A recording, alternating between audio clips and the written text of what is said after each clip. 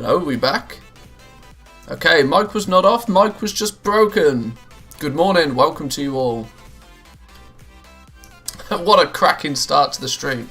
What a great start. Well, good morning to you all. Welcome. We've got some lovely charms to be farming today. Yes, we do. Love is in the air once again. The next couple of days are going to be the best possible days to farm up these lovely charms and to probably buy the mount and try and sell it on the auction house for ludicrous amounts because it's at its absolute peak right now.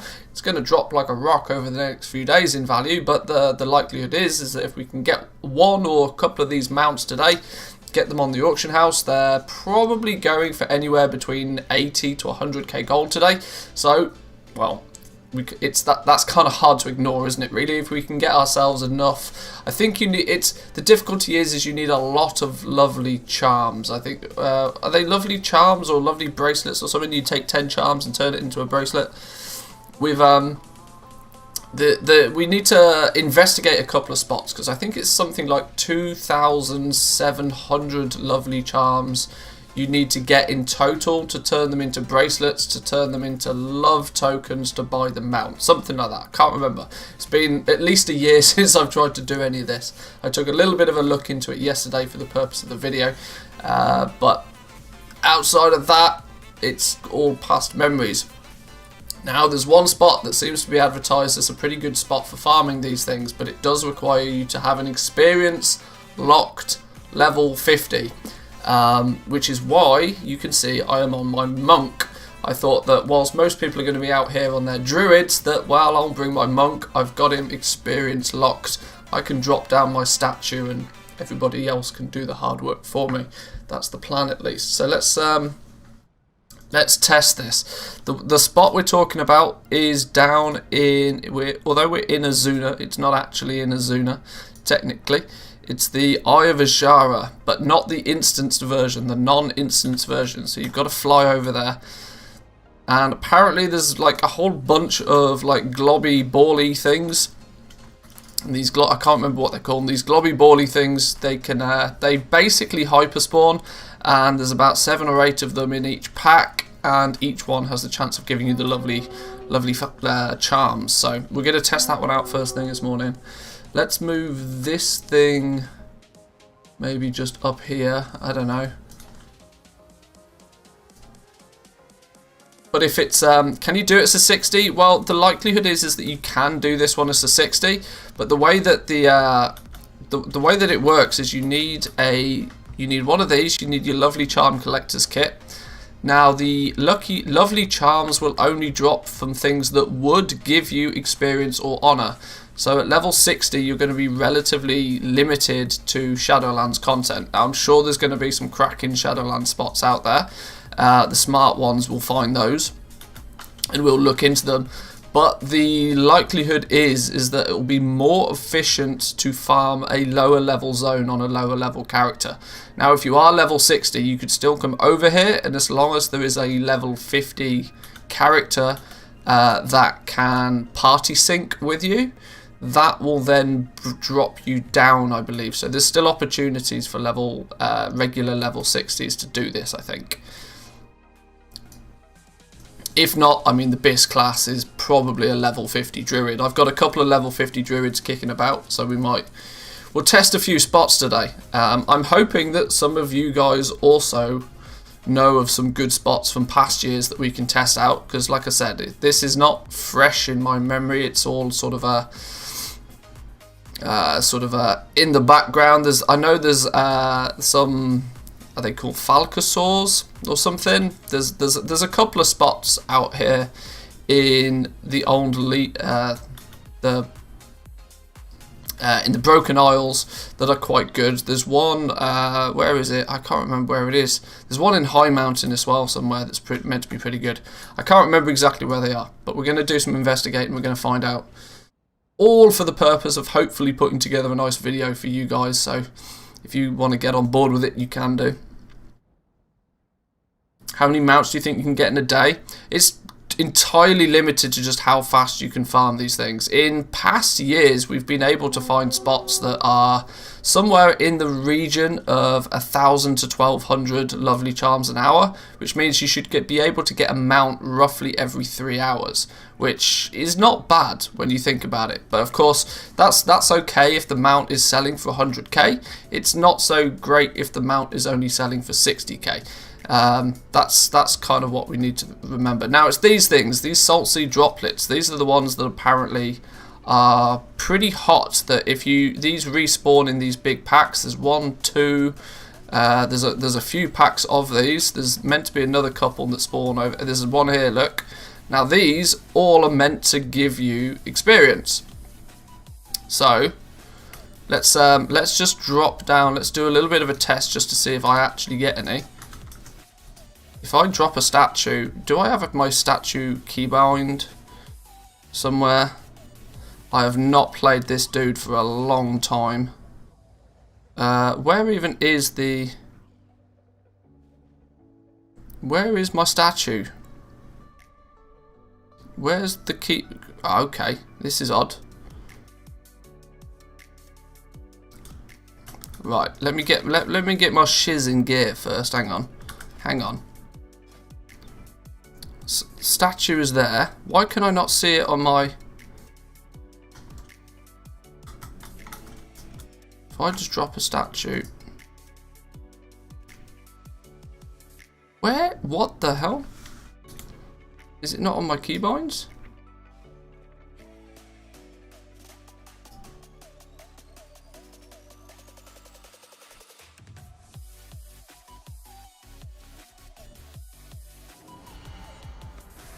Right, I wonder how far this will go.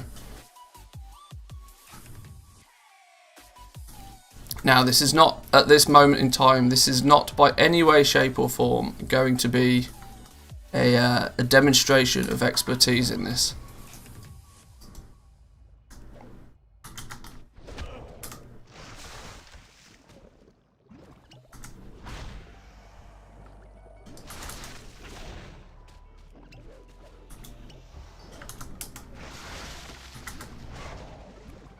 Right, let's see if we're...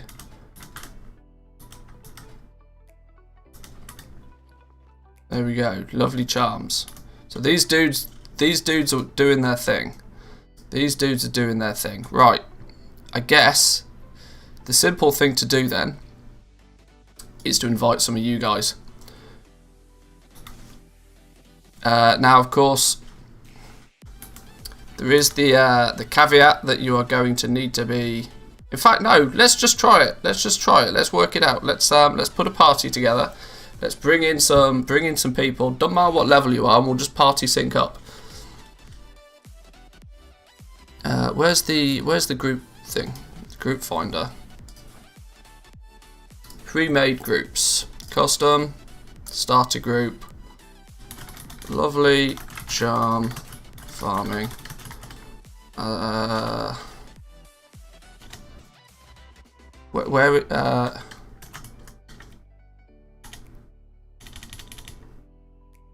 Charm farm.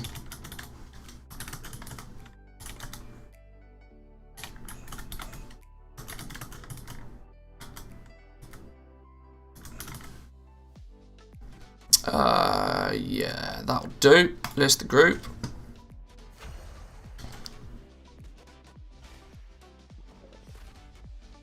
Now, of course, this requires you to be alliance if you wish to join. Why not just go to one of the BOE farming spots in Redmondreth? 2 birds, 1 stone. Well, that is a possibility. Like I said, there's going to be Shadowlands groups for sure. The thought process is though is that they're going to be few and far between, and they're probably going to get nerfed pretty quickly. Why is... Oh, it's my hyperspawn add-ons doing all the dinging.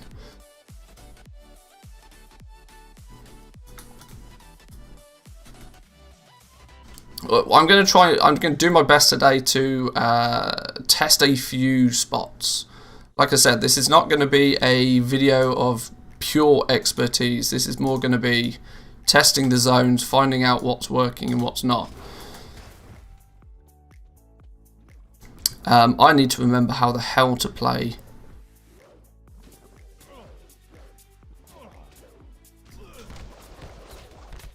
We can just spinning crane kick everything.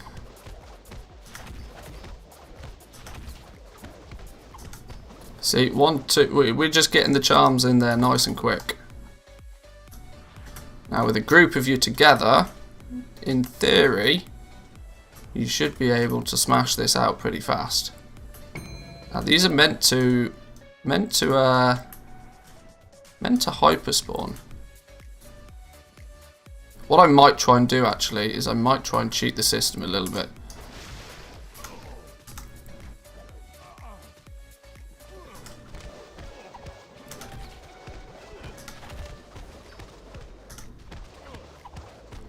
Because I could actually, the advantage of having multiple accounts.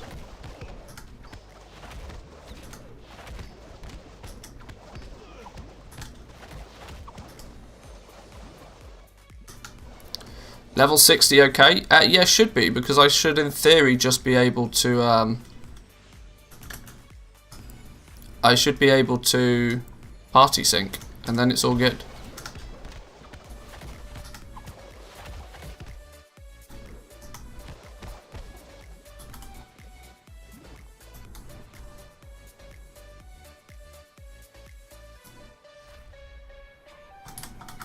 You know what's really bad? Is I can barely remember my keybinds for World of Warcraft. My brain is so deep in Dyson Sphere project mode.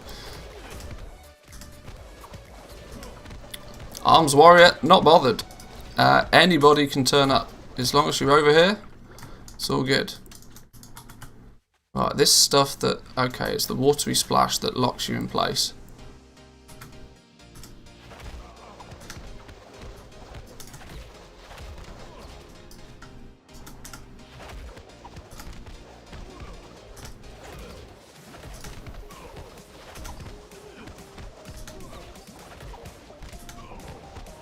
Right, this is pretty ridiculous. Let's change my... Let's move this... Hang on. Let's change the interface up a little bit.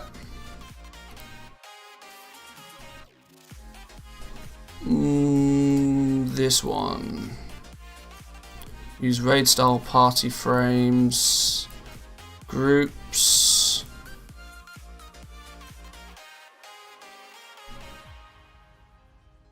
I would like horizontal groups. Where's the thing to change it to horizontal groups? Why is it not here?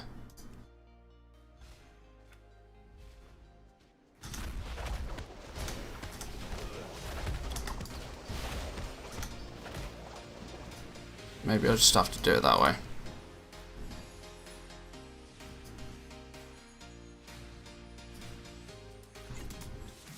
And the good thing is you literally don't need any loot. This is why this is a farm that is probably a little less utilised most of the time, simply because these things don't actually drop any loot. But you're not trying to get loot from them. You only need to kill them. That's the thing.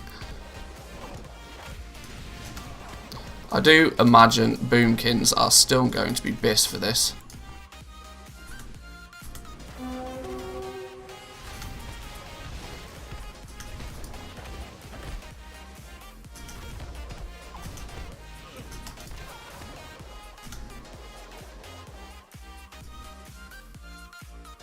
Right, interestingly, since the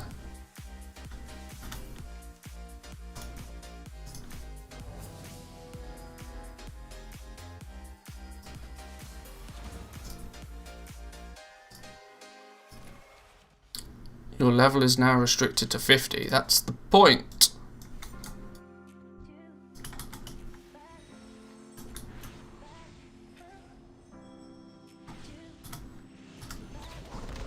Now, are we still getting lovely farms? That's the question. Lovely charms, even.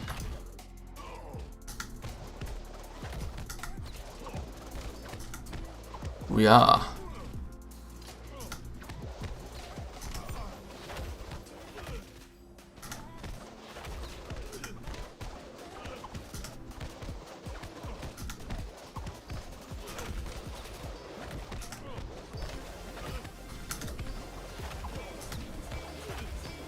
Oh, look at them. They're flying in.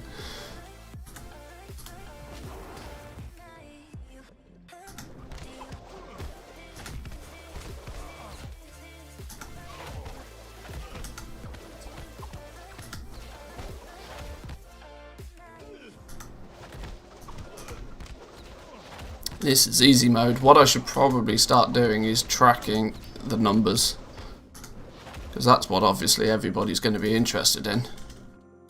Everybody's going to be interested in how many of them we can get and how quickly we can get them.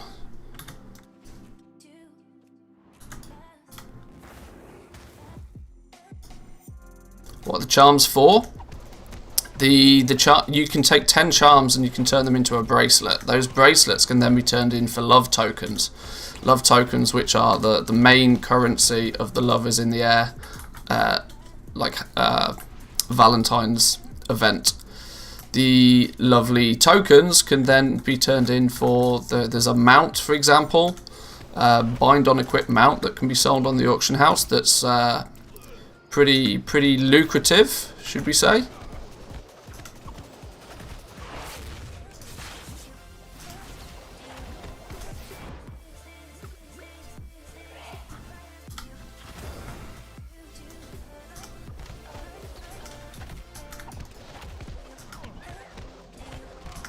Like I said, I'm trying to find a couple of spots to get today so that we can get a video on the go.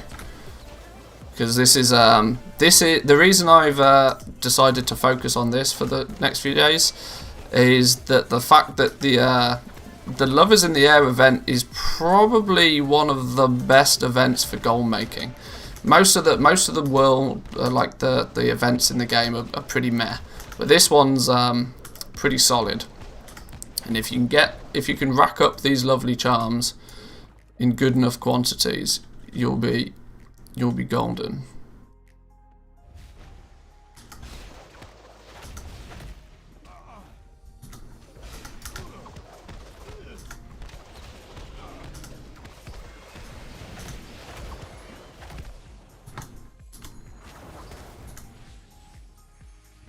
Oh, I'm out of rolls.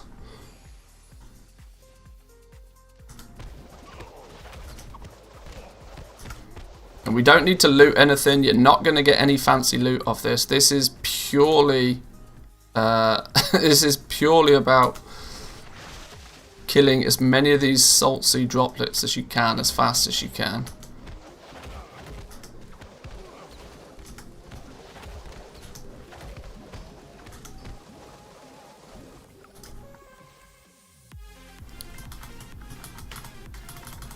I'm in combat? What am I in combat with?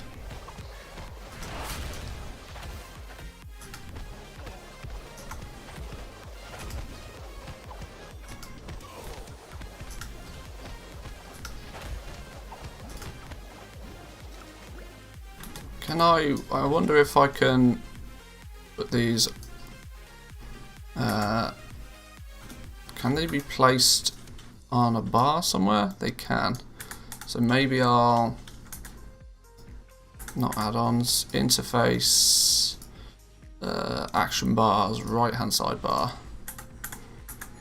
We'll put those on here so at least we can see how many we've got. Now the goal is to try and get somewhere close to 1,000 an hour. Would be nice.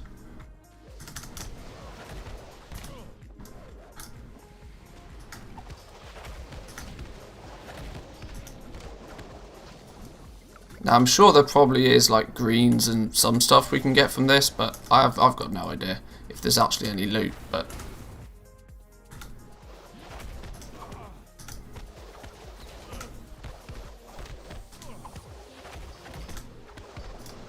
I mean, from each pack we're getting like 2 or 3, which is pretty impressive. Come on, the slow is really painful though.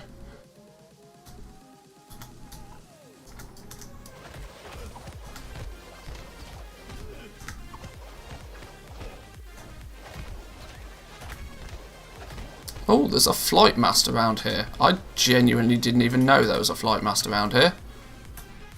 That I won't claim though.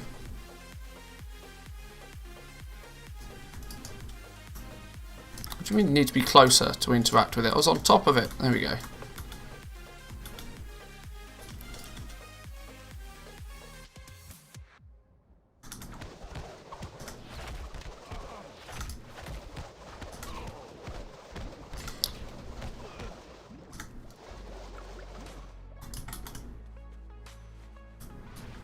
Now, the quicker we can kill things, in theory, the quicker they'll spawn.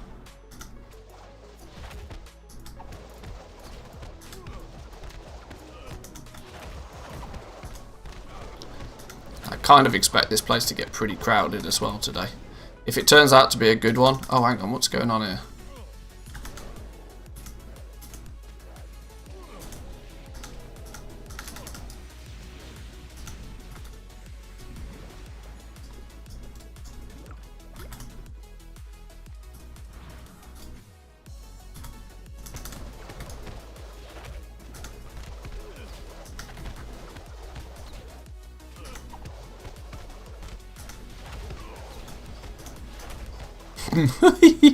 Charms for days. Feels like cheating. Feels like cheating when it's this easy.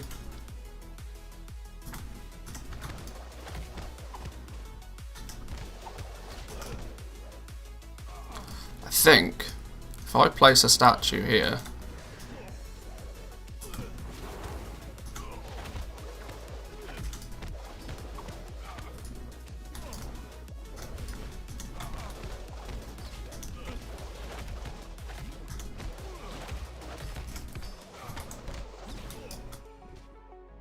no, we just need some people pulling, because there's about, oh look, even BOE. There we go. You can't even get BOEs from these. Now, of course, they're old school BOEs, but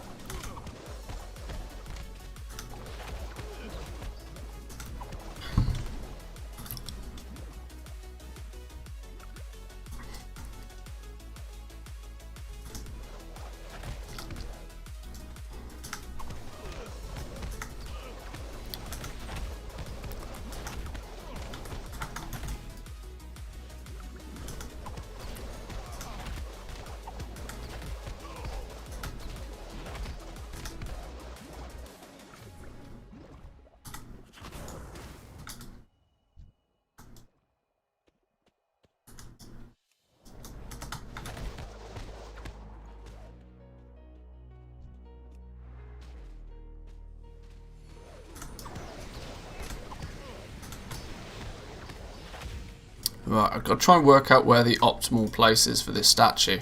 There seems to be like a bunch of spawns around here. So I mean, if we can just pull them all to the statue.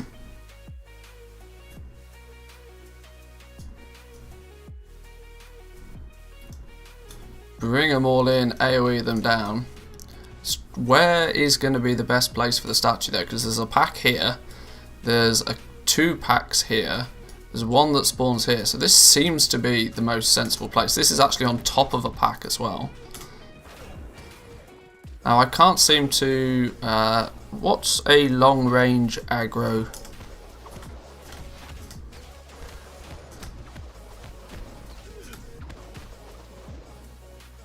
I need a long... what? This is the thing, I don't know the monk class at all. Do we have a... I mean... my shift 1 should be... okay, shift 1 works to drag him in.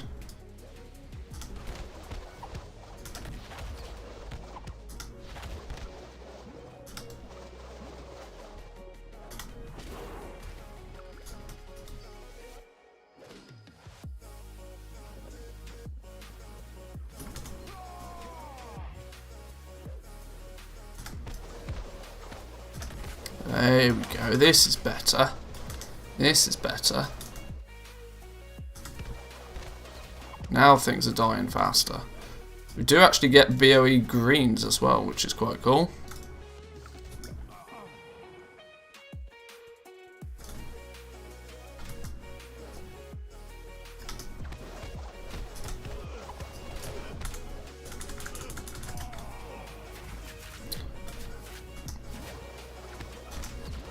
Jade Lightning.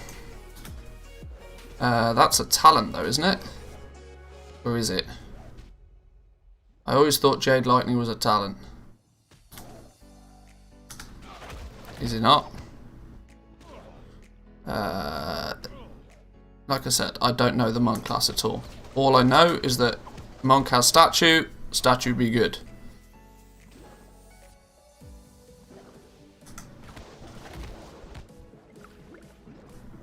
Jade Lightning, Crackle Lightning, something like that.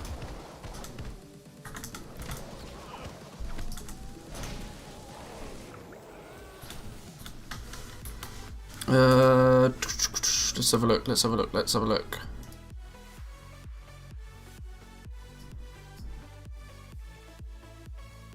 Crackling Jade Lightning.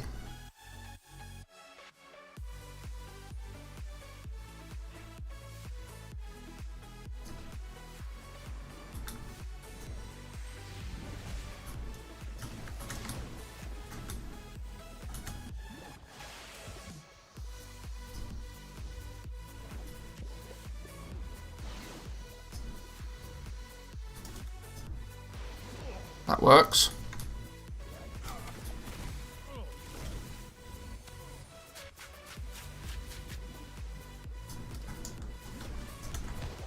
Or maybe I just stand here and spinning crane kick. Maybe that's the easier way. Stand and spinning crane.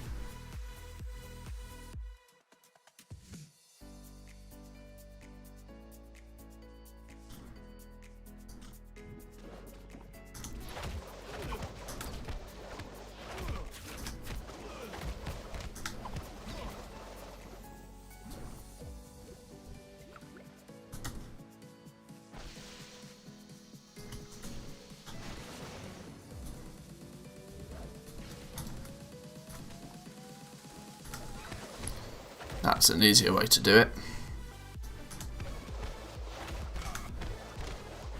You can just cast Provoke whilst targeting the statue and mobs will run to it. Really? Is that a thing?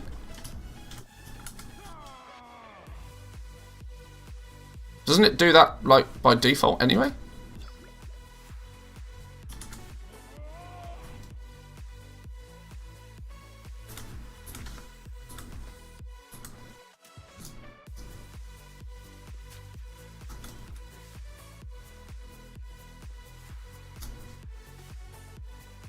Is this a dungeon and is it on mythic difficulty? No, this is in the non-instanced version. This is in the outer world in Ivashara, but not in the instance version.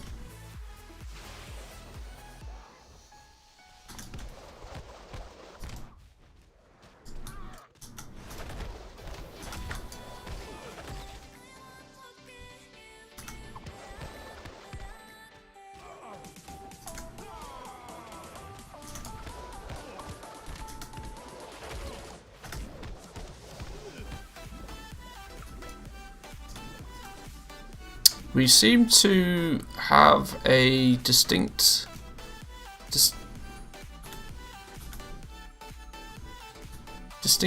lower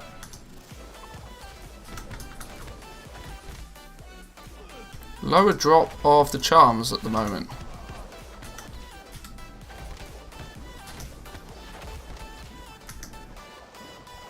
Hardly got 10 in 3 hours. It's all about knowing the spots.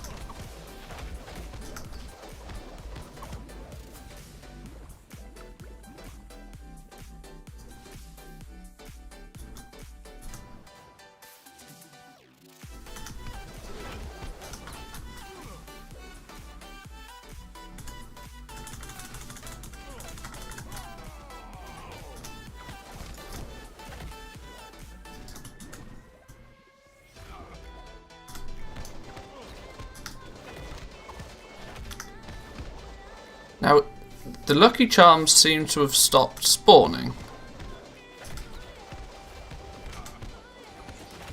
Oh no, there's one. Maybe they're just slow.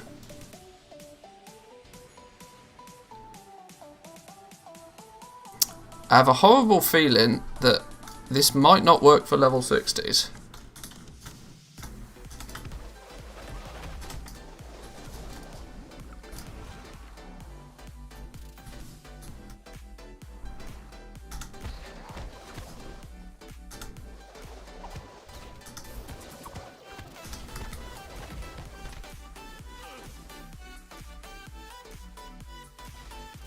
Only works on mobs that give XP on it. Yeah, but if you party sync down...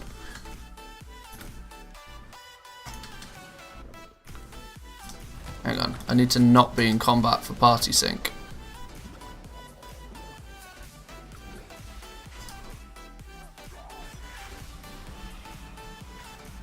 Maybe it's because we had more people join. Let me run party sync. That will sync everybody to my level. Level's now restricted to 50. Now we should be good to rock and roll.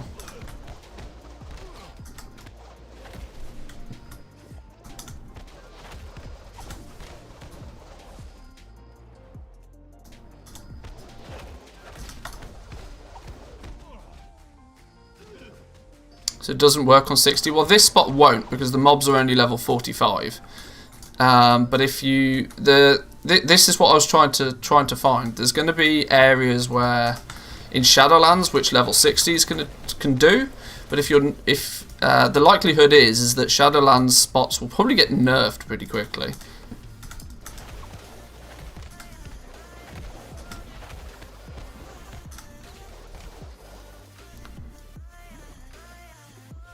I need to delist the group actually.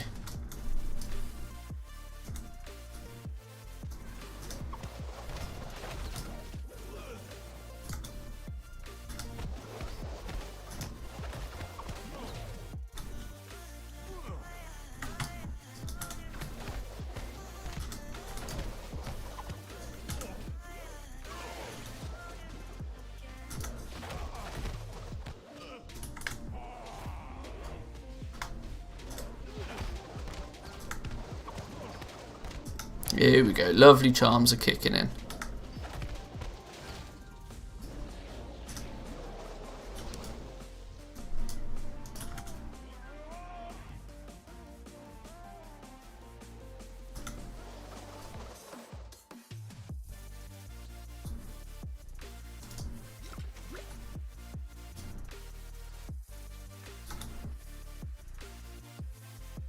Now,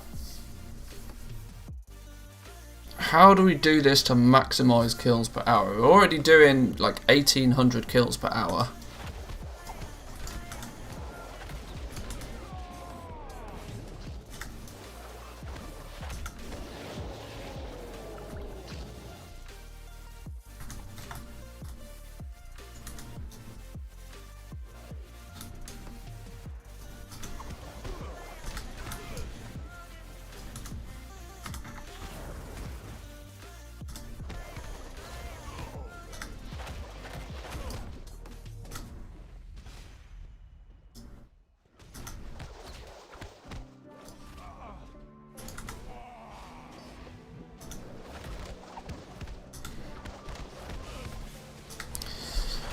Yeah, a 2x4 setup for this probably is going to be effective. I'm just trying to work out the zone. That's the thing. Because what I'm also trying to work out is if you personally need the tag on the mob. It seems to be that if you personally don't get the tag on the mob, even if you're in a group, the lucky charms don't spawn.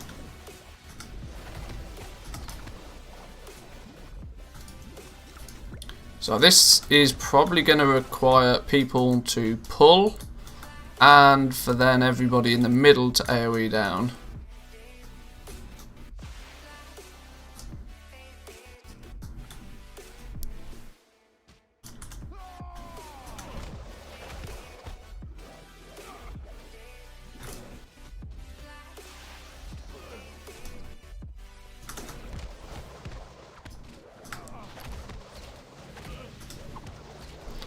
Then the lovely charms rock in super fast.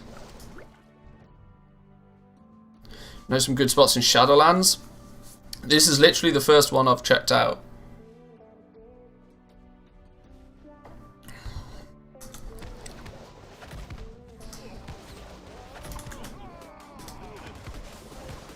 Hang on, I wonder if I still have... I do.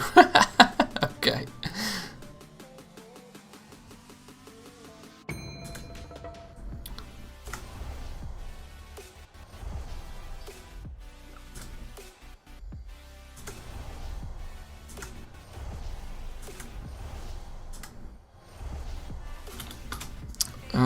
I made a macro like way back in the day.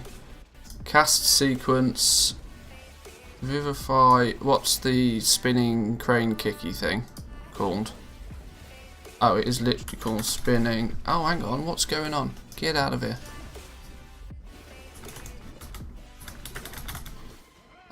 Was it spinning crane kick? Save.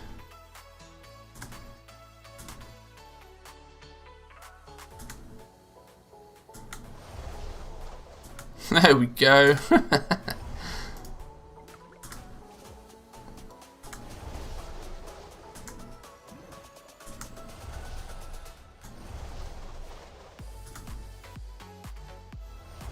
Let's also macro in provoke. So what are we saying? If I taunt the target to attack you and causes them to move, this ability can be targeted on your statue, causing all of this. Okay, so we need to go vivify, spinning crane kick, provoke.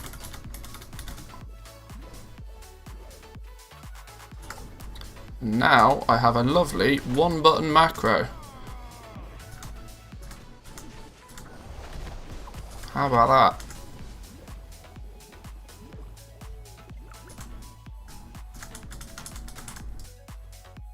Not if my statue despawns though.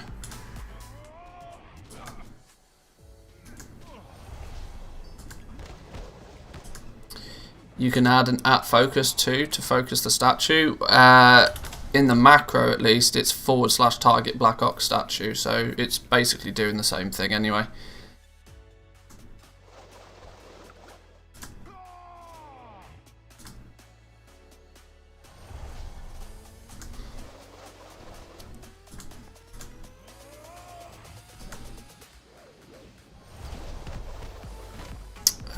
Let's set that on focus so I can see it in more detail in case I target something else. Now all I need is all of you guys to pull the mobs in, and then we AoE them down and we all win.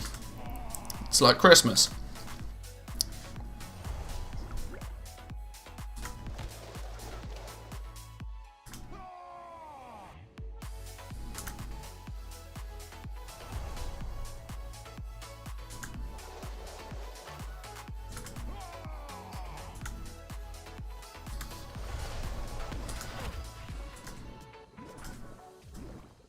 Easy game. Easy game. Occasionally throw out a loot.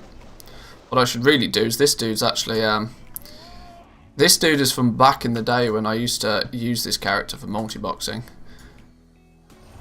What the lovely charms used for? You can turn the lovely charms. You can turn 10 of them into a lovely charm bracelet. You see, it takes a little bit of time to do it, but when you have your lovely charm bracelet, where did it go?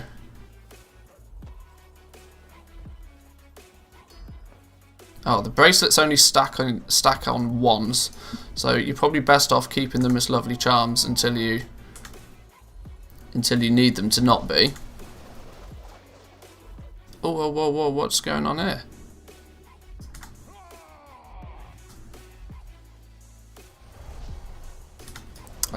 The lovely charms turn into lovely charm bracelets. The lovely charm bracelets can then be converted into love tokens. I think they're called love tokens. Love tokens being the main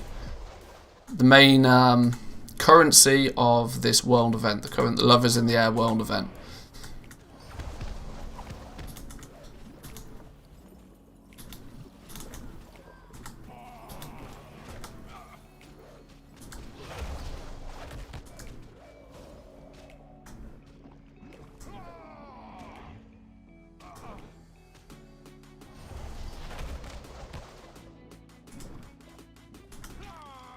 Now, who do we not have here?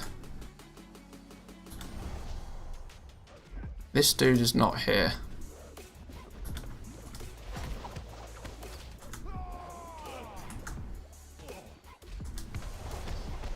Can you share quest?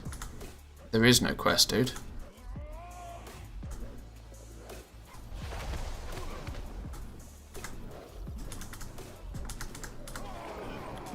Skinning's still the way to go for a new player to make gold. In my opinion, yeah. There's a huge bot problem right now. So you're going to be fighting to actually sell it and fighting to sell it at a high price. But but yeah, arguably skinning is still a really good way.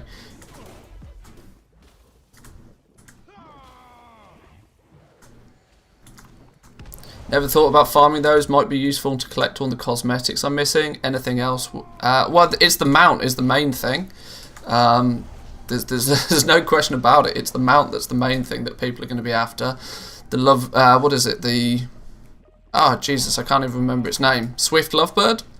That thing can be sold all year round, and its price only goes up as the year goes on. It gets pretty trashed in price over the next couple of weeks because, of course, people can acquire it. But the ugly pink rocket, well, that's actually a drop from the daily dungeon. You can do a dungeon once per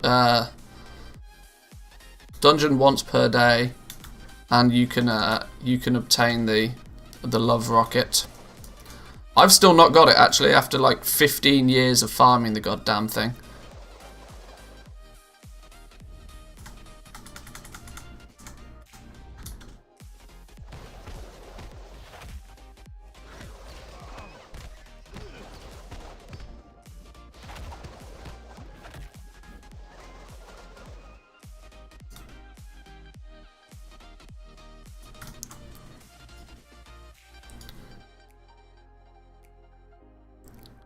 Share that quest? What quest? There isn't a quest.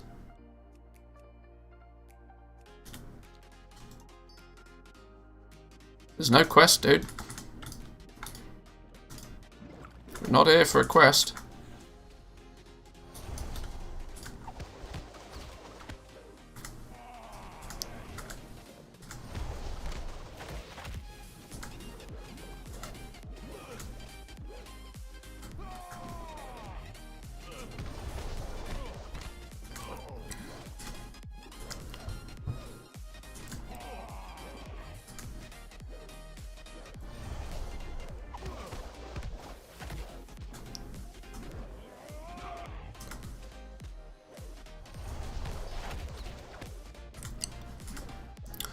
So we've made 120 of these in however long we've been online. Probably not a huge amount at the moment, but this group doesn't seem to be perfectly optimal, if I'm going to be honest.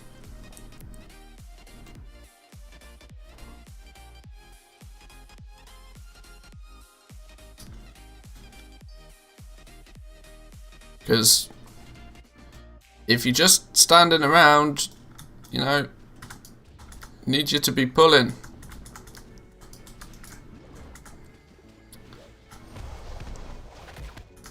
Should be pulling or AoEing or doing something. Of course it's not optimal, he doesn't have the quest. Hang on, hang on. There's no quest to do this. We're not here for a quest.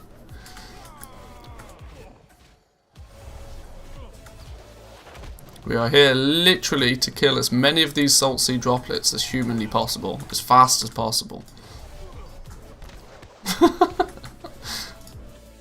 God damn you people and your quests.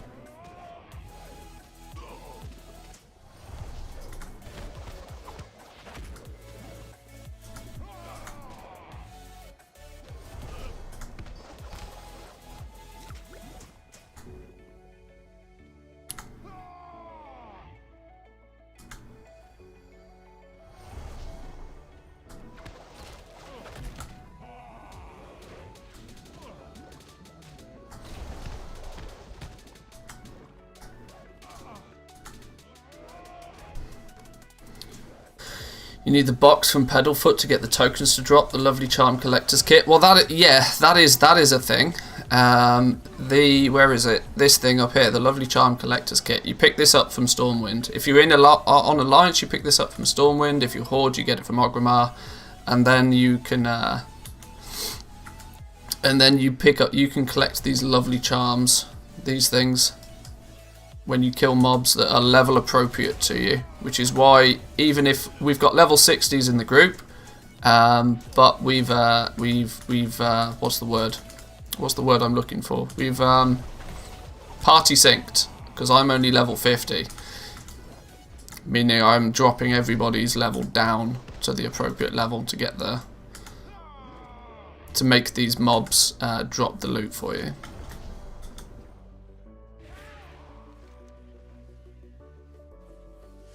Present a lovely charm bracelet to King Anduin in Stormwind. I mean, I guess that is a quest. You'll have better luck with any regular 2x4 farm.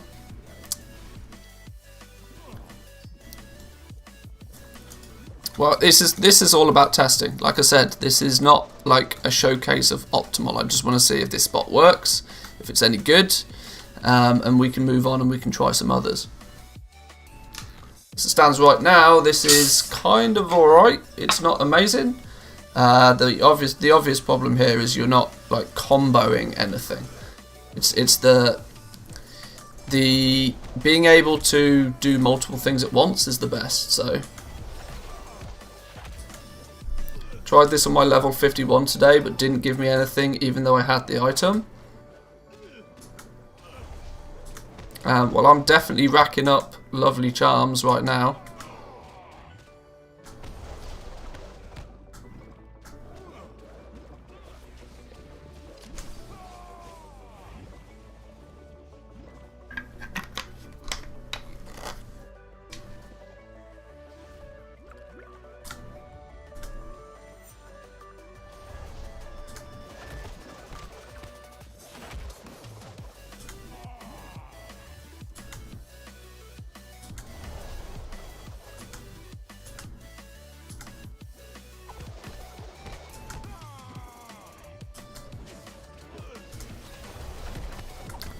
I think we need some more boomkins, to be honest, though. I think boomkins are best for this. I mean, like they are for any farms, but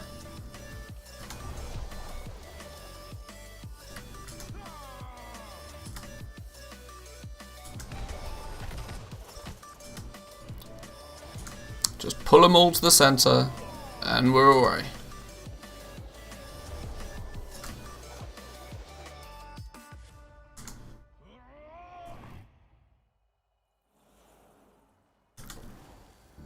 Do only these mobs drop the fart? No, the charms drop from any mob that is level appropriate to you. Any mob that would either give you experience or would give you honor has the chance of dropping a lovely charm. So technically it's any mob in the game, basically, that's level appropriate to you. But what we're trying to do is just kill as many mobs as possible, as fast as possible. And the more mobs you can kill per hour that are level appropriate to you, the greater the amount of lovely charms you'll get. So this spot so far seems to be like 2,000 kills an hour in this group so far, which is definitely not amazing. We definitely could or should or would like to be doing better. There's one place that I'm interested to try, which was a very popular transmog farm. And probably still is a very popular transmog farm, although I did hear rumours that they'd nerfed it.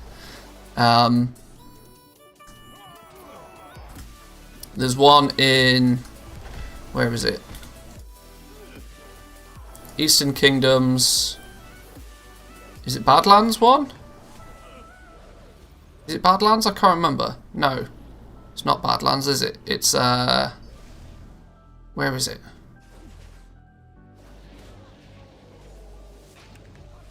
I can't even remember. Hang on. No. Maybe it is Badlands. No, it's not. It's oh my god, I can't even remember.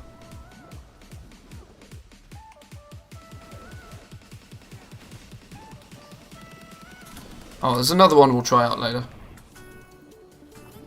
Old Silithus. That's a possibility, yeah.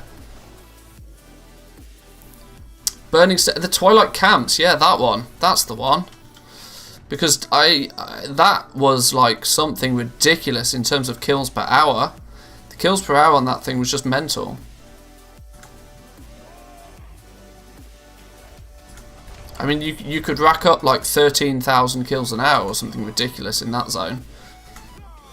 Now, if you can be level appropriate, that's like good news.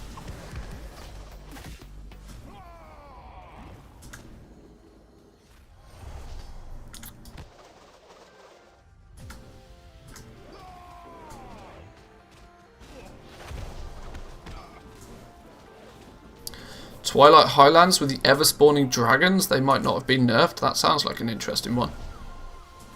Ever-spawning dragons. That's definitely a bonus. Guys who are out there, like, you need to bring the mobs to the center so everybody gets the tag. You're literally just pulling. Just don't kill them far away. Bring them to the statue. Bring them to the statue, then everybody can AoE, everybody gets the tag, and everybody gets the charms. If you're killing them miles out there, it's not going to work.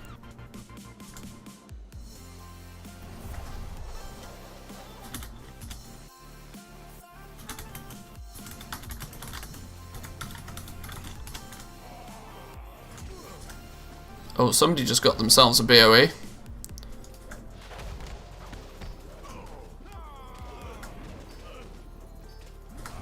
I'd imagine for a 60 it's hard to pull them without killing. No, because we've party synced, so everybody's level 50. Literally all they do, tag one, bring them in. And then when they're at the statue, my statue will pull aggro, and then we just AoE them down. Rinse and repeat.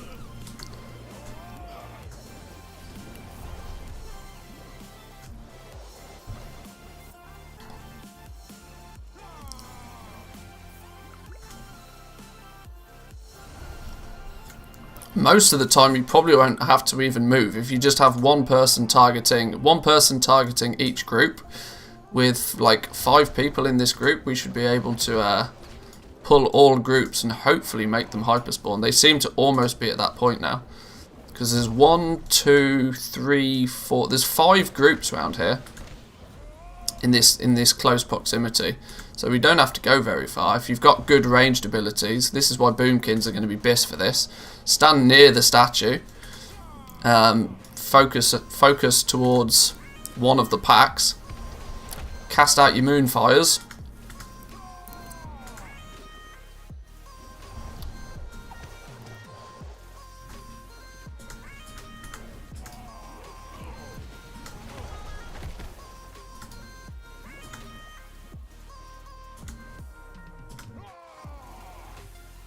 Yeah, the other significant difference is that there's now starting to be people here that aren't necessarily in the group, but that kind of works in our favour still, because the more people we can get, the better. Now the kills per hour are going up slowly but surely. This is much better, much better.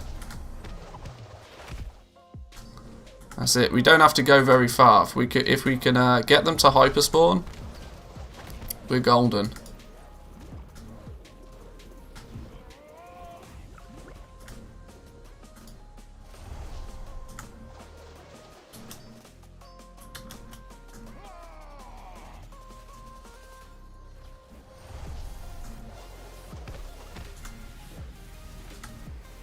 Now I wonder if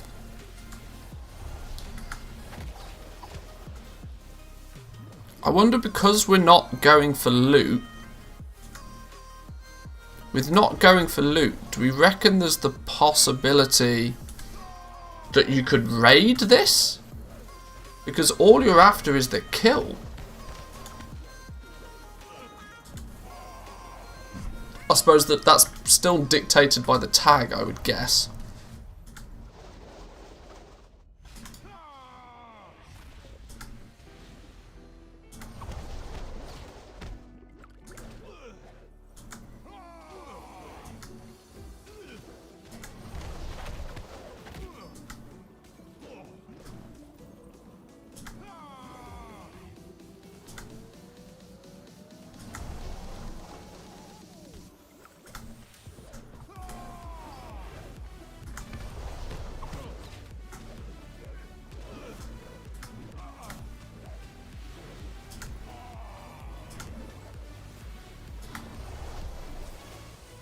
Now this spot won't work on 60 natively, no. You'll need to either be level 50 or lower level. These mobs are level 45, so you need to be within the range to where these mobs are green to you at the least. Level 50 is the obvious level to be doing this on, because people have probably got a whole bunch of level 50s. Or if one of the people in your party is naturally level 50, they can party sync, and everybody else will be reduced down to level 50 as well. But as you can see, there's a few people in the group here that have actually capped off their experience whilst being level 50 as well. So they can't gain experience, but you can still get the credit for the kill, which in turn will give you the charms.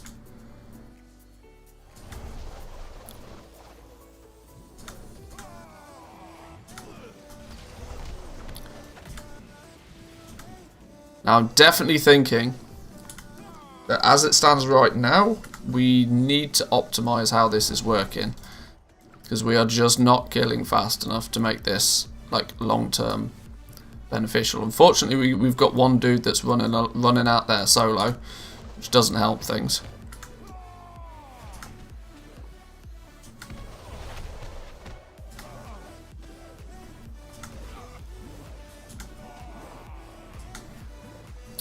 Mobs all getting stolen. Well, this is the natural issue with it being a zone in the outer world. It's not instant. This is going to be the case. This is why we need the people in the group to be quickly tagging the mobs and bringing them to the center.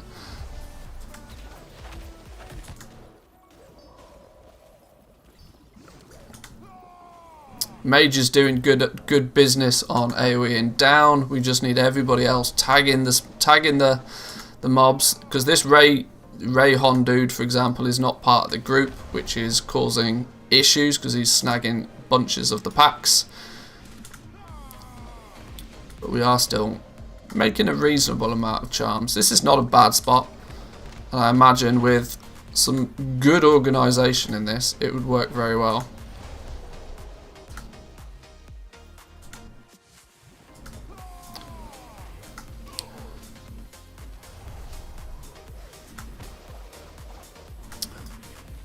But we need elite pullers. That's the thing. Elite pullers is required.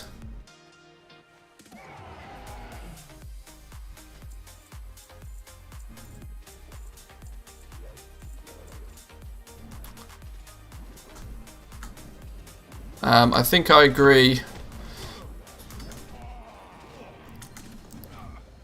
We need to we need one more boomkin, I think, to get this really popping off.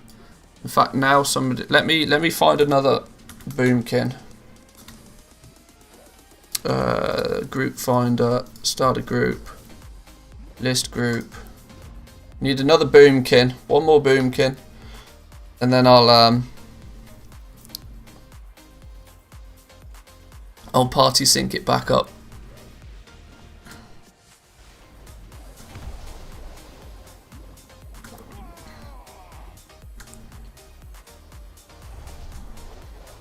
Doesn't work at level 60. You're right, it doesn't. But I'm level 50. And when I party sync, it brings everybody else down to level 50.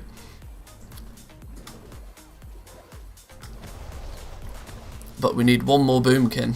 Or maybe we'll just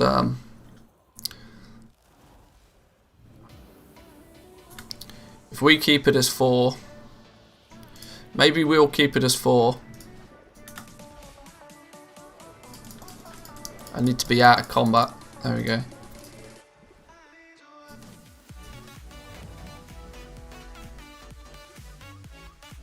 Where can you farm them? At 60? I've not, I need everybody to accept this.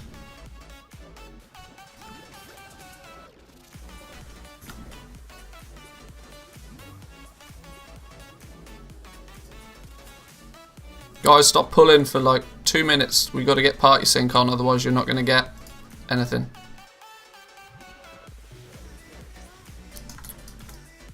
Hang on. I can't do it if I'm in combat. Hang on.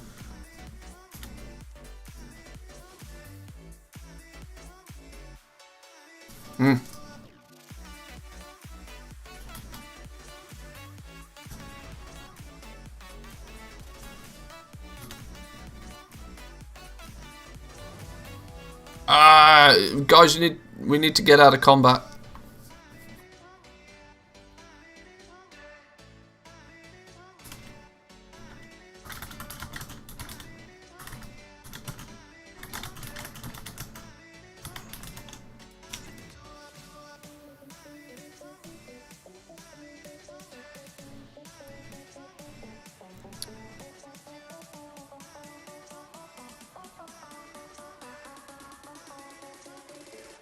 Oh, it's probably because my let's get rid of my statue. That's probably half the problem.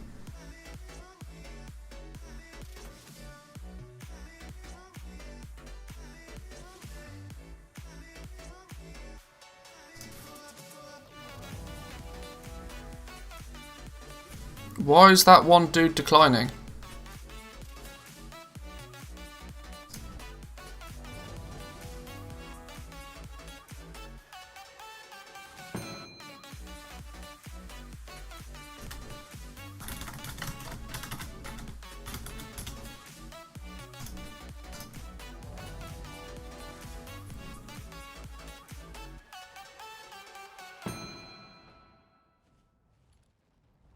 No, not got time. I've not got time for this. No, I've not got time for this.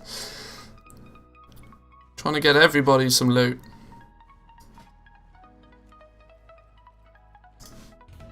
Right, one more boomkin.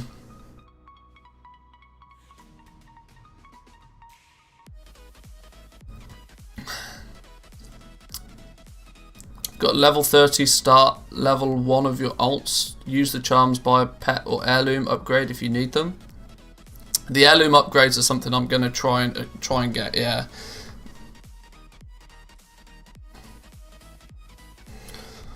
What about this dude? This dude seems to be here and have some idea what's going on. Just invite this. Let's just invite this dude.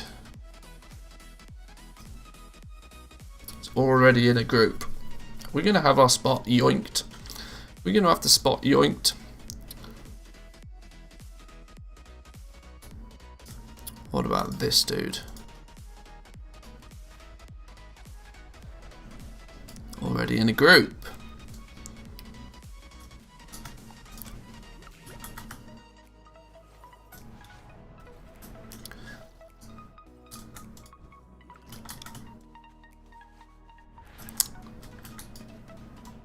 Right, we might have to start restricting this to only level 50s. That's don't think it's gonna work otherwise.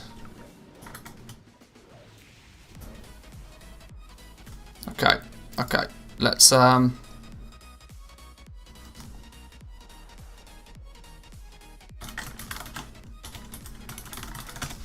just go this way.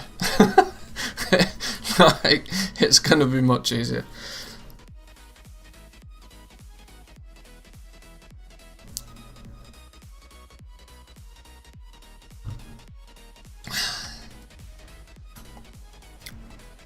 Or maybe I should just log on to my boomkin. I've got a level 50 boomkin. If people don't want a monk.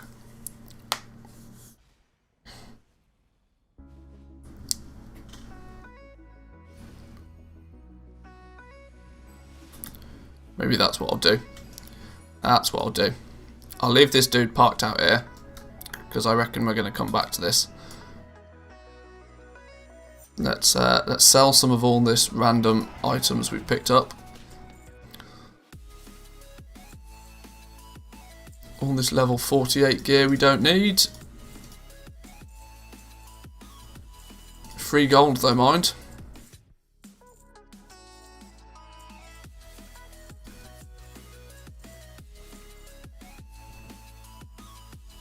Maybe try another spot. We might do, yeah. Where's my Hearthstone set to? Oh, my Hearthstone's set to somewhere completely stupid. That's not very sensible. I'll go and quickly turn in all of these bracelets, I think. Turn in the bracelets. Let's go back to Dalaran to do that. Can I turn these into... Can't do that whilst flying. I'll hop on my boomkin. I think it's going to be very apparent that it will be much easier to do on my boomkin.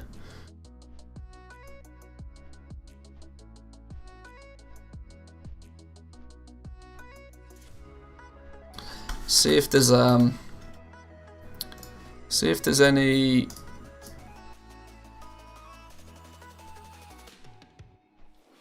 Silithus Transmog Farm, Lovely Charm Farm, Level Squish with Hyperspawn.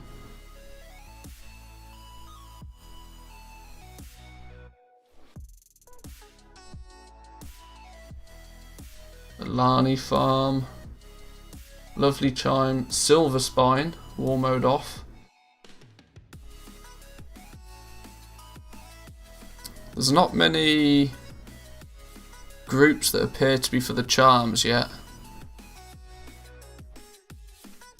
I was hoping I could steal some ideas.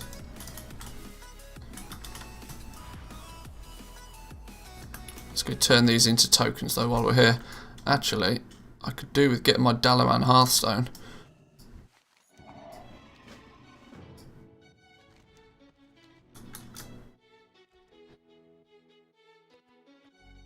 Where's the dude that gives me my Hearthstone?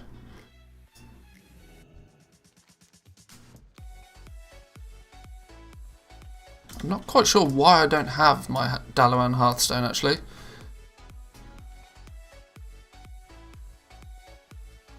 Oh, whatever. Do it another time. Always a waste, but thanks anyway. Well, with spots like this, it's all about pulling power. The classes that have the most pulling power are always going to run true.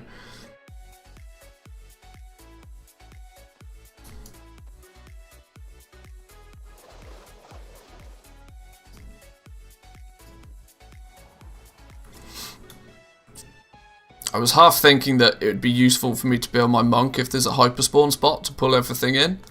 But I think I'll just jump on my... Turn these tokens into love tokens.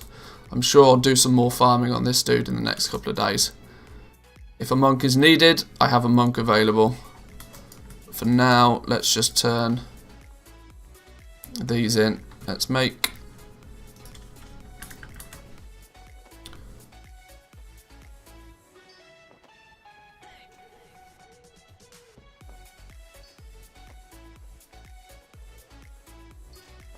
Considering we need something like, what did I work it out to be? 2,700 of these lovely charms to get a single mount. That's pretty ridiculous amounts of, of charms needed. So we're to do this effectively, you are going to have to be sort of optimized.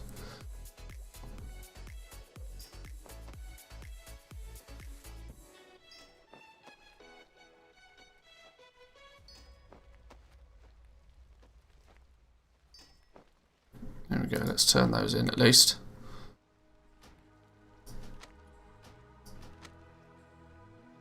Oh, I don't fancy doing this 270 times though. Got to macro this up, I think. Otherwise my clicking is going to get ridiculous.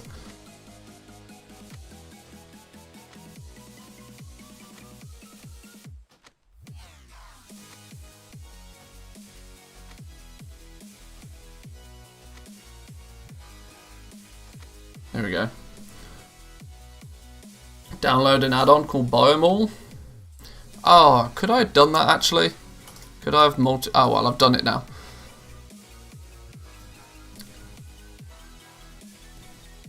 Shift click and press buy max, it'll buy everything needed. Oh well, there we go. There's a solid plan of action. We got one BOE epic out of it though. It's probably not going to sell for anything, but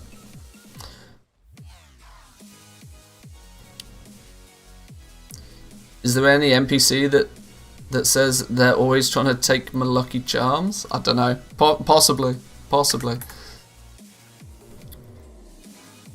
Right, now I've got a decision to make. Either because I haven't actually got a level 50 druid on this account, I could use my other account.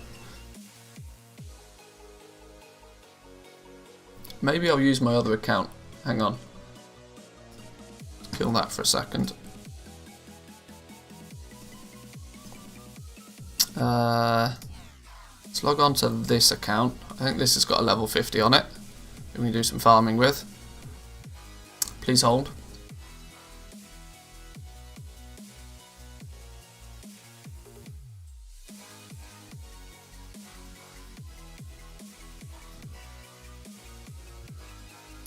My game seems to have totally broken.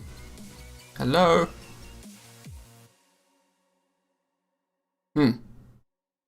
Hello game?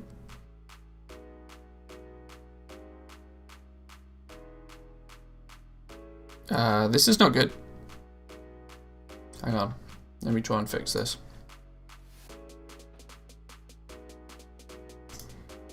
Load the client up again. Better to do this with war mode on or off? Almost undoubtedly war mode off.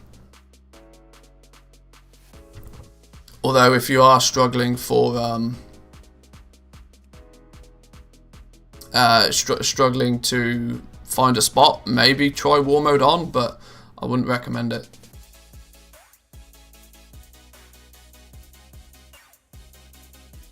Okay, so let's why am I in Westfall of all the random places to be? Let's head over to Stormwind. I'm gonna need to pick up my my little charm kit because I haven't got one on this dude. No, I think I'm spec'd into balance. I am spec'd into balance. Talents, one of those, one of those, one of those, probably one of those, one of those.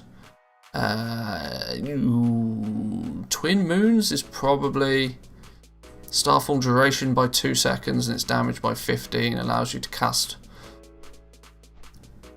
Well, maybe probably that one. Sure.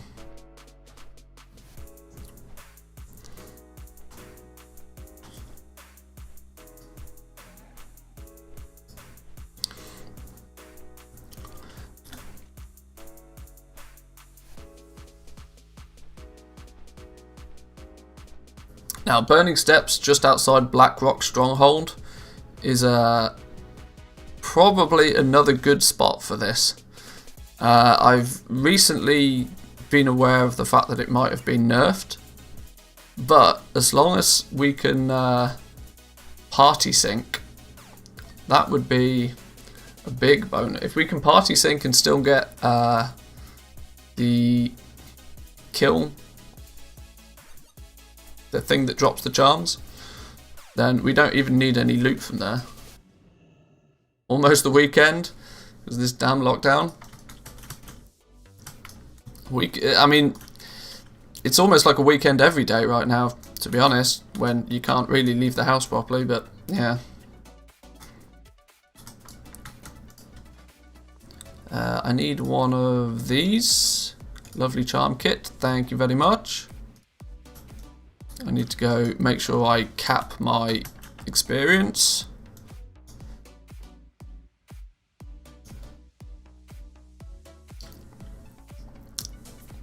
How's it going? It's not too bad, it's not too bad.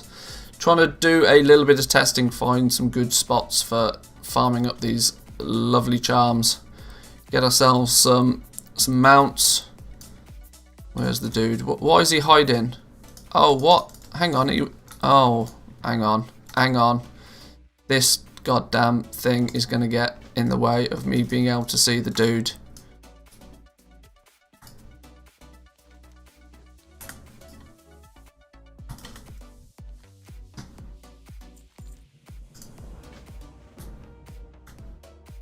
Oh, that's still going to get in the way of me seeing the dude. How am I going to level cap if I'm... annoying. Why not buy it in a few days?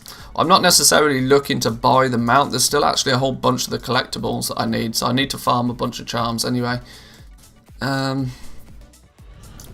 am I going to force the instance to be the right instance in this one?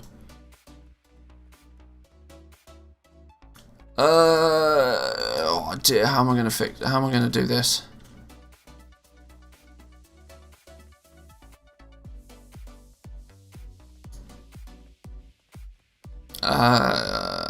If I party sync with somebody on another account, it might fix it so I can get in there and cap my experience. But being on, because the dude I need to talk to stands here, but not in this version with Velen in it. How do I fix this?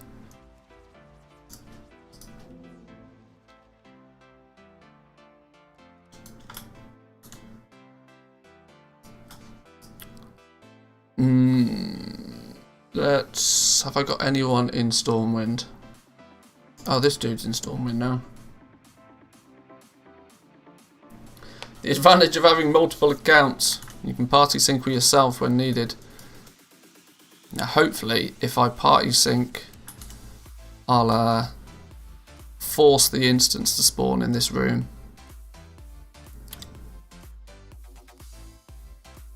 Unless anybody knows a cheaty way to do what I'm trying to do.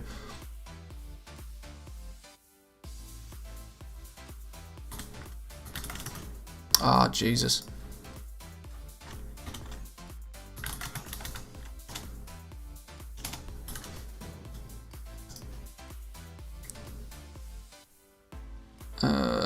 Okay, great. It's not.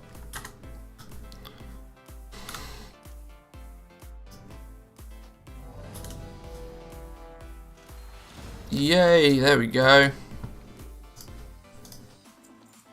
I knew there'd be a way to do it. Finish the question, it'll show up. Yeah, or just abuse party sync. Job done.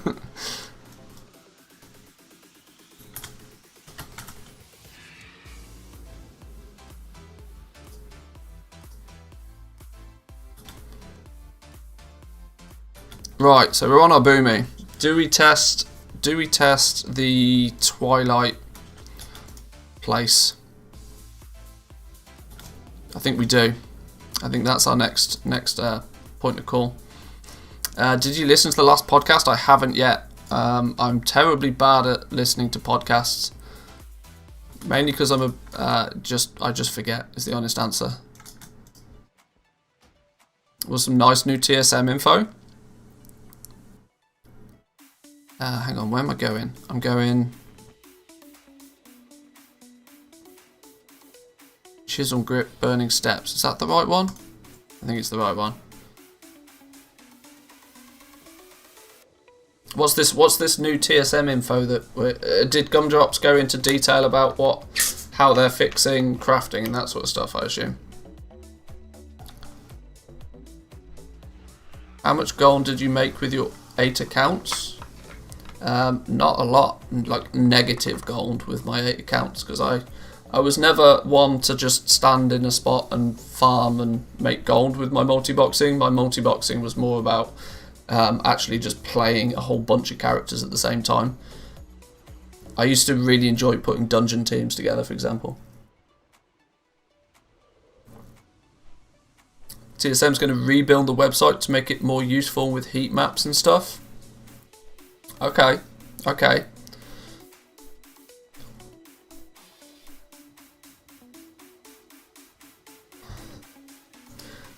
Seems Blizzard's made it really hard with all of the bonus IDs.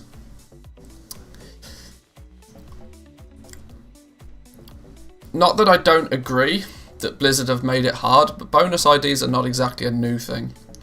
I mean, we first started dealing with bonus IDs back in Warlords of Draenor, I want to say.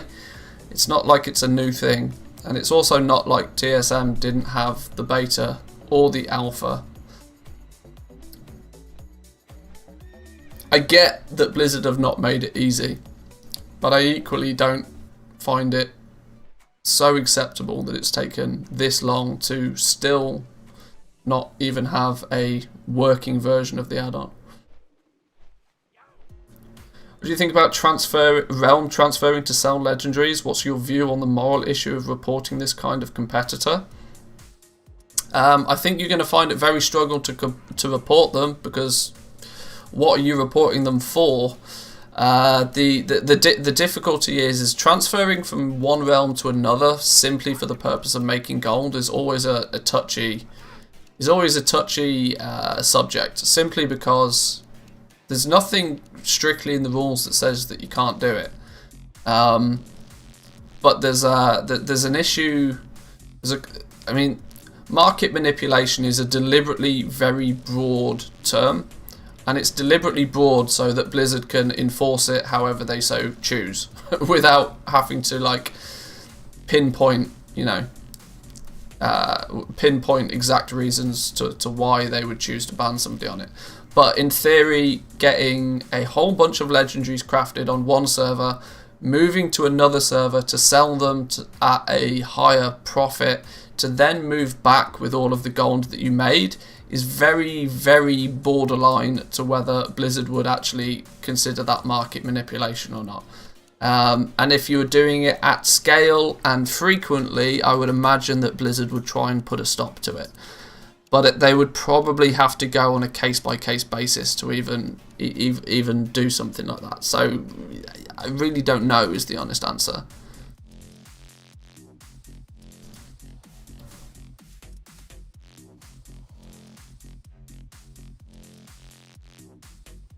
This one transferred twice, hopefully easy to report. The problem is it's very difficult for you as another player to report them. Because it's just going to land on deaf ears. Nobody's really going to listen to it. But yeah, I'm not sure. Crafting's getting a redo. Well, I'd hope so, because it doesn't work. There's a chance of a beta release for TSM 4.11. They hired new people for the team, and they're going to expand to Korea and China. Okay.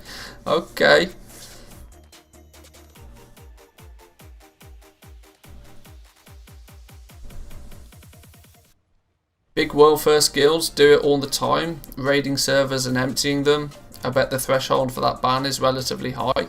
It might be, but the God's honest truth is I just don't know, and that's the thing. I just don't know.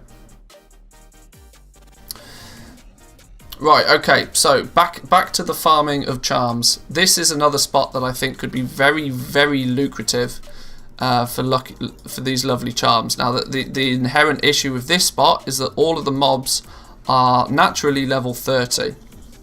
So the first problem we have there is that they're outside of the regular level range. Now, well, what we can do is, if we happen to have another player that is still leveling, we can go and we can go over to Chromie.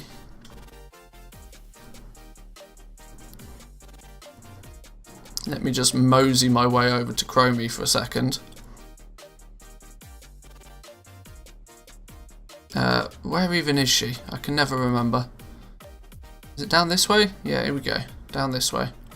Mosey on over to Chromie on our second account. And say... okay.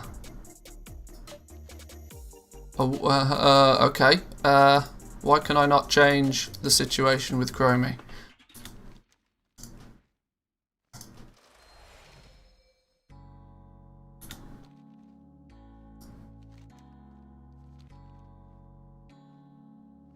Eh? Okay, let's try this another way. Need to be under 50. Time travel stops at 50. Yeah, that's what I thought. Let's jump on to this dude.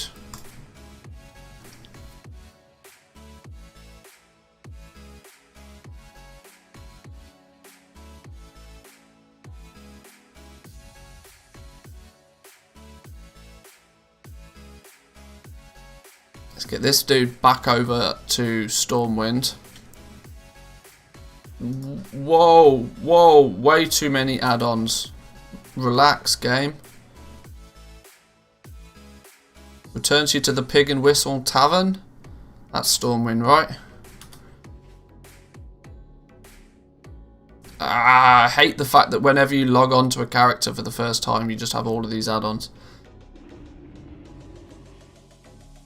If you're 50, it automatically puts you in the Shadowlands campaign. Yeah, screw that for a laugh. Add-ons, just quickly get rid of all of this. Goodbye, goodbye, goodbye. Get rid of those two. Don't need that anymore. Don't need those. Don't need executive assistant. Don't need all this handy notes bullshit. Don't need that on this character. Nor that, nor that, nor that. All these. All that. All this. Oh, we probably do need that. Well, why when I turn that add-on on, does it turn on 5 others?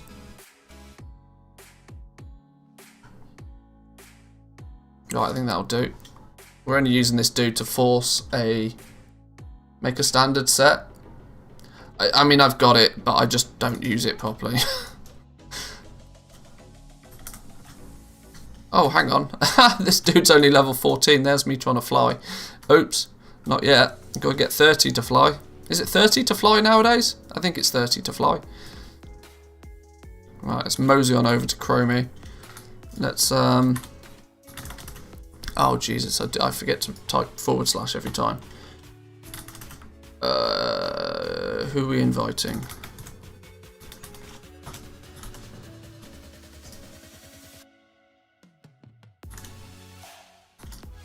Okay.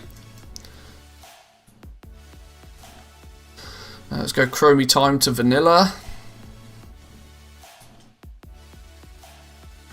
Out of curiosity, actually, what happens if I just party sync like this?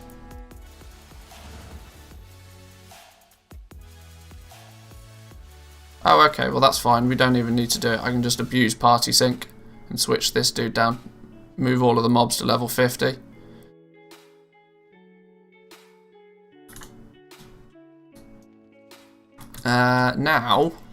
Now the question is are these easily soloable, or do we need to put a group together to do this? Because I think actually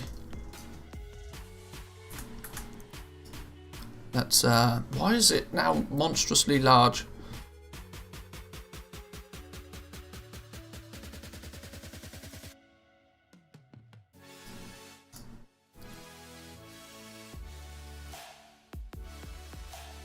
I should, in theory. Oh no, now what's going on? Now it's turned on. Why did it turn LVUI on? For no reason whatsoever. Okay.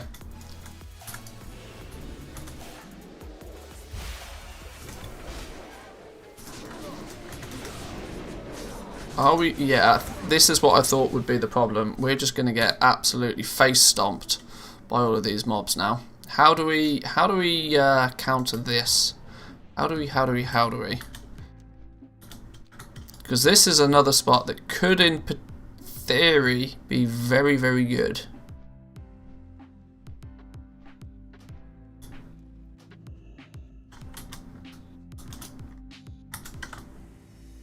Oops.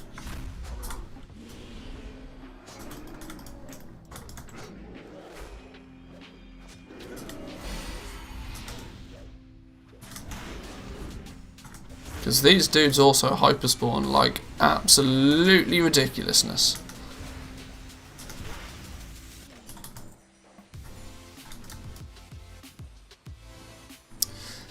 But I'm not going to be kitted out solo to get a bunch of these up and running.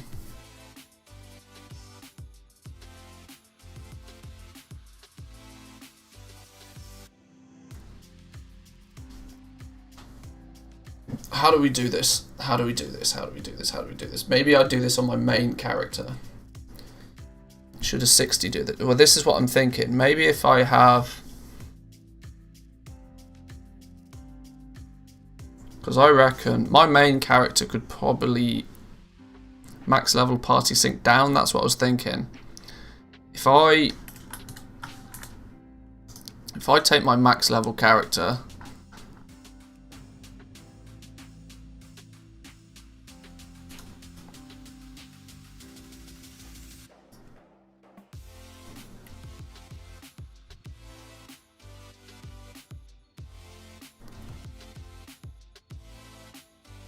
you need 3 to cover all the groups. Well, that's true. You do need a few people to be able to cover everything, because there's the ones that are here, and there's also this group back here that you need to kill. But if you can kill all of these 3 fast enough, then they start to hyper spawn. So let's get this fella over to Ajara. Not Ajara, sorry, to Burning Steps. That's the one.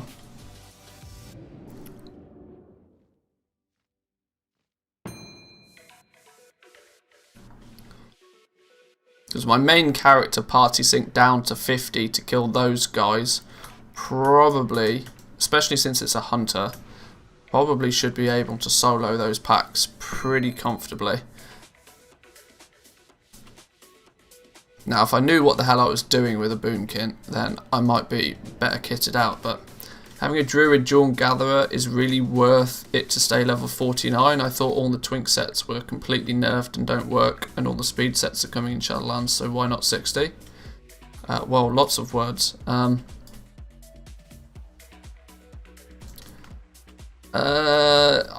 mean, I'm not a massive farmer in any way, shape or form. When it comes to farming, I generally, you know, the only place I farm is the auction house. The likelihood is that at this point in time, being level 60 and gathering on a 60 druid is probably more profitable, simply because it opens more options to you. The fact that you can go to the moor and just be super effective in the moor, whilst also, because gathering Elithium, Elithium and Nightshade in the moor is probably still one of the most profitable ways for a Dawn Gatherer to work. Could you make more gold by being like properly speed set, twinked out at level 48, 49, 50? Possibly, but it's a lot of work. I mean, it would probably be more sensible to just be 60. Because you can still go back to all of the zones and still be very profitable.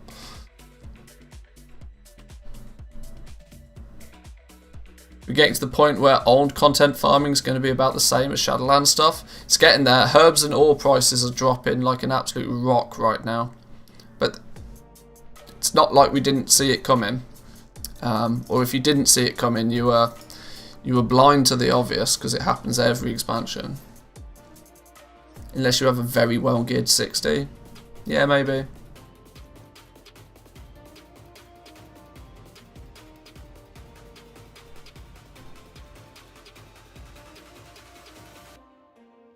They're adding speed in Shadowlands. It'll be a function like crit, haste or mastery versatility, so staying 49 twink is no longer beneficial. If you can, the thing is you seem to be answering your own question. So and you probably know more about it than I do anyway, so I mean, I don't really do much farming at all. The only reason I'm farming today is because it's a special event and it's a one-time-a-year event, so I'm happy to do it, and there's still a bunch of things that I need to collect from the event, so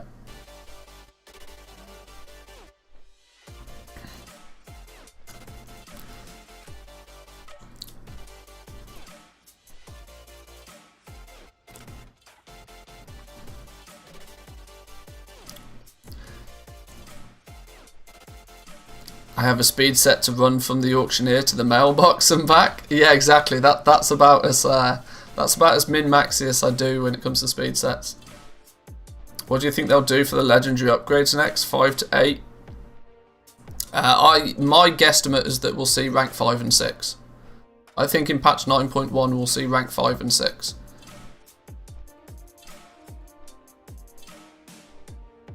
I don't think we'll get 4 more ranks, nor do I think we'll only get 1 rank. We'll get it'll probably be structured. I mean, I made a video about this speculating about 9.1 a couple of weeks ago, but I think that 9.1 will deliver us rank 5 that you'll be able to get pretty quickly. I'm talking within the first week of just running Torghast, if you've already got a bit of Soul Ash.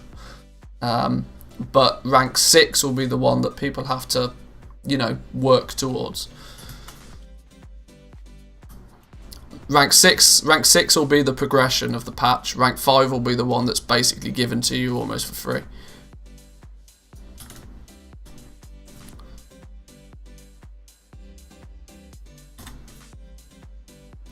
Who am I going to need to... Okay.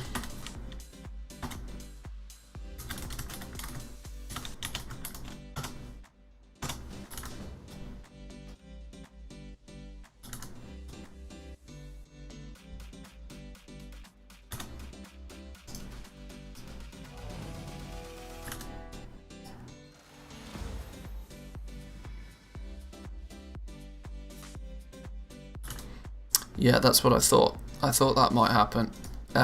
This is not the right dude to be party seeking with. This dude needs to not be here. Well, he needs to be here, it just needs to not be this character. And getting rank 5, it's going to be 15 rank 4 crafts. Well, that I hope not. God's honest truth, whilst that would be good for goblins, I hope that that's not the case. I would expect rank 5 to basically be given to crafters as like a freebie, maybe similar to like tools of the trade, for example. Maybe you I don't know, maybe you do a small quest line or something, and then you'll get the pattern for rank 5. But then I think rank 6 will probably be in the same fashion, that you have to craft a bunch of rank 5s to unlock rank 6.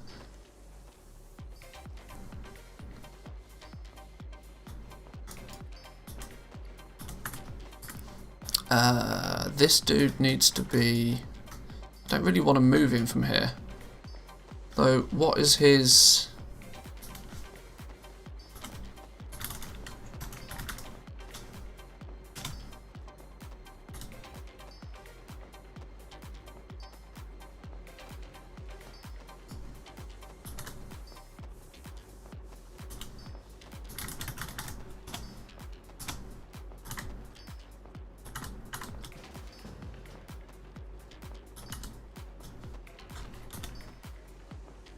Oh, what? Oh no, because the stupid add-ons on.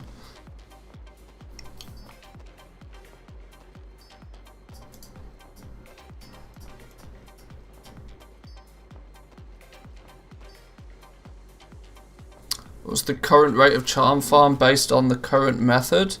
Well, we've only really tested one spot so far this morning. We tested the Eye of Ajara over in... what is still broken? We tested Eye of Ajara and it seems alright. It doesn't seem amazing though.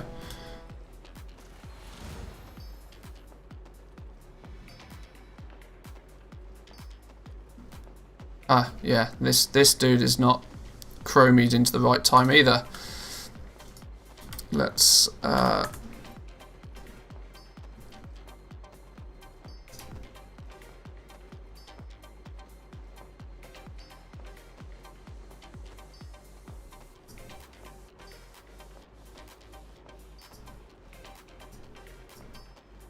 let me just fix this. I know I'm having to fix this like a million times and it's annoying. It's just as annoying for me.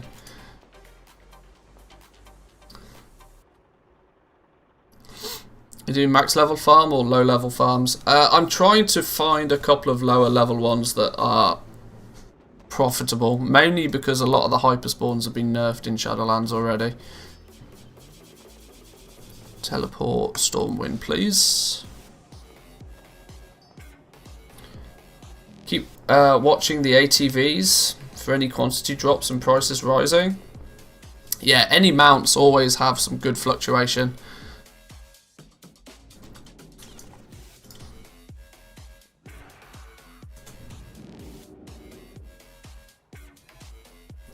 2x4 farms are not that good then for charms. Oh, they probably are. I've just not tested them yet. I mean, we're literally a day into the we're literally only a day into even being able to. So I'm still in the testing phase. Once we've got some solid farm locations, then video will be on the channel and you guys will know about it. Today is testing.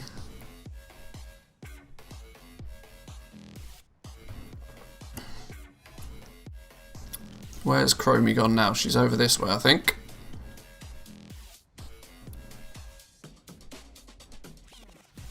You gonna sell the mounts? I mean, if the price is right, sure. Select a timeline. We need to go Cataclysm, don't we?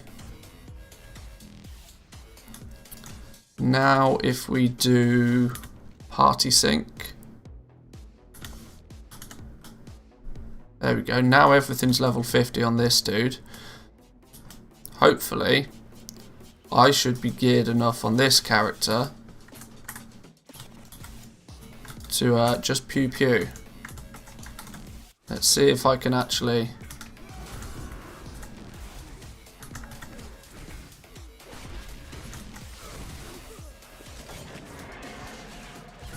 Okay, they still slap pretty hard.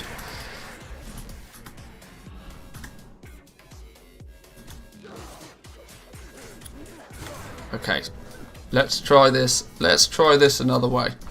If we party sync those dudes to the level appropriate range, we solo are going to have issues, even with a max level 60 character.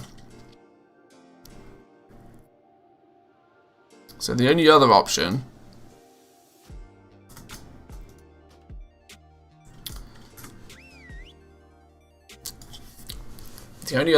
is maybe a tank class, or this is just not going to be a good zone.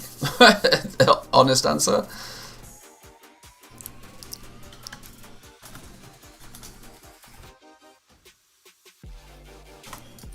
Let's just try once more, because I reckon we can still...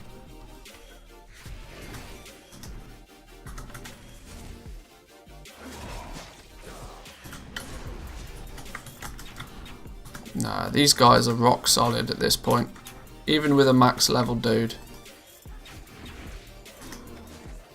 They're just chunking through my pet. Now I reckon if you were a tank class you might have more success over here doing this. But at the same time I still can't even confirm whether these dudes drop the charms.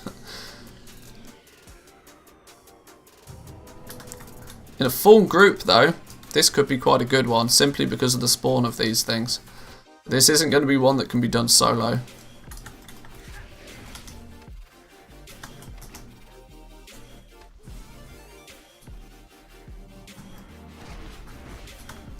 Because, I mean, we can spawn the charms off these dudes. But the problem is we can't solo these packs very easily.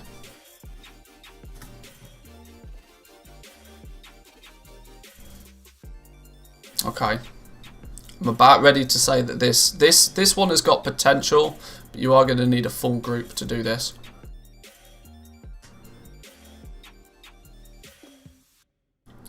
Because you're going to need to party sync with somebody that's level appropriate. Yeah, there's quite a lot of setup for this one. Quite a lot of setup. Because these mobs naturally are level 30, so you need to party farm with somebody, party sync with somebody that is less than level 50 to be able to bring these mobs up to level 50 range. Then you're going to need a group of people to actually kill them quickly and effectively.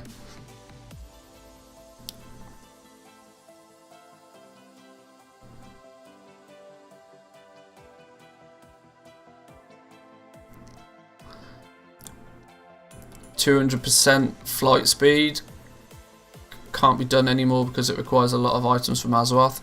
Yeah, I'm not the right person to be asking for when it comes to like speed sets and stuff. I'm not a big farmer. I'm literally only farming today for the purpose of trying to get some of these charms quickly and easily.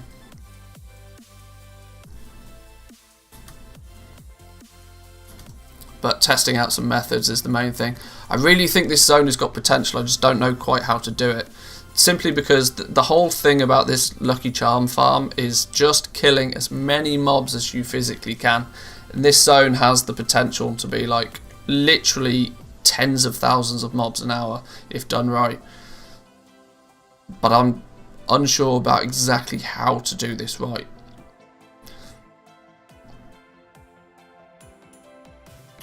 Probably needs a more organised group for this one. Should we look to see if we can find some actual Shadowlands ones? Because I think that's what people would probably rather see.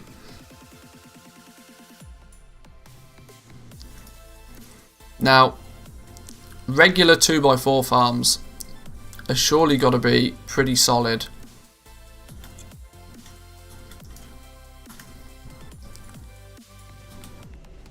So let's give some of that a go. You'll have better time with a level 50 and no party sync. Well, the problem is here the mobs are level 30. The mobs are level 30 naturally, so they're still going to be out of range on a level 50. You'd need to be like level 30 or something.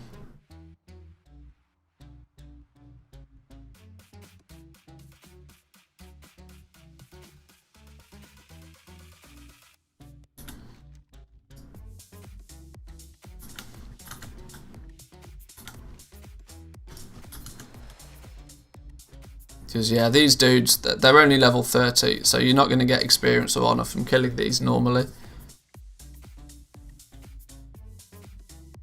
Level 38 is the max before they grey out, probably for this one I think, yeah. But the problem is a level 38 character is not going to be able to burn through these mobs to make it effective in any way, so.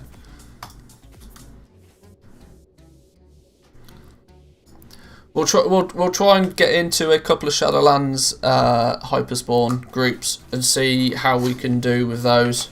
I still strongly think that Eye of Azshara spot, not only can it be done solo on a level 50 character relatively easily. Could you test to get these charms from a Torghast layer 1? That's not a bad idea, you know.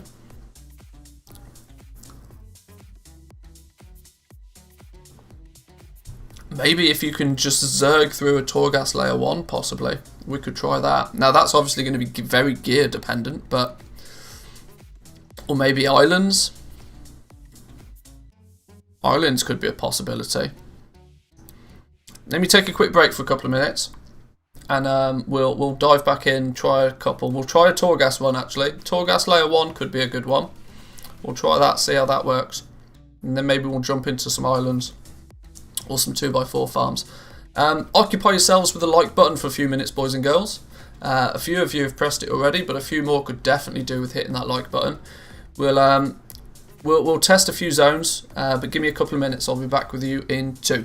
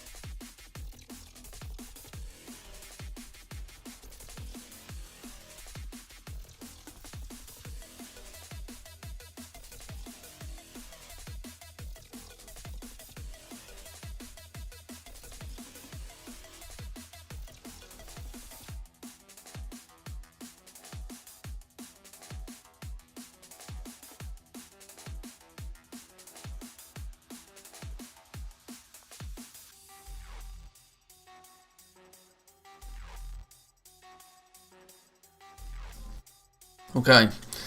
So what do we? Let's test a Torghast layer 1 then. The problem is my item level is only 192 on my main, because I don't actually play the game. But we can see if, for starters, if the charms drop and at what sort of rate. Because of course you could just repeatedly do Torghast run layer 1s if you wanted to. It's maybe not a bad idea. I like the idea of doing some islands. If you can get if you're within level range of islands, maybe doing islands on some level 50s. Torghast layer 1 is tuned for. Oh no, I'm fully aware I can blitz through a layer 1. I just also know that if I was item level 226, for example, I could not just destroy a level 1, I could absolutely obliterate it. That's the thing. Using Torghast to farm charms is going to be more beneficial the more gear you have.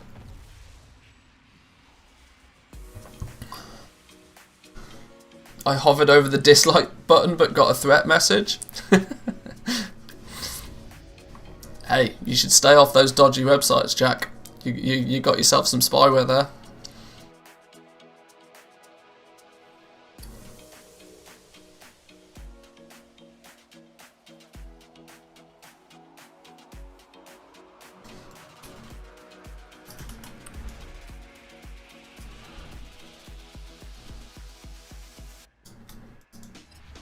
Oh no, I was on the right level. Oops. Let's go back.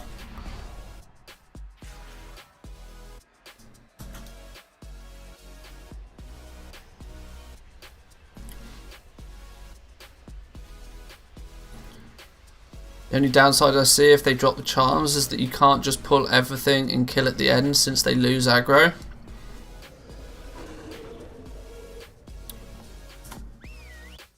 Are we talking about Torghast here, or are we talking about islands?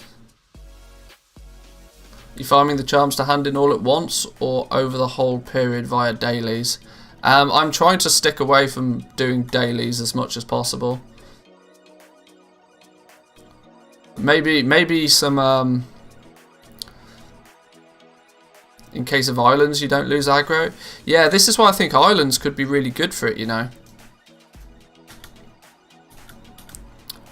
Soul Forges or Fracture Chamber. I can't really think which one would be better. I can't really see any difference either way.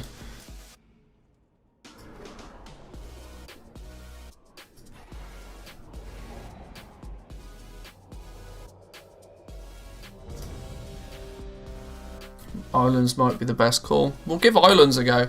Doing islands on a level 50, I think, is probably the smart move. Because if you do them on level, you can do them on a level 60, if I understand it right. But but everything scales, and it scales in a weird way from what I've heard. But right, so let's see if anything in here.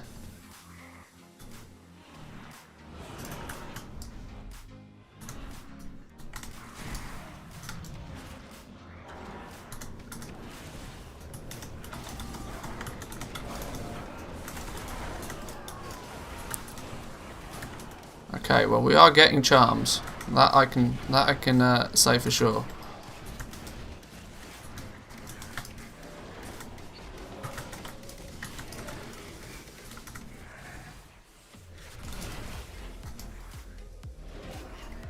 Now for reference I had like no charms before we went into here, but if I put the charms on the bar there you can see how many we've got.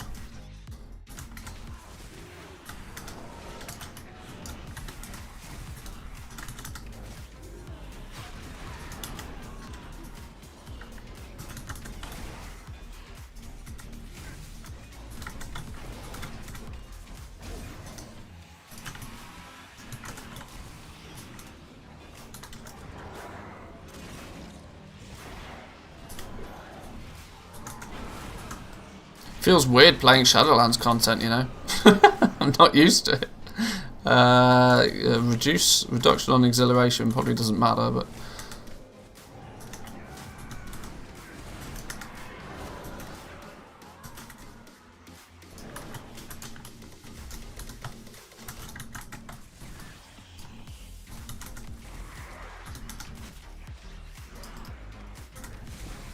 Come on, where's my pet? You're the one that's meant to be killing things.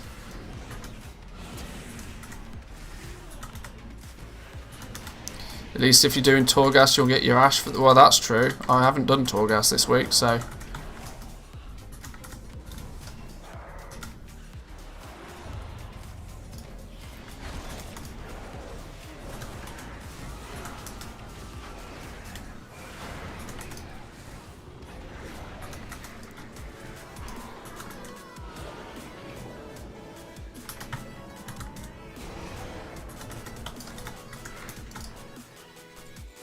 Okay, we're up to 14.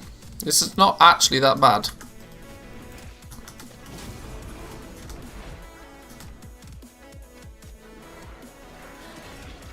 Will the shells be sent to you if you don't loot them? Yeah, it's not considered a loot. You get it instantly in your bags when you kill something, so you don't even have to loot. This is why farming these is kind of different to how a lot of farms work. So you feel the love in the air. Ah, yes, romance is blossoming.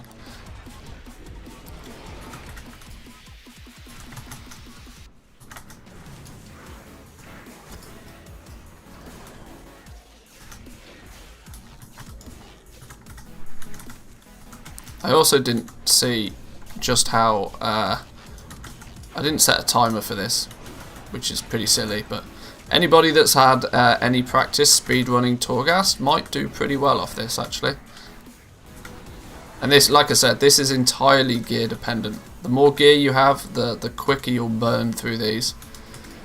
And it does seem to appear that everything in here will drop you charms if you can kill it fast enough.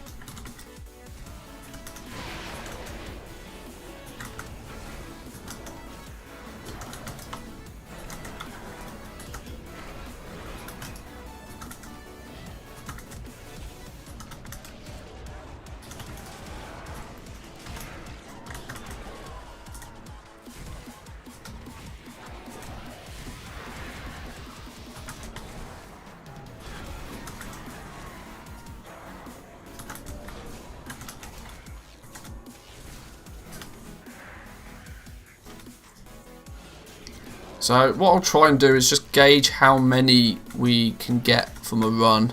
This actually, because of all the skeletons in this place, this could be pretty good, you know, from just a pure kill count number, because that's all this farm is about. Like literally, it's all about killing as many things as you can that are within your level range.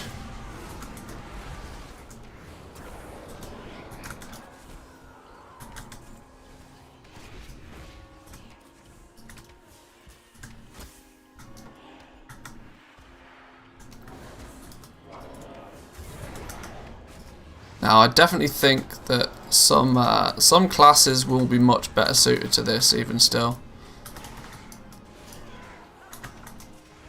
Hunter's probably not the best, but the fact that my pet does most of the killing seems to work alright.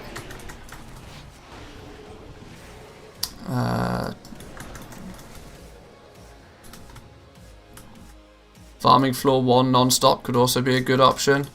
Possibly. But the if you clear the one floor, then you've got the time of, you know, exiting. I suppose you go to floor 2 and then go back so that you exit. Yeah, maybe, possibly. But it depends. That the whole thing is obviously about the scaling. If you can, because whilst you can probably burn through the first floor pretty quickly, if you get a couple of powers, you can probably blast through this. And I bet there's some classes that can probably just walk through this with some decent gear.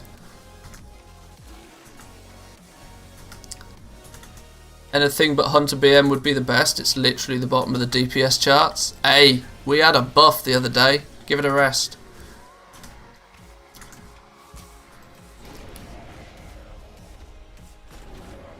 I don't even know what this one is. Oh, Aspects of the Beast talent.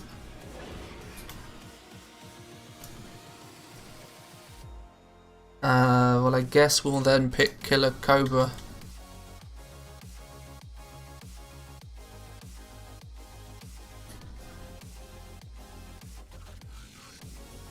Upload a real way, we need many gold. Nice. Thanks for the support.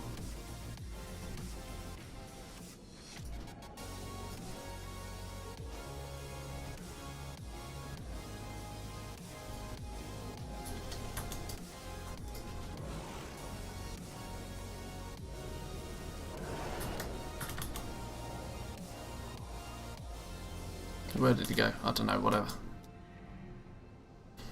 Work in progress.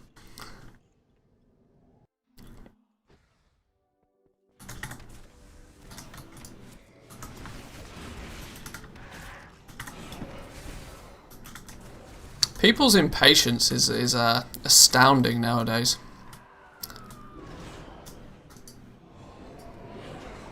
Like, just because you've clicked on a thumbnail on YouTube, you seem to assume that you're instantly going to get the answer that you want. It doesn't work like that, boys and girls.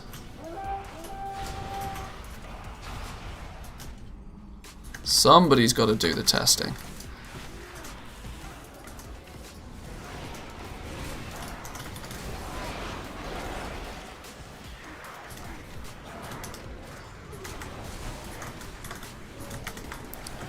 Yeah, I don't see Torghast as being a good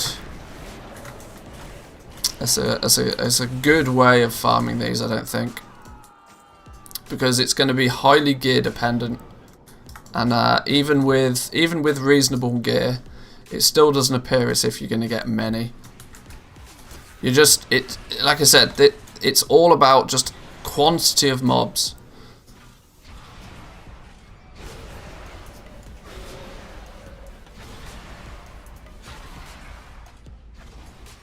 And I genuinely don't think that you're able to, even with this, where you can just basically walk through a whole bunch of stuff, this is still not going to be a greater kind of mob per hour number than like a hyperspawn somewhere, or even just going to Dalaran. Not Dalaran, sorry, going to Legion. Ivajara seems to be the best one so far.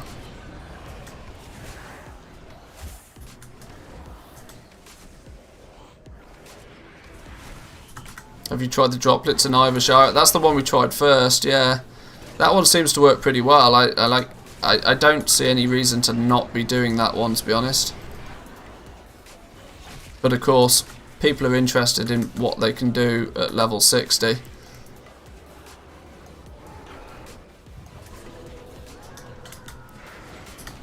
But if you party sync with somebody, you can be level 60 and still farm out there, so... straight up crit chance. Yeah, that one.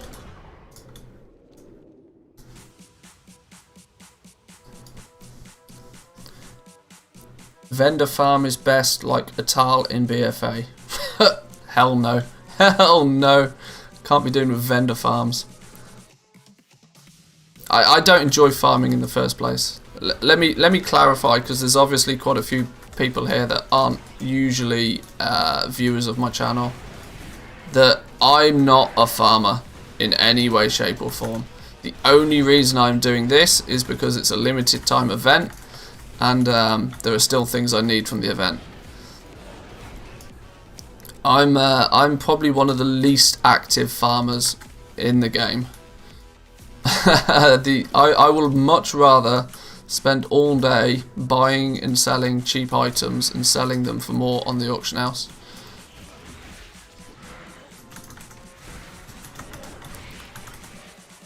Farming is not my thing normally. This is a cool map. I've not come across this map before. But yeah, the Ivajara one seems to be pretty solid.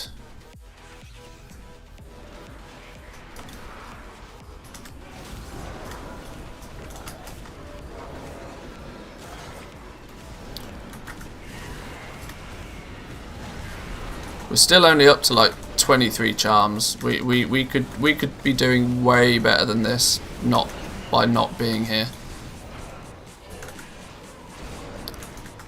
But like I said, if you happen to be mythic geared for some reason and you want something for your max level 60 to do that's going to generate these charms, You'll get them, but you're not going to get them at any speed in Torghast, I don't think. Solo players' best way to make gold right now is to skin. Still, it's a default answer, and it sounds really boring, but the God's honest truth is that is the best way to make gold still, even with prices crashing. There's literally still no better way to make gold in the game right now than just get out there and do some skinning.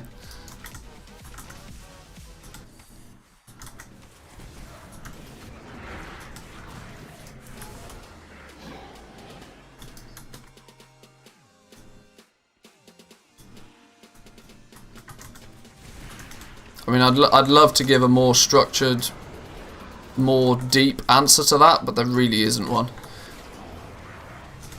It is quite simple. Skinning is still BIS.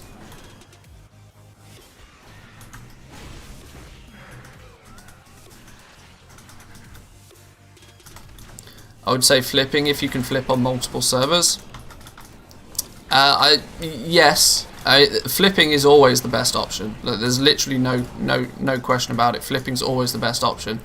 But the people that are asking, I'm tailoring my answer to the people who are asking the question. The people that are generally asking what's the best way to make gold in the game right now generally aren't the ones that have the knowledge or the know-how or the ability or the desire to do something like multi-server flipping. They're looking to do they're looking to invest time. People who are willing to invest time into making gold and are not looking to invest either their own current gold or anything, or the requirement to have any expertise in anything. Yeah, farming. It's simple.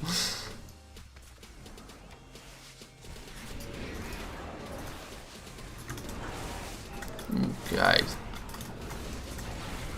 Right, I'm thinking that layer 1, floor 1 is probably the best way. Just rinse and repeat. Layer 1, floor 1 seems to be pretty good. Because once we get, even with, I mean, like I said, I've not got great gear, but even with somewhat sensible gear, the upper floors in layer 1 even are taking a little bit more time, and actually going through to kill the boss is probably completely pointless. Hunter or Druid, better for skinning. Druid every time.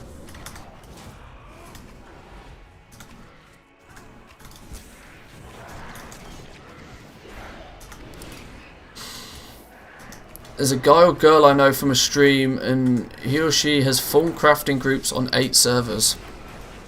Yeah, so some people do go very deep into multi-server crafting, and it will work. It definitely works. It's all about the more markets that you're in, the greater chance you have of finding one that's profitable. Makes 2.2 million profit a day. That doesn't surprise me.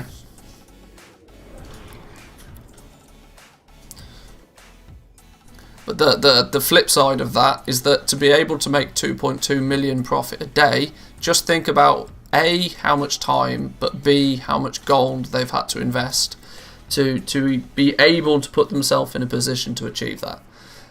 To have multi-server crafting set up across 8 servers, 4 hours a day, not to mention 4 hours a day, but probably tens of millions of gold in actual... Their inventory is probably ridiculous.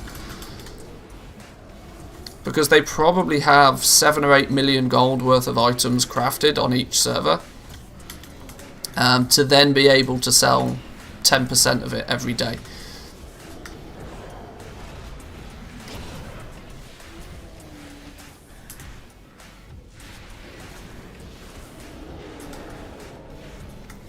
Plus, if you're people aren't going to like the phrase, but if you multi-box it, you could really work that to your favour. Because if you could log on to all of your blacksmiths on 8 accounts across 8 servers in one go, and set all of your blacksmiths to craft.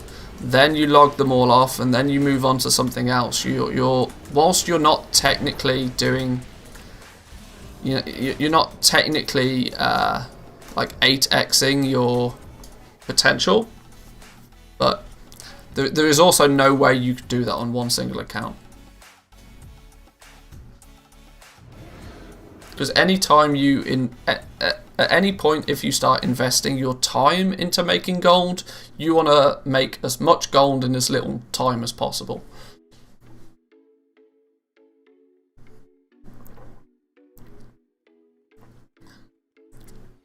If it works on one server, why not multiply your gold gains by streamlining the process?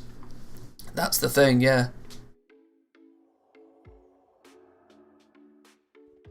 I was thinking about getting some professions up for possible legendary patch. Next legendary patch. Would that be a good idea with the materials now being cheaper? Well, if you check out the video I watched yesterday, I was talking about how heavy callous hide is being just ridiculously botted right now. Like to crazy levels it's being botted right now.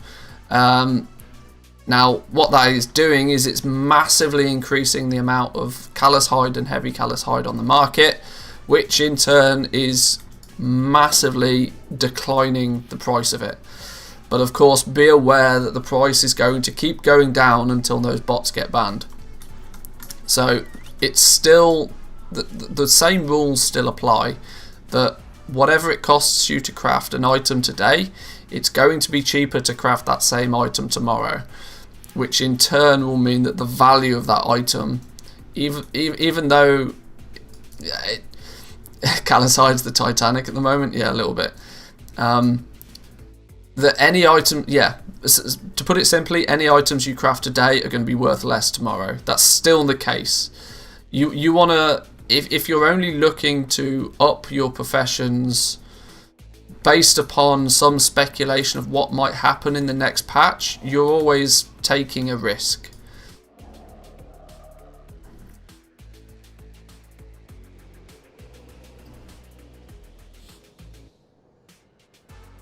Where can you get the collector kit? If you either Stormwind or Orgrimmar from Pedalfoot, I think his name is.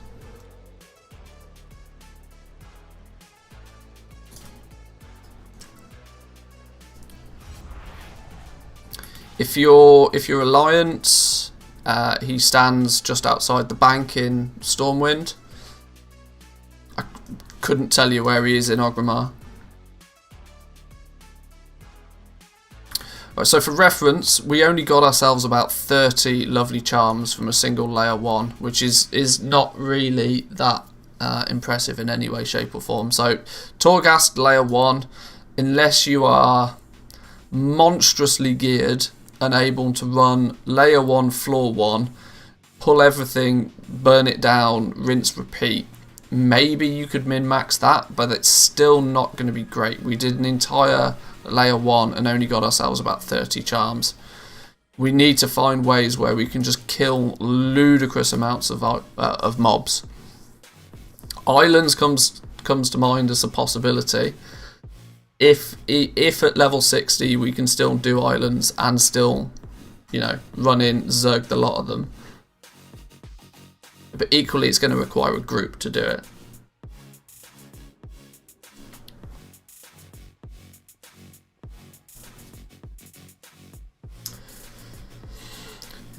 In hindsight, most the prices of the crafted legendaries are staying somewhat at the price that they were before it was massively botted. But yeah, but you can't rely on that, because it only takes one person to come in and go, oh well, now that it only takes one person to suck out all of the profit in that. So finish the first quest in there, but I can't carry lovely charm to craft the bracelet for Manthieus. What? You literally don't need any quests at all to pick these up. The only thing you need is the collector kit. This thing, the lovely charm collector kit.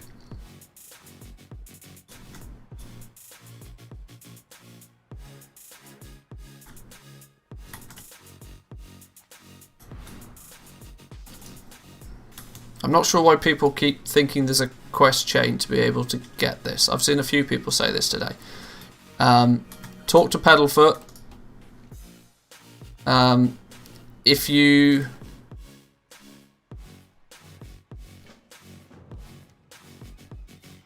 Well, maybe I'm only getting the quest because I already have the collector kit. If you don't have the collector kit, this dude should still... Maybe you already have a collector kit. It's just not in your bags. Maybe it's in the bank or something.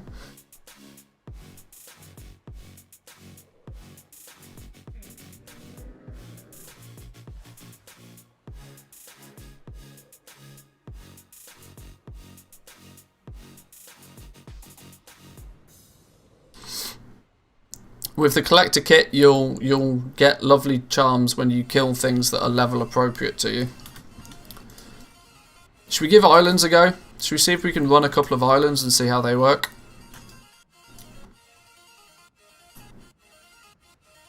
Yeah, the room where you cap experience and you go and speak to Anduin is used for about 7 different quest lines or something ridiculous. Which means there's a very, very high chance that your character's in the wrong phase. Now, there's not any easy way to fix that other than just, you know, working through the quests that are needed in that phase to get rid of that phase. It's a bit of a pain, but it's if you have 2 accounts, you can sort of fudge it by party syncing with a lower level character, but that's a bit complicated to explain easily over stream.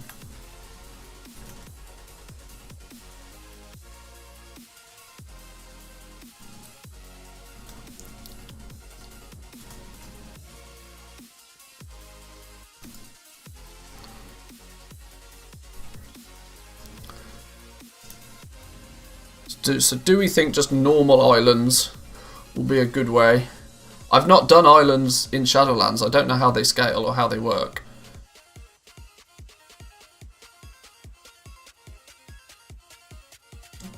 But islands arguably are a good way to just burn through mobs really quickly. Why is it so hard to sell transmog? Transmog is just one of those things, you just need a lot of it. If you only have 100 pieces of transmog listed on the auction house, you may sell 1 or 2 pieces a day. But if you have 1,000 pieces of transmog listed on the auction house, the likelihood is that you'll sell 5 to 10 pieces a day. So it's it becomes a numbers game with transmog.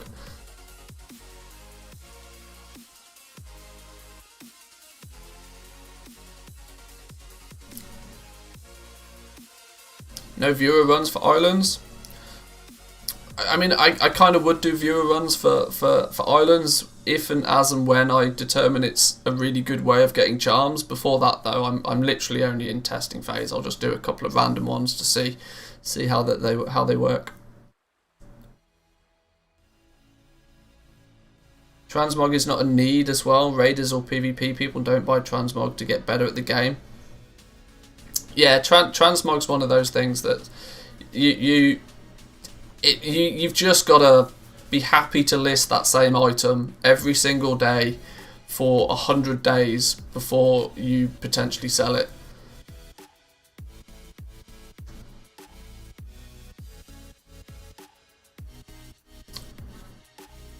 Can I hop in for an island run? I mean, you guys can come along for an island run if you wish.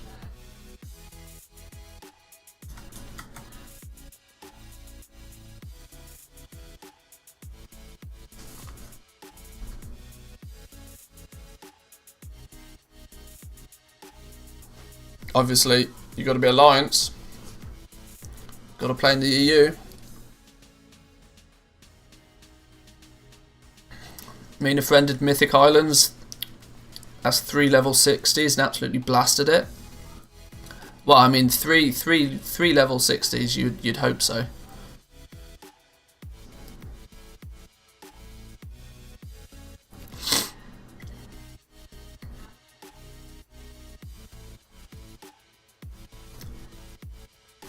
Send me a whisper and I'll invite you. or just invite me to group, either or.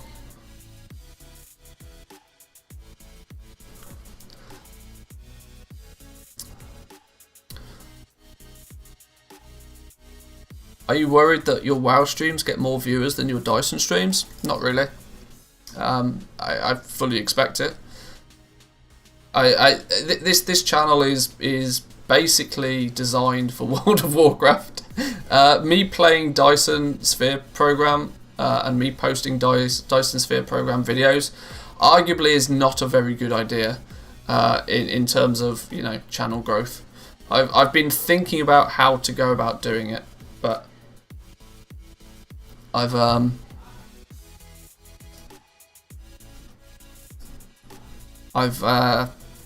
not come up with a solid answer. How do you get the box to start the lovely charm farms? Speak to Pedalfoot in your capital city.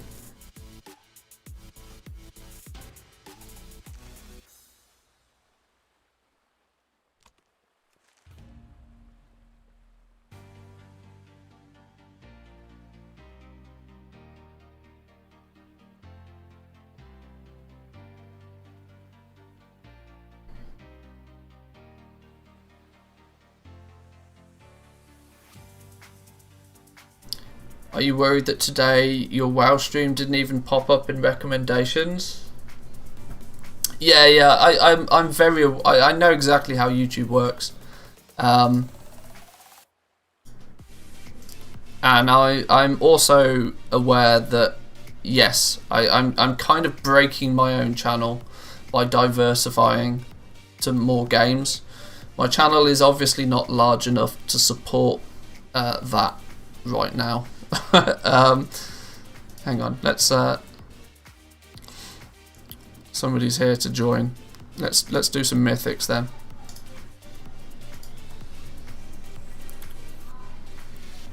I'm not worried about it because I know how it works, and I'm aware that I'm kind of breaking my channel slightly by doing it, but at the same time, there's no way I'm going to play Shadowlands every single day just for the benefit of my channel.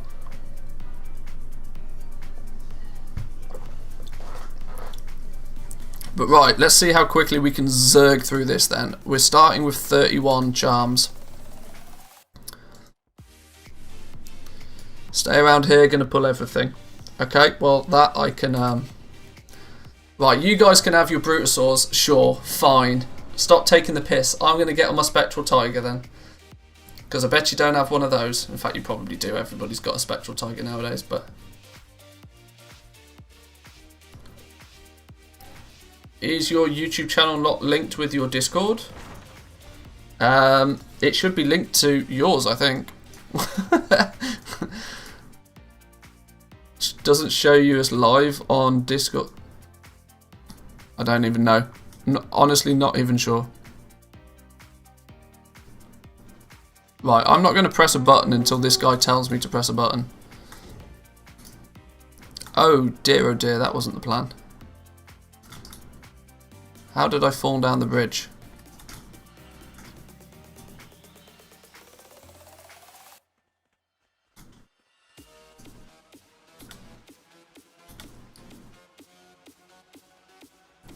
I do have a tiger. Oh, goddamn. You... Oh, you do. I see.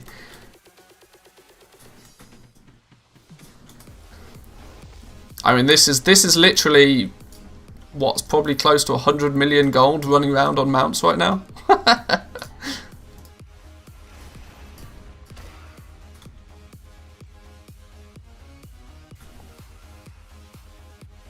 Because I think in the EU, a Spectral Tiger is about 40 mil nowadays. Is it 40, 45 mil, 50 mil, something like that? I mean, thank God I never had to pay anything even remotely close to that for mine.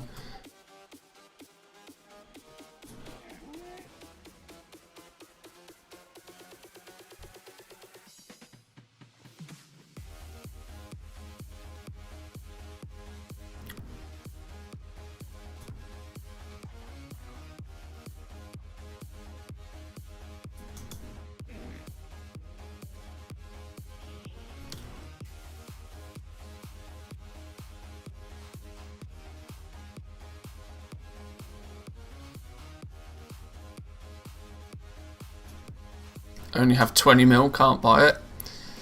I don't, even if I had it, I don't think I'd buy it.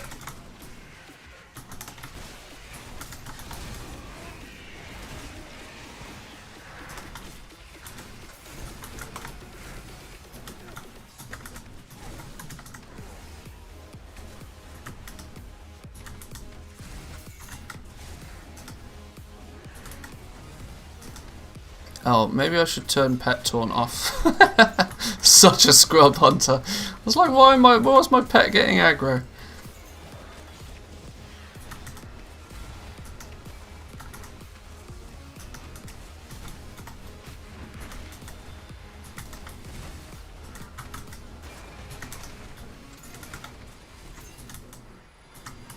This is where I really should be Mark's hunter, to be fair.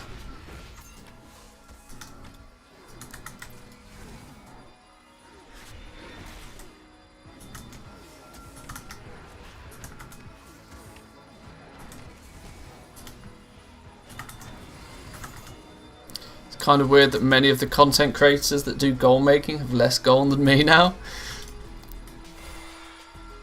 Hey, good effort, that's all I can say. Means you've done a good job of goal making.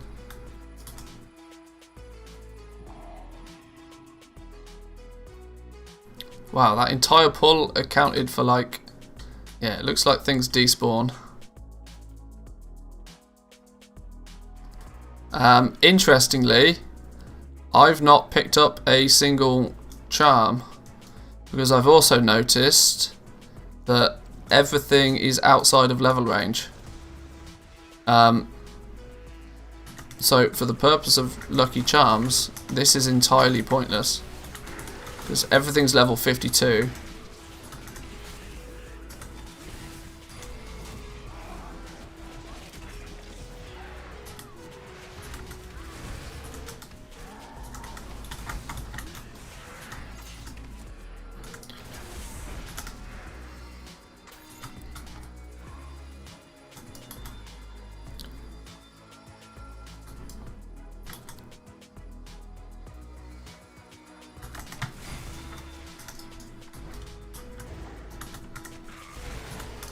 Right, yeah. On the lucky charm side of things, this is not really going to be of any benefit. Low level characters, maybe if you had a like fully geared 50, you could probably do the old school method, but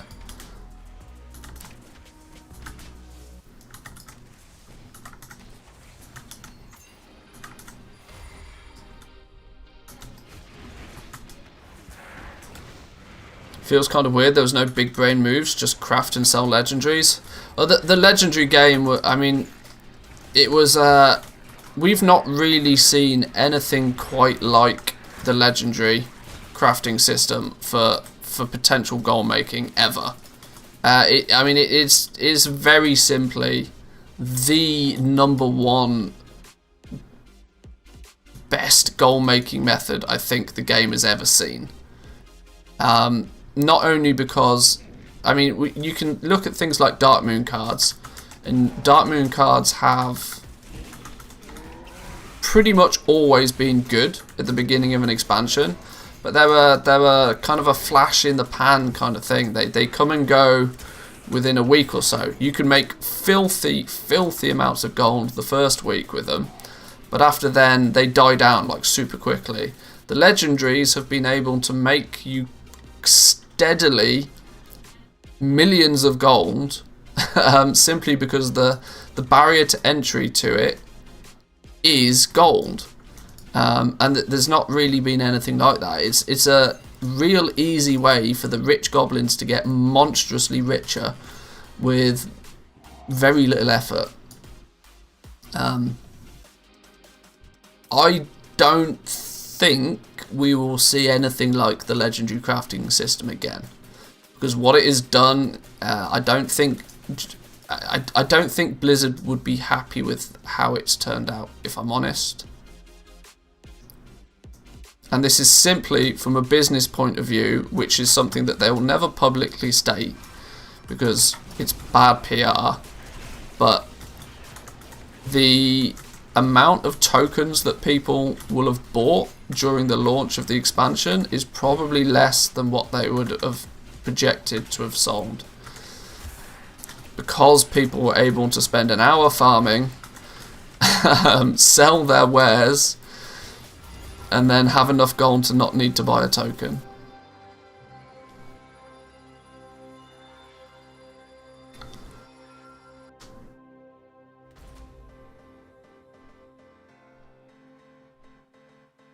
Okay, well, thanks for the run, boys and girls. I wanted to just test islands.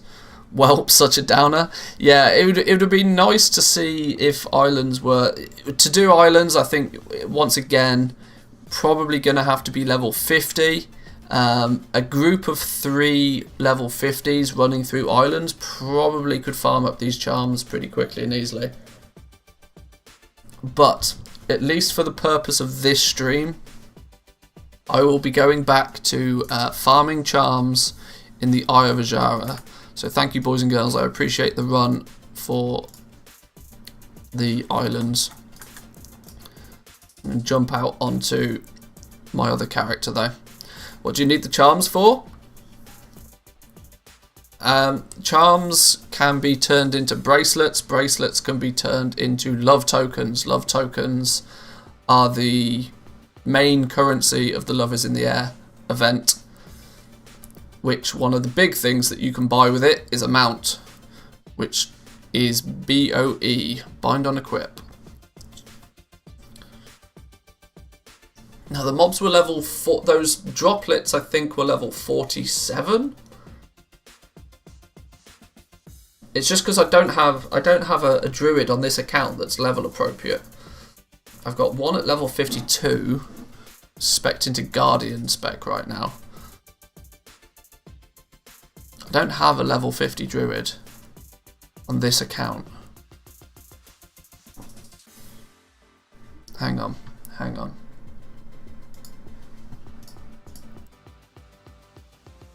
Let's jump onto this account as I have a level 50 here.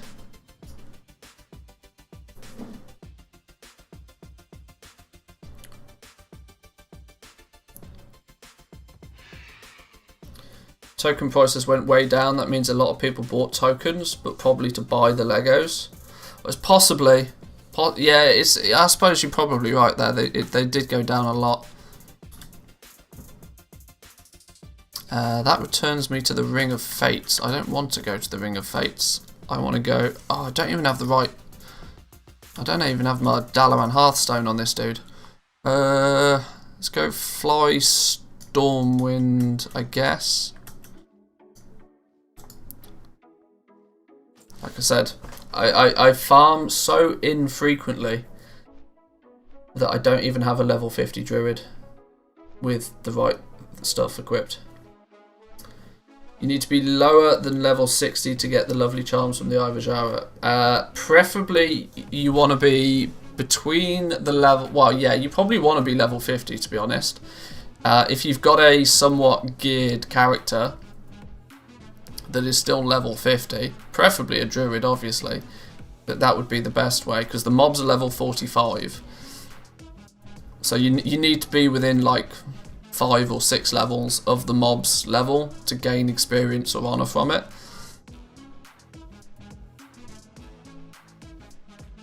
I think the reason that Blizzard won't have liked the way that the legendary system worked is it even more so funneled a huge percentage of a server's wealth into the hands of just a few people.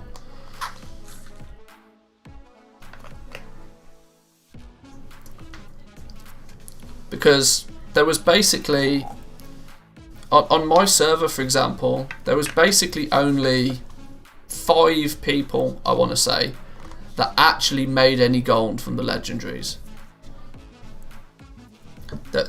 And if it was kind of, it came to a point where the legendary crafting system was only a system that benefited 5 people on an entire server. For everybody else, they just ignored it. And Blizzard wouldn't want to create a system that only benefits 5 people.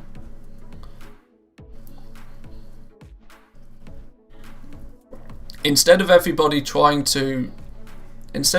using the new legendary crafting system. But the thing is, though, as much as I say that, one thing I said about the legendaries, literally from day one of their implementation, was that it's badly designed. It's designed for goblins. It was to make 15 of the same legendary was ludicrous. It meant that people would craft their own rank 1, and then when it came to upgrade that rank 1 and they realised they'd have to craft 14 more of them and then try and sell 14 more of them just to unlock rank 2 to craft their own gear, hell no. Absolutely never happening. Which meant that people didn't bother. From Blizzard's point of view, I think they will actually see the legendary crafting system as a failure.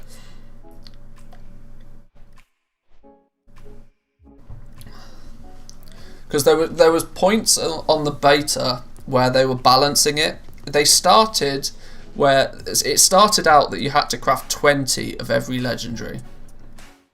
When they first implemented it, you had to craft 20 rank 1s, 20 rank 2s, and 20 rank 3s. And everybody said that that's absolutely bonkers. That's just totally ridiculous.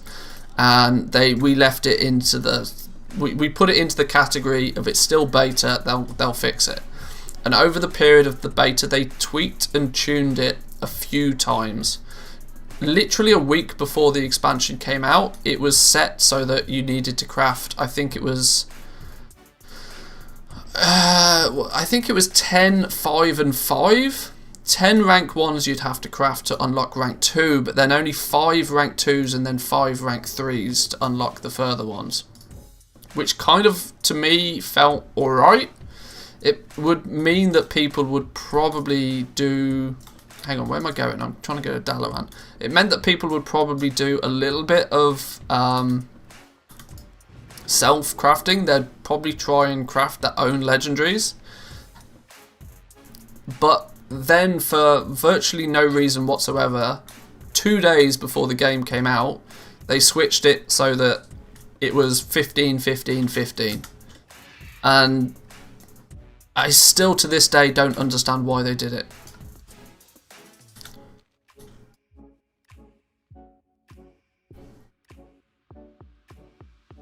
In their pre-launch video on legendaries, they said it was for the lore, and the strength of your legendary depends on the skill of the crafter that made it. Alright then, okay.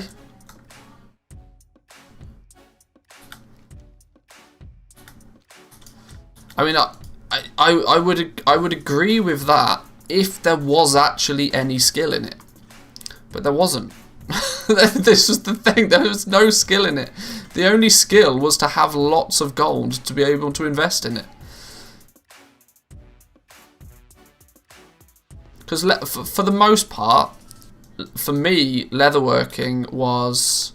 I actually got into leatherworking really quite late. I leveled jewel crafting first. I got rank 4 rings and necks first. I then got rank 4s in most of blacksmithing. And then it was the gold that I'd made from both jewel crafting and blacksmithing that I was able to then spend big on heavy callous hide to get leatherworking up. Now, whilst I did max out leatherwork, I mean, I still need a couple of rank 4s of bone shatter gear, but the umber hide gear I'm fully maxed on. I was probably the last one of the 5 people that were actively selling on my realm to do it.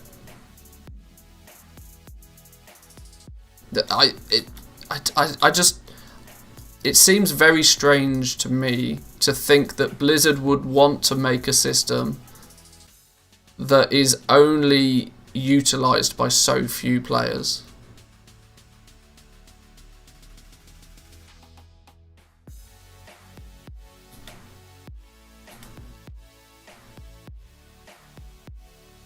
And not to mention the cancel scan meta is just horrendous. It's absolutely horrendous. And I do feel that Blizzard need to do something to address it. Virtually nobody started the LEGO market with goal cap. The vast majority of legendary crafters made their goal on selling Legos at the start. Well, no, that's true. But people that didn't start, people that weren't already invested in the system within the first week of the game coming out have had very little chance to get into it otherwise.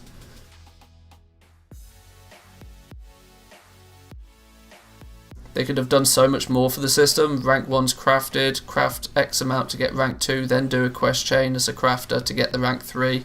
There's so much more they could have done. You're right, there is so much they could have done with the legendary system. But I still feel that it was basically they had no development time, and they just had to get something out.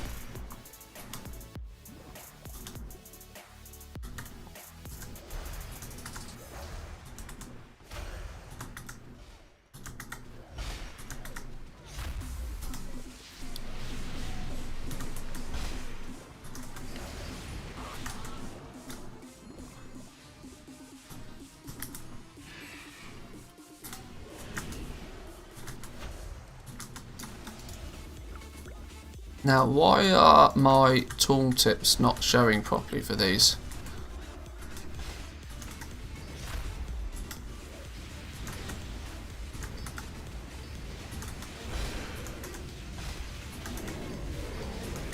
Oh, I mean, this is just ridiculous in comparison.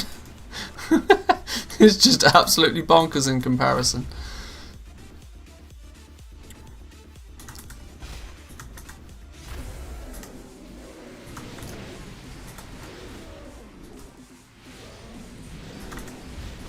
Oh my days.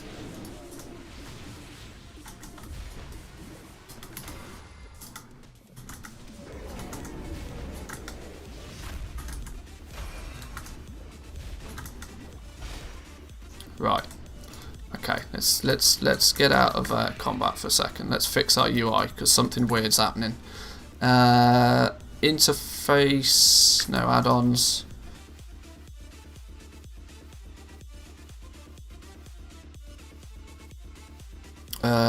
We don't even need to loot anything. We don't need to worry about that. Having hyperspawn on is handy. Why not? That one we can turn off. We don't need weak auras on this character. Threat plates I would like, actually. And worth it we can turn off. That'll do. Let's try that one.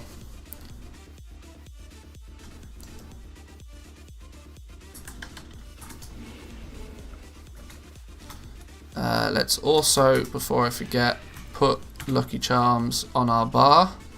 Where are they? 28, there we go. So we can see how many we've got.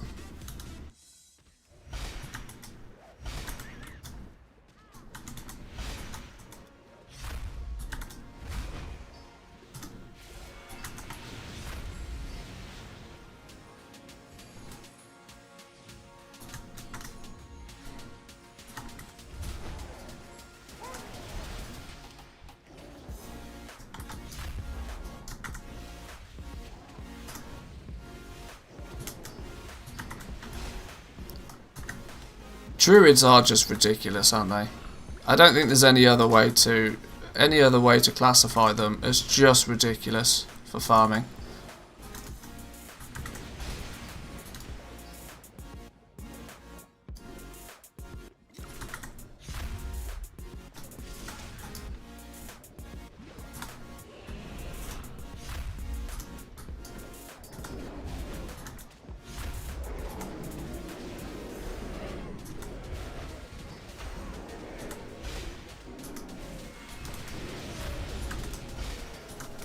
How do you make gold here? Well, you're not directly, I would say, making gold as such, but what you are getting is these lovely charms. And for every 2,700 lovely charms you get, you can buy a mount, which can then be sold for various amounts, anywhere from between 50 to 100k, depending on when you sell it. There's also some pets you can get, which are less of a thing, but they're still a thing.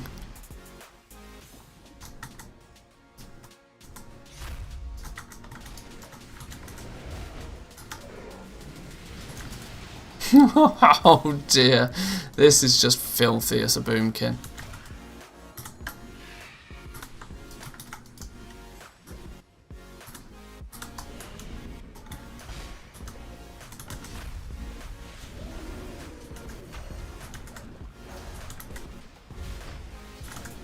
Is it level 50? Yes. The mobs here are level 45. So you want to be in the range of that.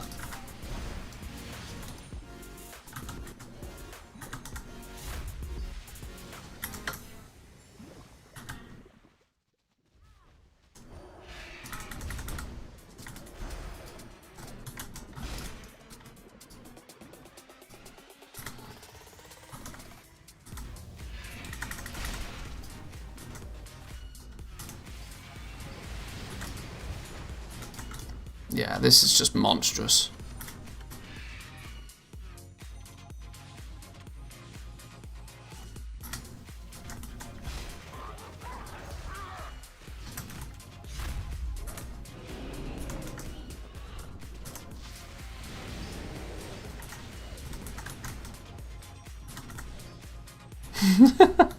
I think this is going to get nerfed. This is just too ridiculous.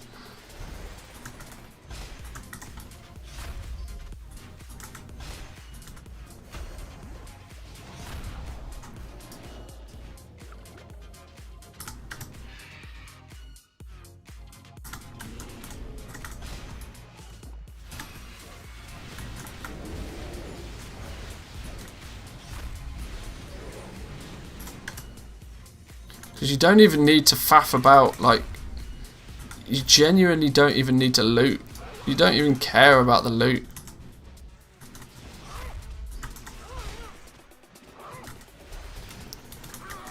And it does help that I'm not amazingly geared, but I've got gear.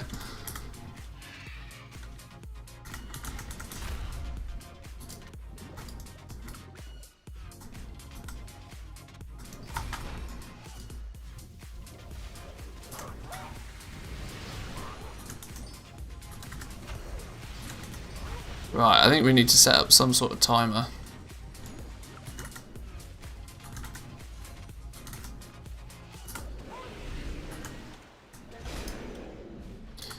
Do we have any more druids that want to group up? Because, I mean, whilst I'm kind of happy solo in this, I feel like I could be getting other people charms at the same time.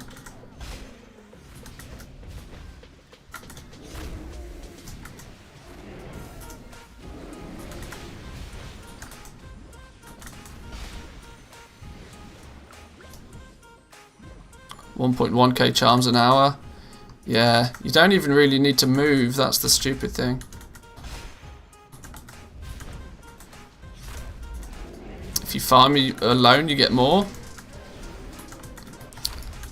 Obviously somebody watching the stream.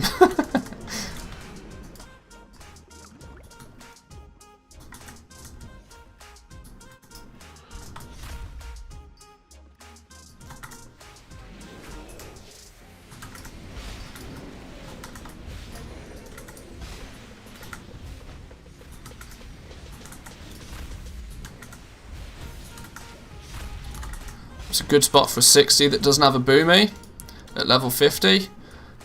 Try and join a group that does have a level 50 boomy and get them to party sync. I've really not tested many other spots though. There's probably some good ones in Shadowlands, but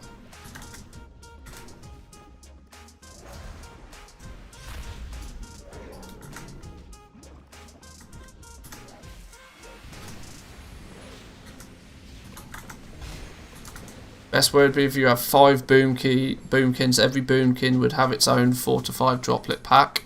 Yeah, because these things basically hyper spawn.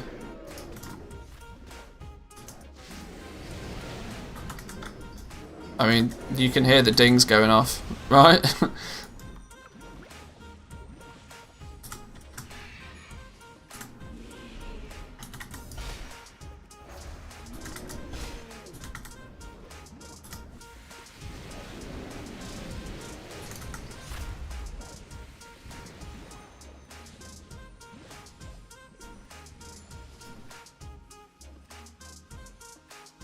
Can you go to the other place? No, I can't go to the other place. It's a free world.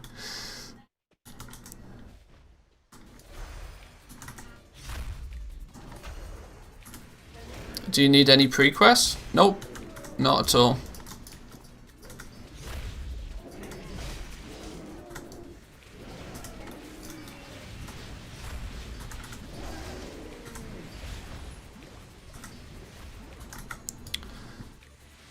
But trust me, Sunfire's your friend. Most boomkins will use Moonfire, but Sunfire's your friend, because Sunfire will spread to anything that's close.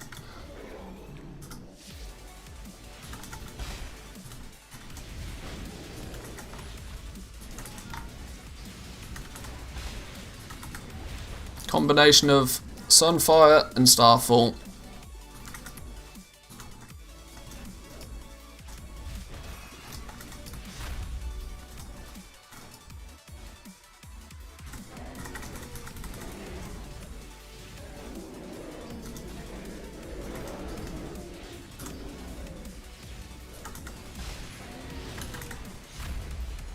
Yeah, this is just crazy.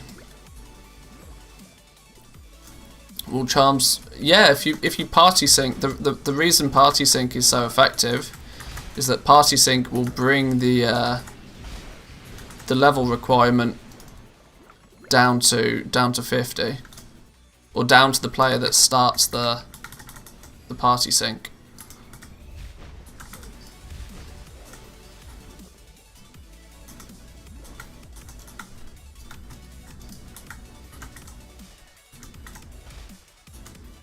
Now, what I probably should do is bring my other 2 accounts out here.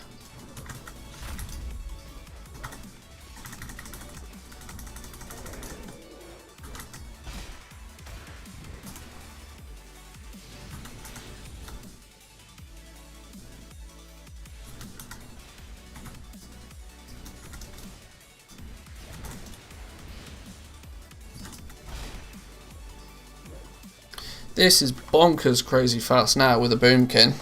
Up to 161 in like literally no time at all.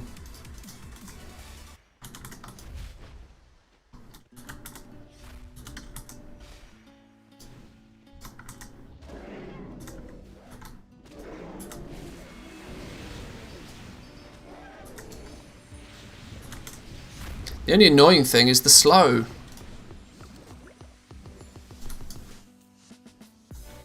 Alright, what I might do is, do I bring out my other characters? Let's bring my other characters out here as well. Because I wonder if I can just leave a couple of my characters standing there. Whether if they're in the group, they still get benefit.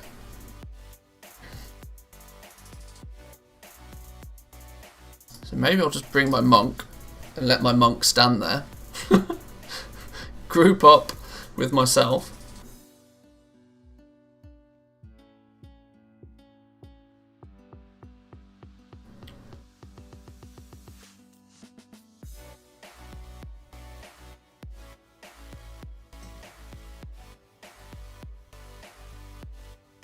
Did I leave? Where did I leave this dude?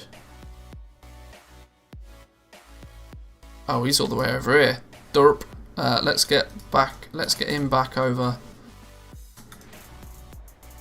What benefit do you have for multiple accounts? What generally, or for the purpose of lucky charm farming? I mean, generally there's a multitude of benefits. I've got multiple accounts still on the go from heavily crafting and selling legendaries, where I'd have one account crafting, one account at the auction house, one account, you know, playing the game to a degree. For the purpose of this, my hopes is that if I just party up, that just being in the party without even getting the tag might still get me lucky charms on this dude as well at the same time. Semi AFK per se.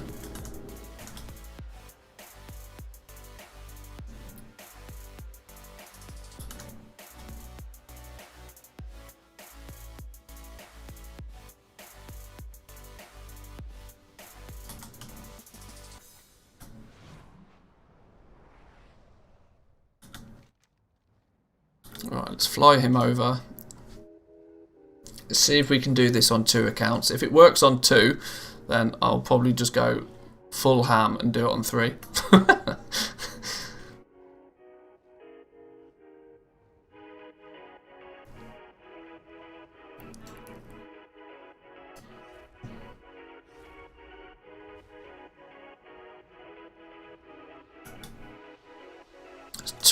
Oh, it's only at 20. Have they reduced the range on the statue then? Because I thought the range on the statue used to be a lot more than 20 yards. I thought you have to have the killing blow. That might be the case. It might be the case you need to get the killing blow on it. I'm not sure.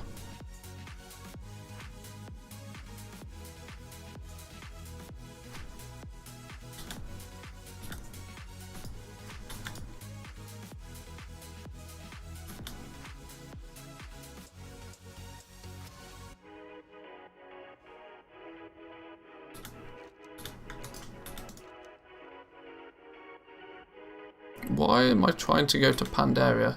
Why is Zygor telling me to go to Pandaria? Zygor's having a mare. In BFA they nerfed it from 30 down to 20. Oh, okay. I mean, it was kind of a little overpowered, to be fair. Tried 2x4s over in Revendreth for the lovely charms, but it's not as good as down in the Eye of Azshara. I pretty much, I can't think of anywhere else in the game that's going to allow you to kill this many mobs as quickly, because it's not even about, you don't even need the mobs to be lootable. You don't even need to get loot from them. They just need to be within your level range. And if they're within the level range and you kill thousands of them per hour, you're going to rack up these lovely charms like crazy. I think a well-organized group of this is going to... You can probably solo 1,000 charms an hour, but a well-organized group, I would imagine we're looking at like 2,000 or 3,000 an hour, probably. So... let's oh,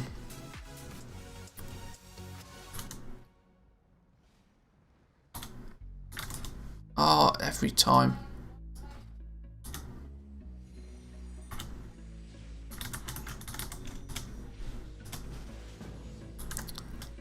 Invite myself. I'll put myself down here with a statue.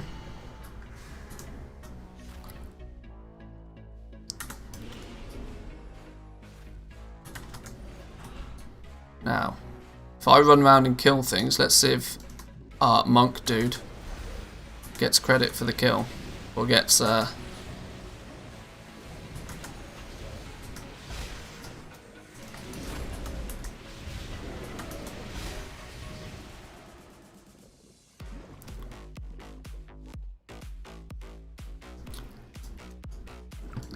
does he get charms just by his presence alone?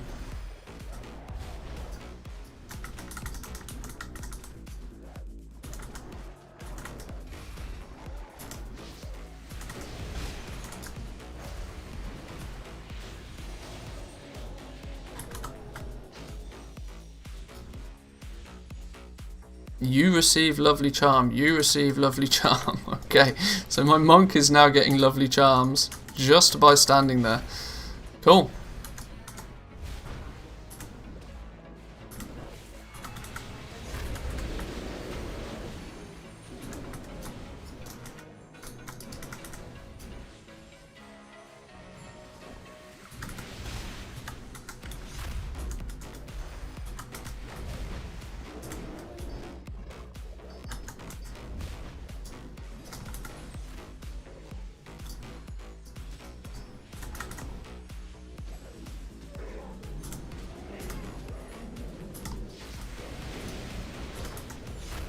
This is monstrously crazy.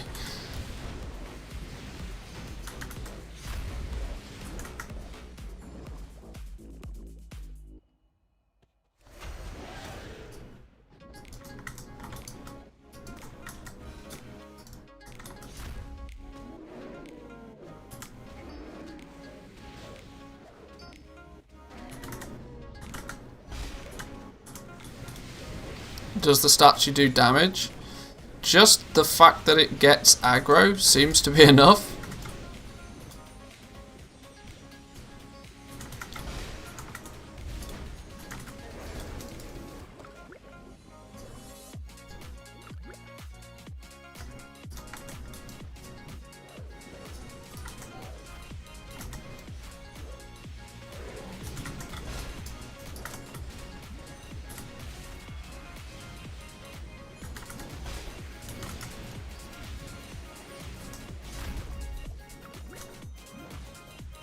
Look at all the shinies. Look at all of the shinies. And he is receiving, look, he's up to 23.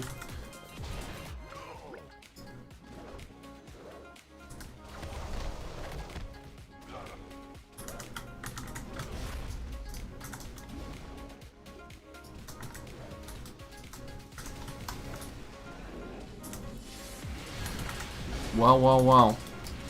Who would have thought it?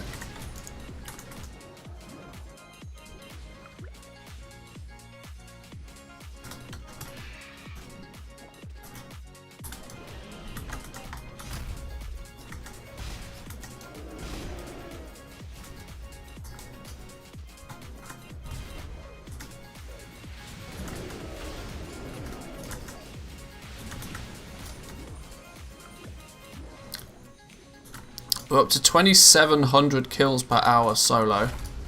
That's pretty monstrous, I think, to be doing that solo. Well, I use the word solo loosely, obviously, because, you know, but...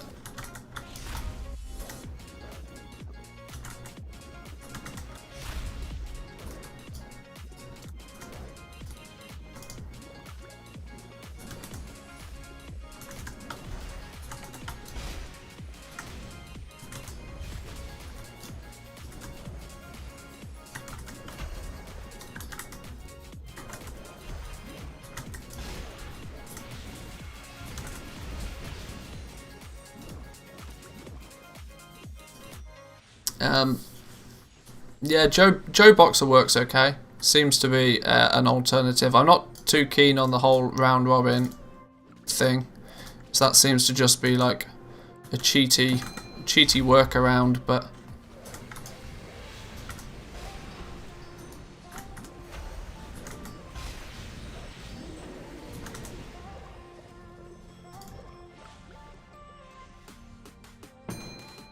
I actually started using Joe Boxer for when I was doing legendary crafting. It was just an easier way to have all of my accounts up on screen at once, which was nice, very nice.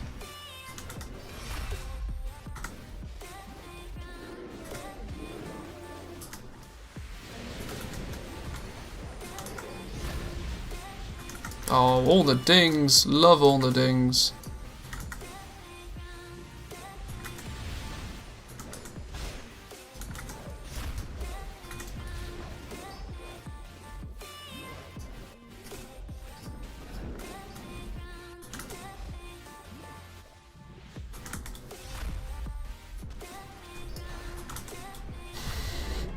If you have an IS Boxer sub, you get Joe Boxer for free.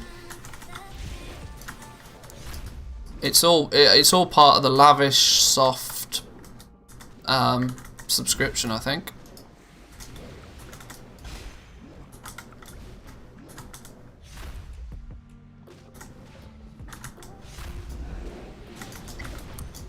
Oh, you stop aggroing everything.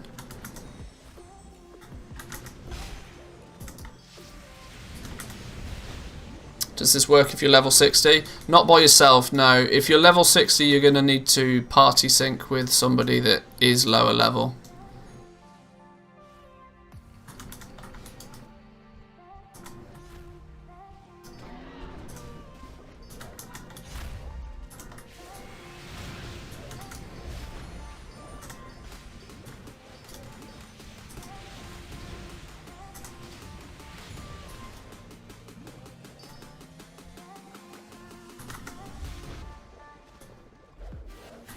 But it is pretty monstrous if you happen to have a level 50 boomkin, I can tell you that for a fact.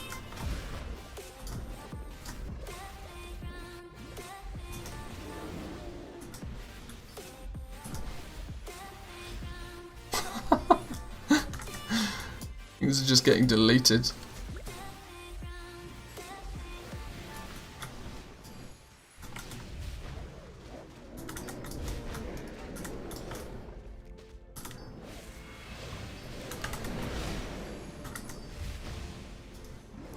And with the added benefit that this dude is now up to 50 charms just by standing here.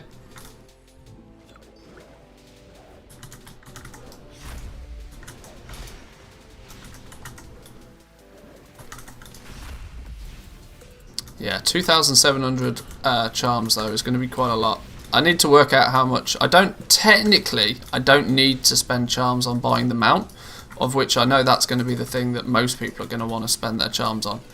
But for me, it's actually getting some of the toys. It's the toys I need from this event that I haven't got so far.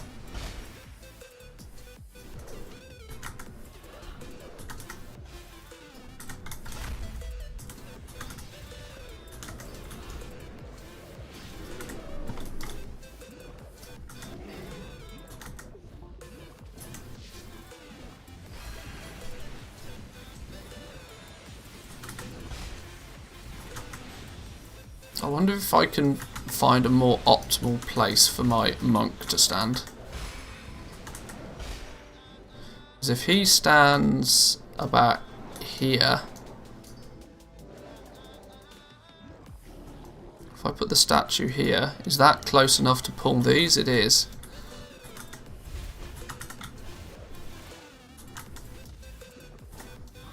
Now if I stand on this rock,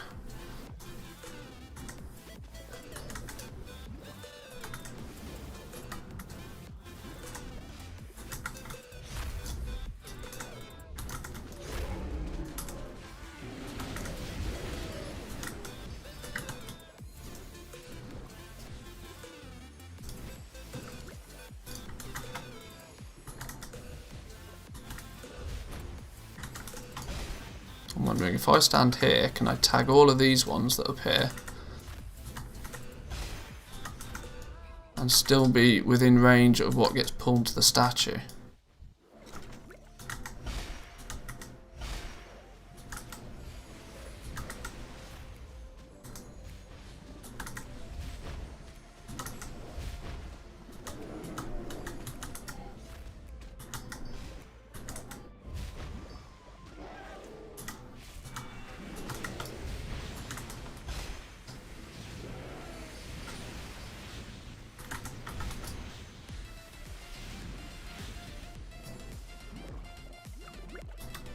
You're actually filling up pretty quickly on like vendor stuff as well.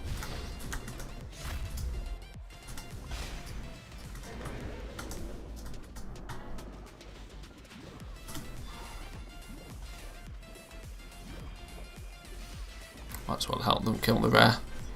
It's be nice.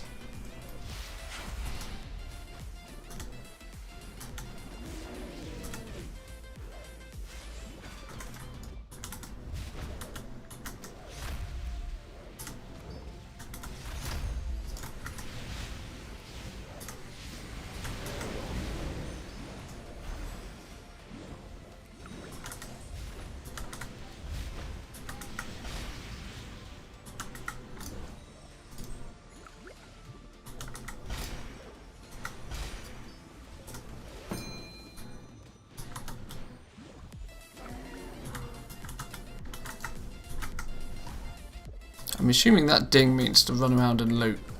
I don't even use this hyperspawn add-on. I've got no idea what it's meant to be doing or what it's not doing.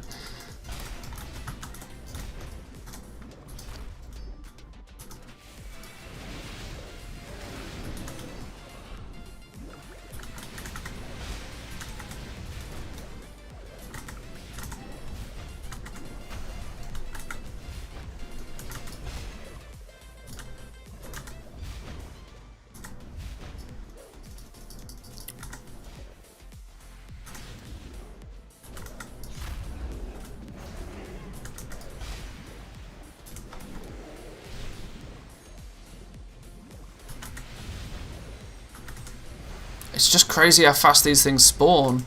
This is what I think will probably get fixed, you know. I think it will be the spawn rate on these. Was this a thing as of like last year? Does anybody know?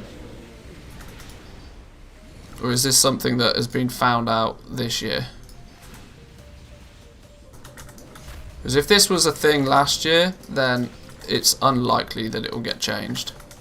But if this is a new, it's been here for 5 years, I doubt it would be changed. Well then, there we go.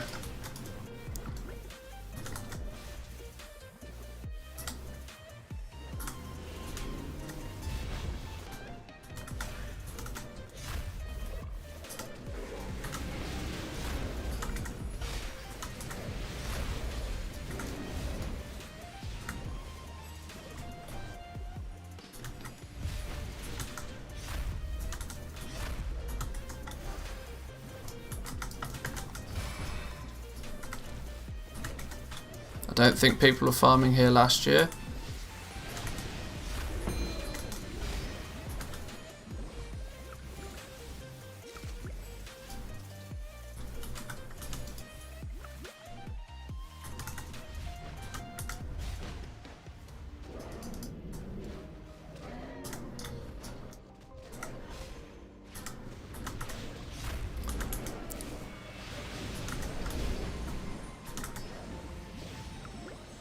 Well, yeah, I've currently got my monk just standing here with his tower out, or his statue out, and he's picking up lovely charms at the same time. In fairness, he's not getting them at the same rate that I am, but that's because I'm actually running around somewhat gathering things up a little bit more.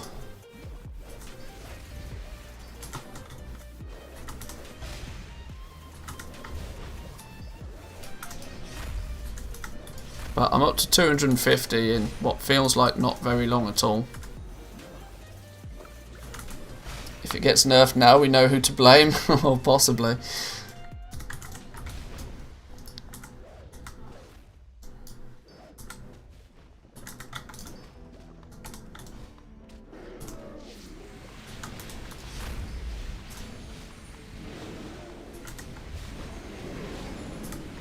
The best farming spots always get nerfed. That's just how things work.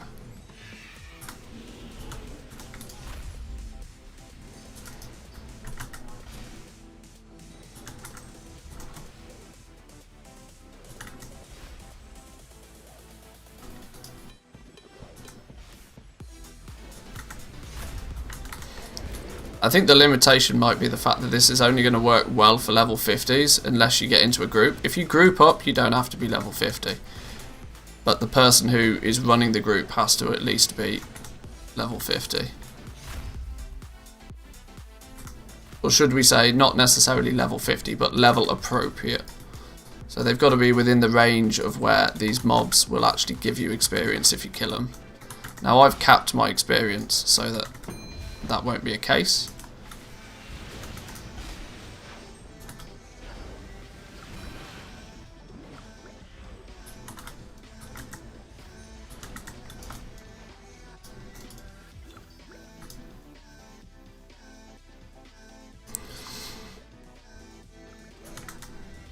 Up to 3,000 kills an hour. I'm not sure, I've been doing this for 30 minutes.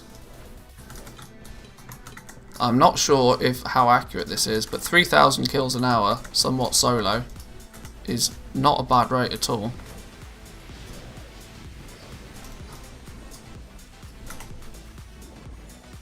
And that's the trick. Like the best way to get as many of these charms as possible is to kill as many things as possible. We're not. They don't even need to be things that drop any decent loot. We're just looking to kill things fast.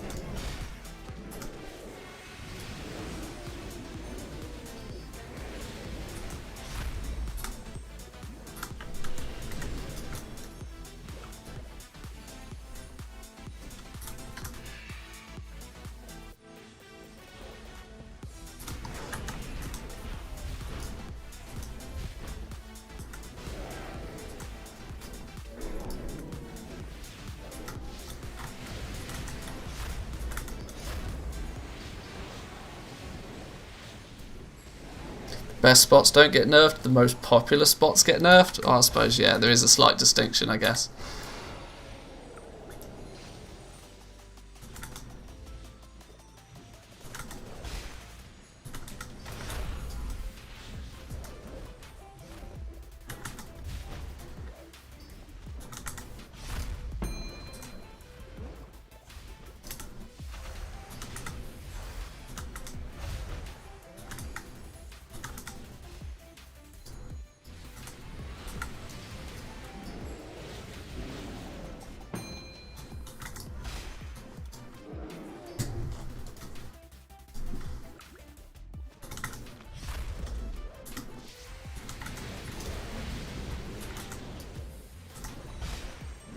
Druids are just bonkers at this.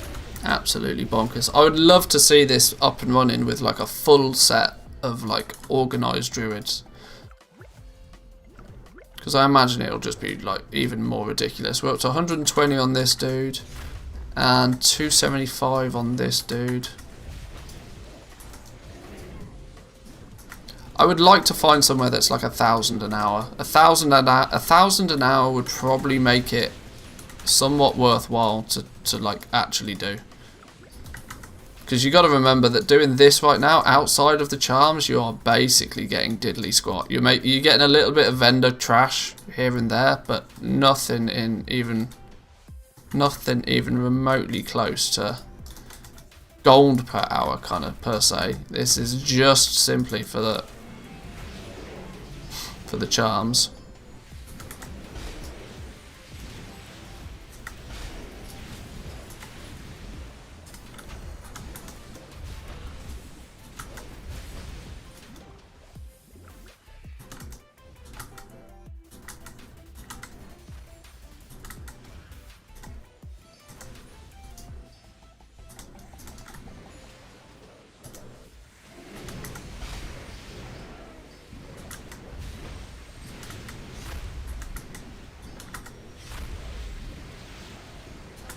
What's the item level on the druid?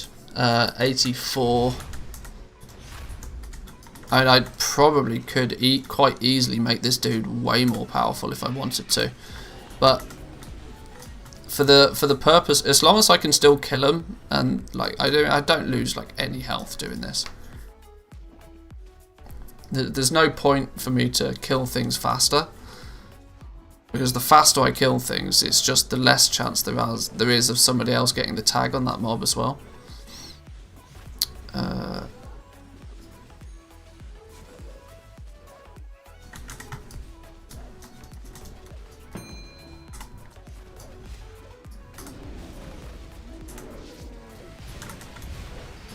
It's not like they'll exactly, yeah. That like trying to get them to respawn faster than they already are is probably not a thing. You're not going to be able to force much more of a hyper spawn by over gearing it even more so.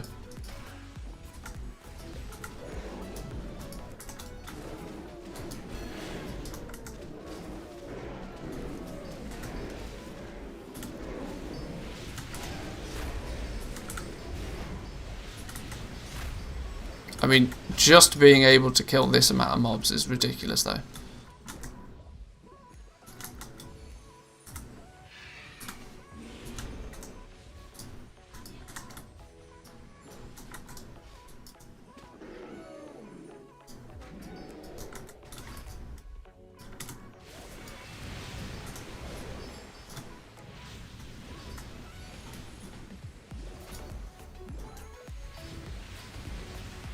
Starfall just does work on him, man. Starfall goes to town.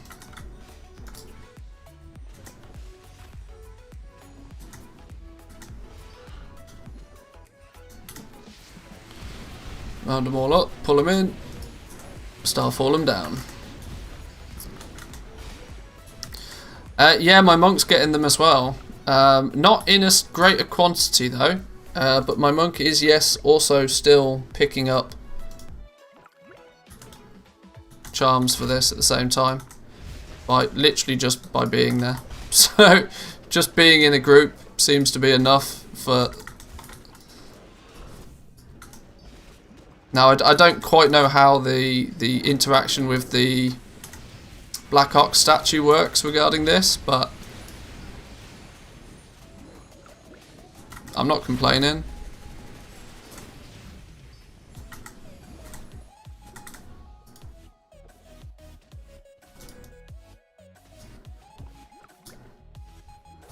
It doesn't appear that Killing Blow is a much of a criteria.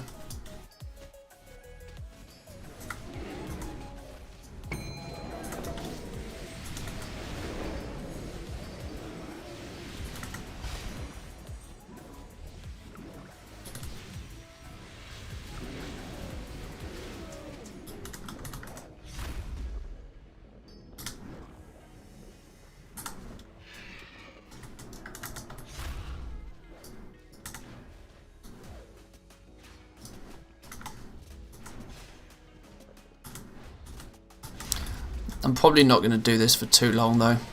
I think I'll get the because when it comes to the mounts, the fact that you need 2,700 of these charms per mount is a bit bonkers in my opinion. I'll probably farm up enough charms to get the toys that I need, the things that can't, you know, be bought off the auction house. But as per my video yesterday, my recommendation is probably just to keep an eye on the price of the mount over the next couple of weeks whilst the event is still on, and even to a degree shortly after the event finishes as well. You'll still be able to you'll still be able to get these mounts pretty cheap, because people all want that quick gold, and that's why people do these things. They want quick gold. So what will happen is that people will farm up a bunch of them, and then they'll desperately want that gold, and they'll see the price of the mounts going down and down and down, and they'll panic sell them. So even after the event is finished, I think there's a good chance that we'll see the mounts being posted pretty cheap.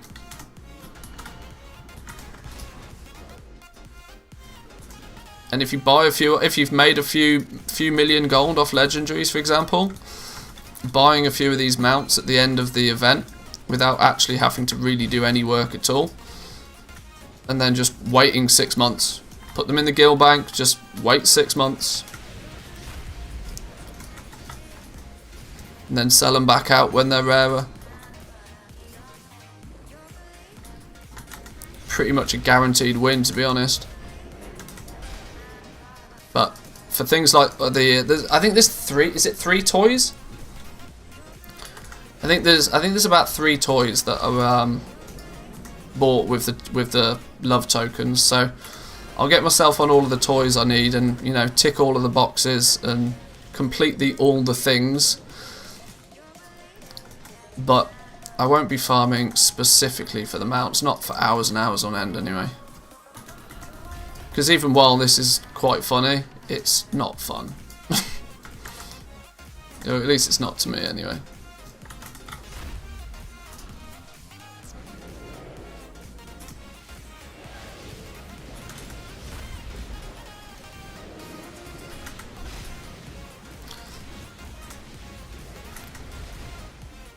By this point, everyone and his father had the mount. I don't think it's worth. It's a very slow seller. You highly underestimate the amount of churn of players in this game. There'll be many players, for example, there'll be many players that will want the mount because they don't have the mount. They'll farm up a bunch of tokens, or they'll be doing their dailies, for example, to get their love tokens. And by the end of the expansion, by the end of the event, they just won't have enough to buy the mount, and then they'll buy the mount. it's most of the time people don't buy mounts because they don't have the mount. They buy the mount because they want the mount.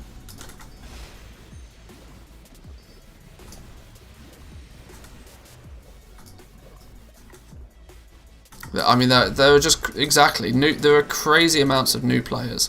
Whilst the event comes around technically every year, the amount of new people that are playing the game right now is staggering. And all of those people won't have it, and all of those people will be participating in the event, and then the eventuality, I mean, they're going to sell. It's a bind on equip mount. It'll sell. Somebody will want it.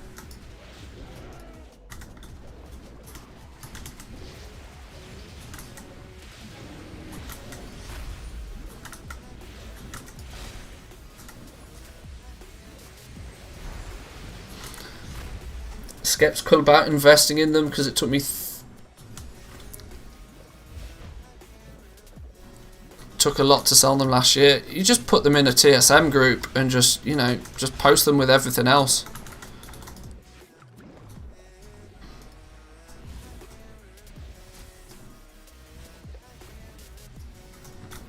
I certainly wouldn't be going to the extent of like hollering in trade chat or anything like that. Just go by the simple approach of just keep one on the auction house at a price that is good for you, and if it sells, it sells. But that's like I said with this is not something to invest a lot of gold into if you don't already have a lot of gold.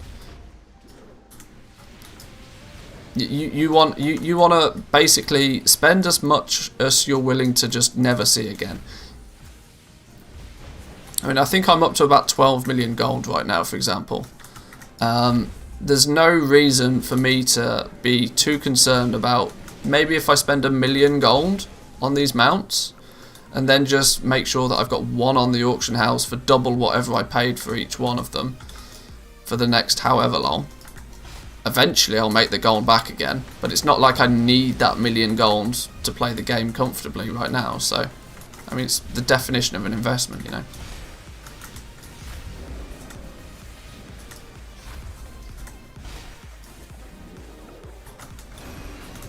Maybe I should loot on this dude.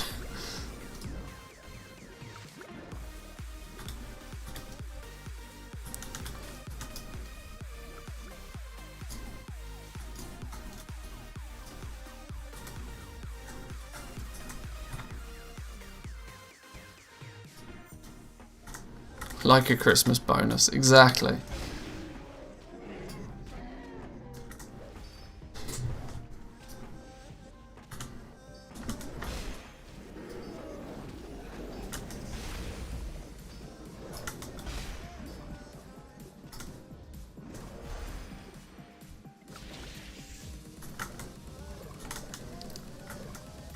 It's getting to be a fair few people out here now.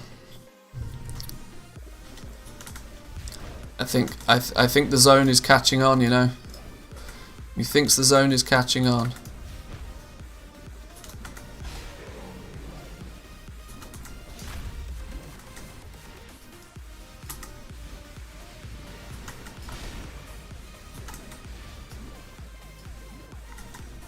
And it might not be a bad idea to test this on war mode because you may find that there's a lot less people.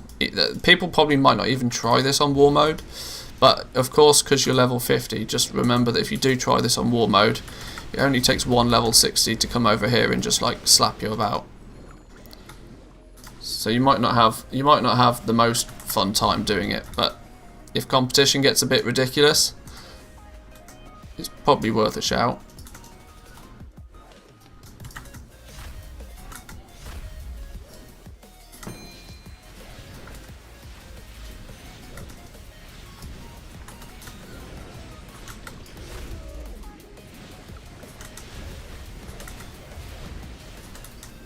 How do you get the slimes to respawn in the dungeon? It's because we're not in the dungeon. That's the trick. We're in the outer world version of it. This isn't the instance version of the zone. Yes, it's Ivashara, but it's Ivashara out on the map regularly.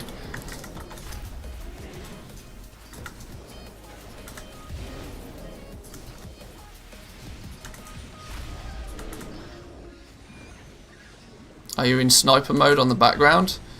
No, that ding is hyperspawn. It dings every 2 minutes, I think, to remind you to loot.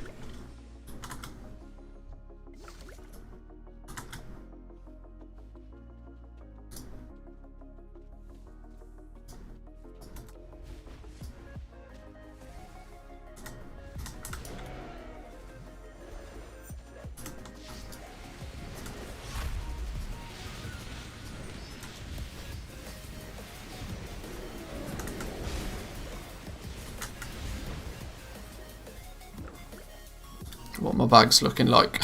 Pretty full. Let's take a quick pit stop to sell some stuff.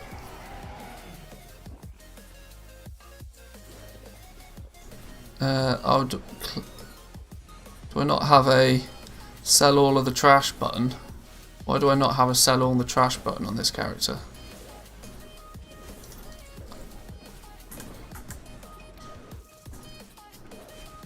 Zygor usually does that for me nowadays.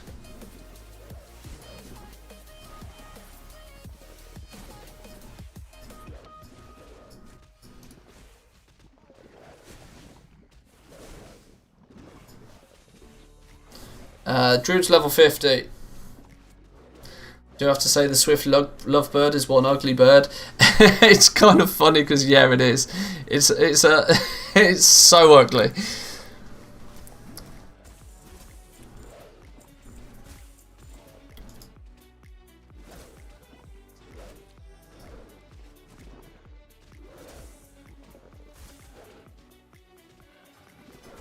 Oh, I've just realised I've reset my hyper spawn.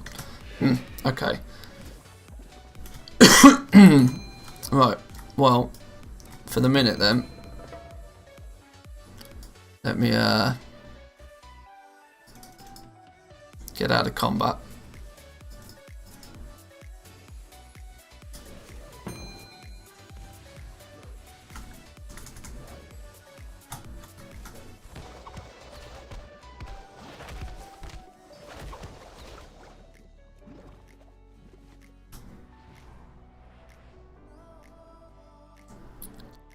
Leave myself up here for a minute.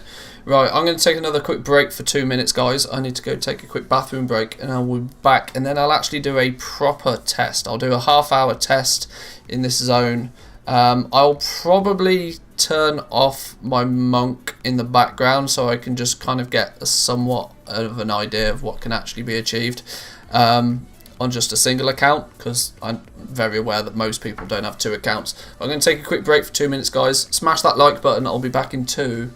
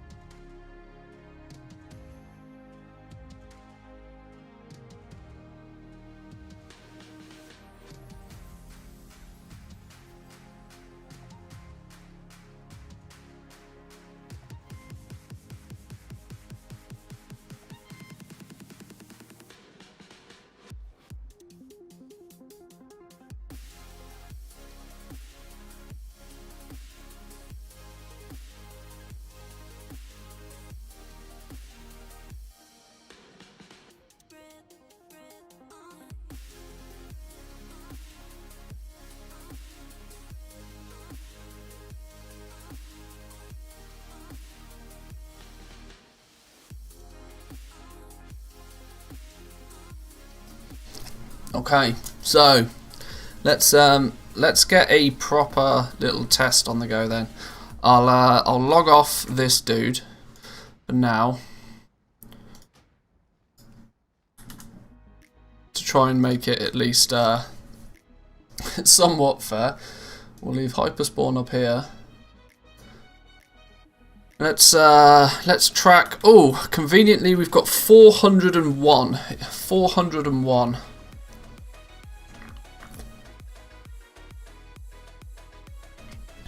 That's an easy number to remember. Let's just quickly do a quick vendor of all of the trash we don't need.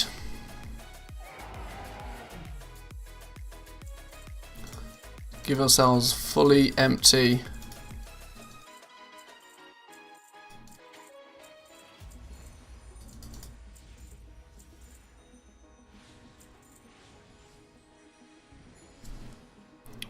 How about we just delete one? We're running an exact even 400 to begin the test with.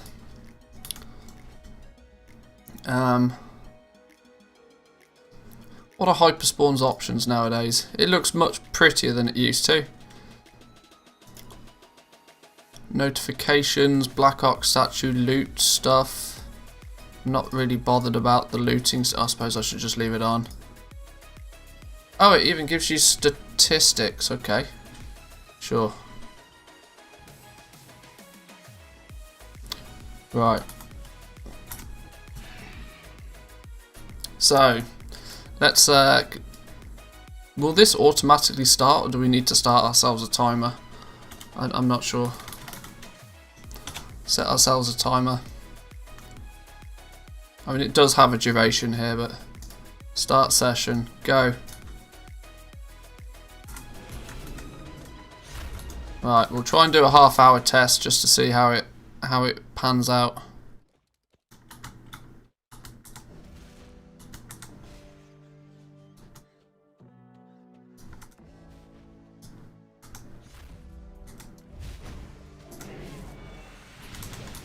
Started with a dead even 400.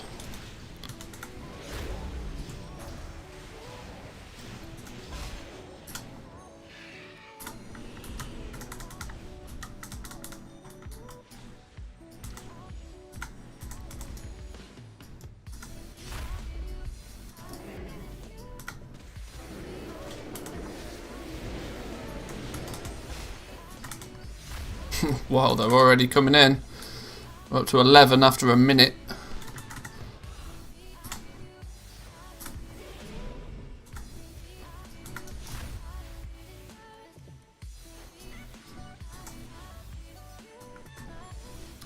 How do you stop getting stunned? Well, fortunately, it's a druid. You just shapeshift.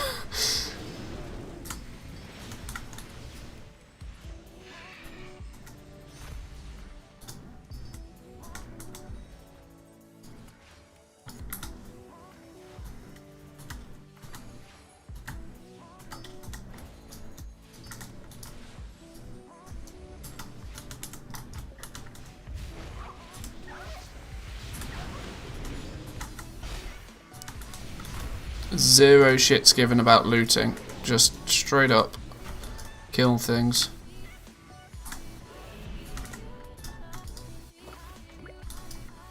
He says as he loots, of course.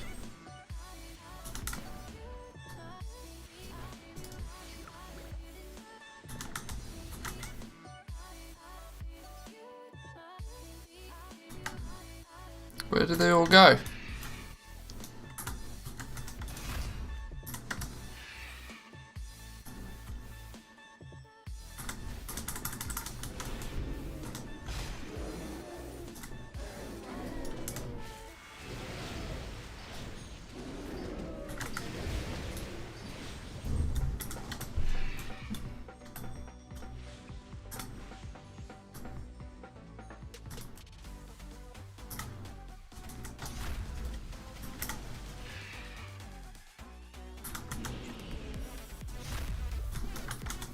Trying to work out a way to get them to spawn faster, but I can't.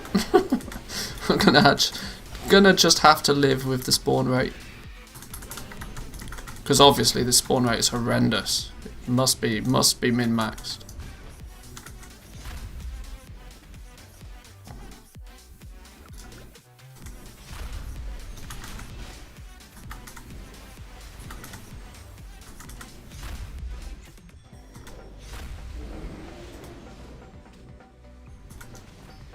Probably is not helping that I've got competition from the Horde here either, but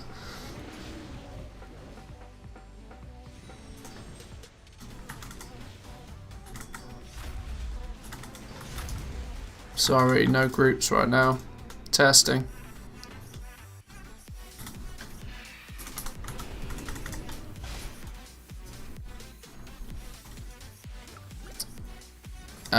You're not going to be able to farm alone in this spot unless you're level appropriate. If you're level 60, you're going to need to be in a group with somebody that is like level 50, for example.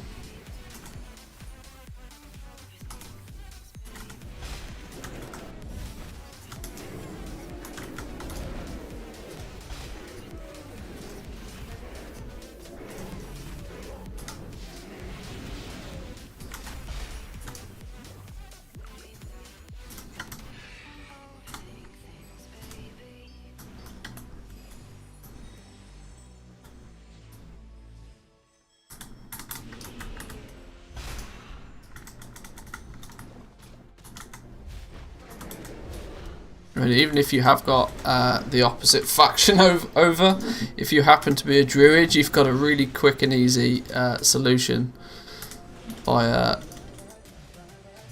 the fact that, what is it called, Sunfire tags everything in one GCD, which is so helpful.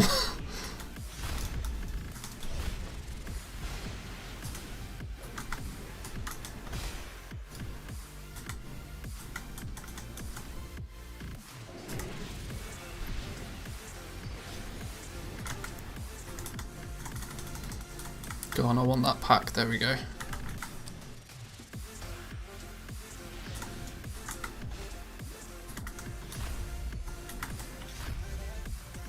This is actually interesting, as having a few extra people here, usually in a spot when you're farming, is a hindrance. But if it's a hyperspawn like this, it's actually a massive benefit.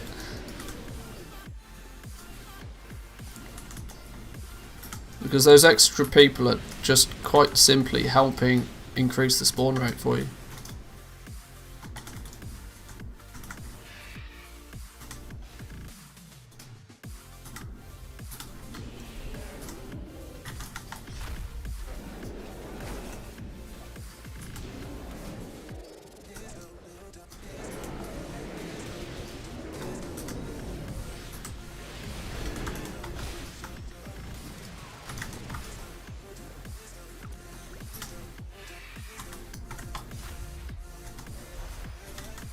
So we're 6 minutes in and we're already up to 106 minutes, which means we should be on target for about 1,000 an hour, which is at the point where I would actually consider it worthwhile to do.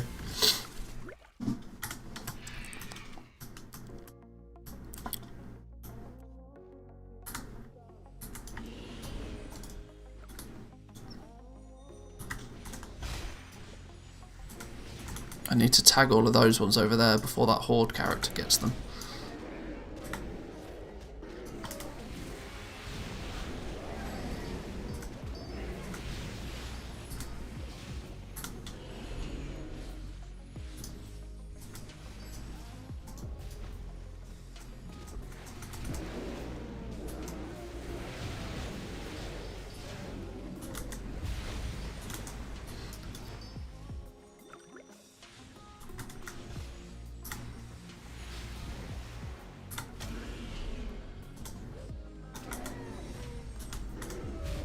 Heavy callous hide, 350 gold a piece. Hey, it's bot season out there, man. It's bot season. Rabbit season. Duck season. Rabbit season. Duck season fire.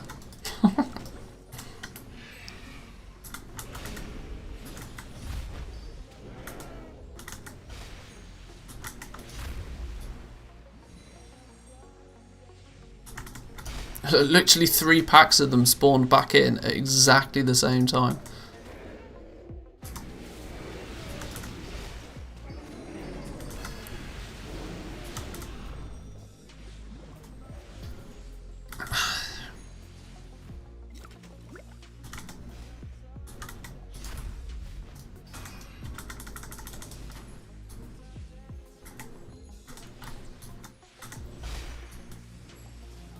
Get a tag on his. Get a tag on his. Yes.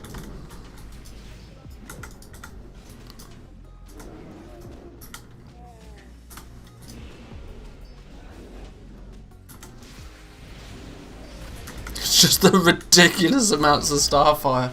It's really cool to watch.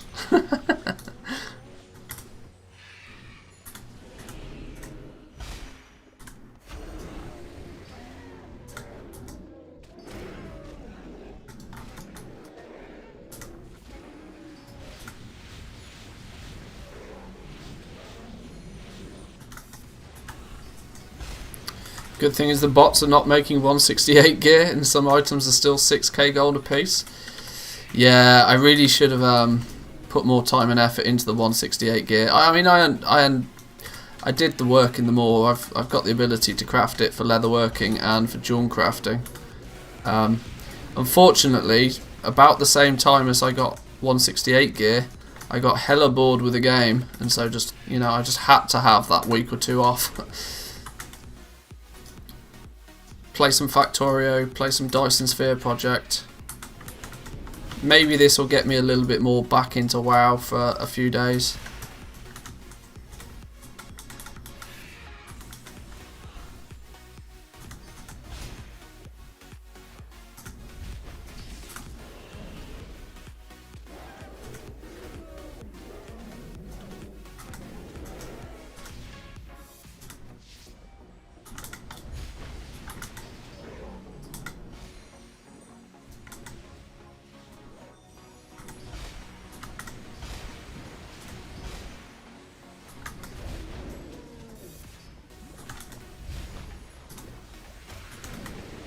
I can virtually stand in one spot right now. This is monstrously crazy.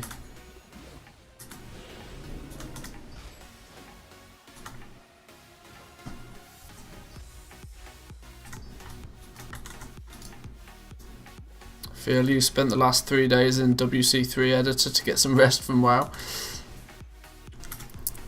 I mean, when I thought about it, because I had access to the beta, I was actually pretty much playing World of Warcraft 100 hours a week since, I want to say,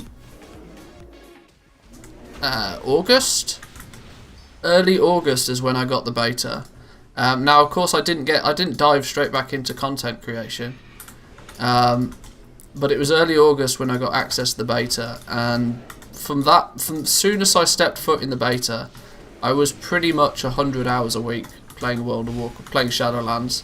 So I think I got bored of Shadowlands a lot quicker than some people, simply for the fact that I've actually been playing it for like 2-3 months more than some people.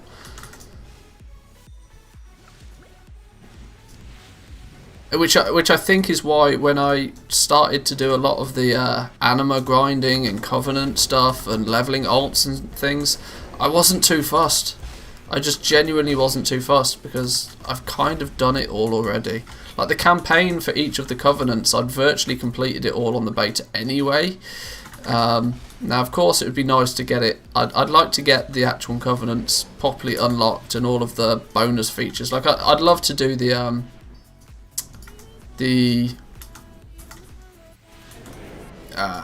like the Manthieus party and all of that sort of stuff, and get the Night Fae Garden up and running. The amount of time I spent in the Night Fae Garden on the beta compared to live is not even like I haven't even unlocked it in live. It's ridiculous.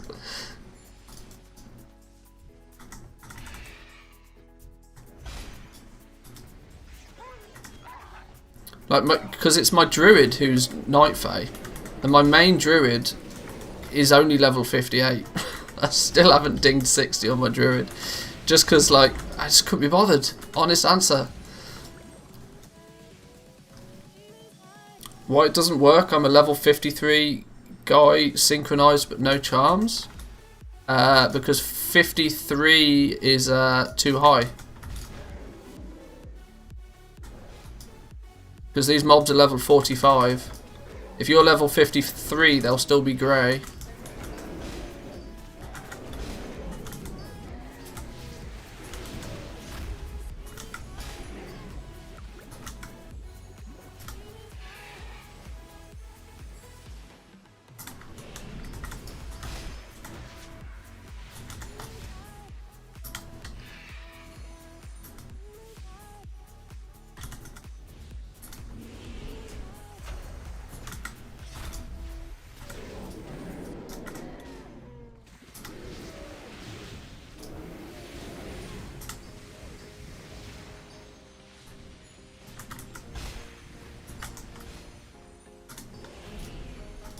I think if I remember right, it's a 7 level.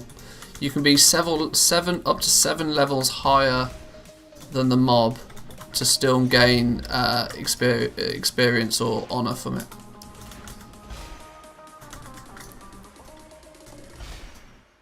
I believe it's 7 levels.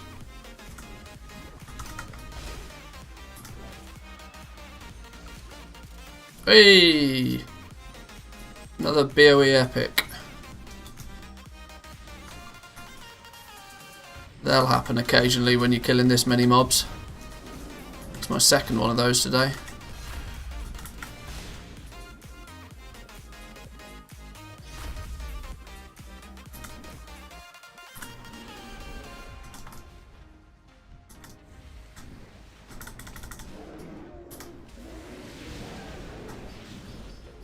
So good when I can buy 1,000 heavy callous hide for only 350k. Yeah, I mean, I remember paying like 1,500 gold, 2,000 gold almost for my heavy callous hides at one point. And that's when a million gold wouldn't get you very far at all.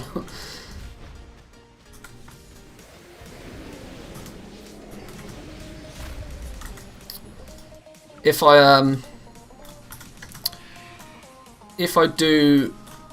The thing is, for me to start crafting and selling legendaries again, I need to know that I'm going to be willing to play the game every day. And at the moment, I'm just not willing to be playing the game every day. Because that's the only way I'll be able to craft and sell fast enough for me to not be too affected by the downturn in material price.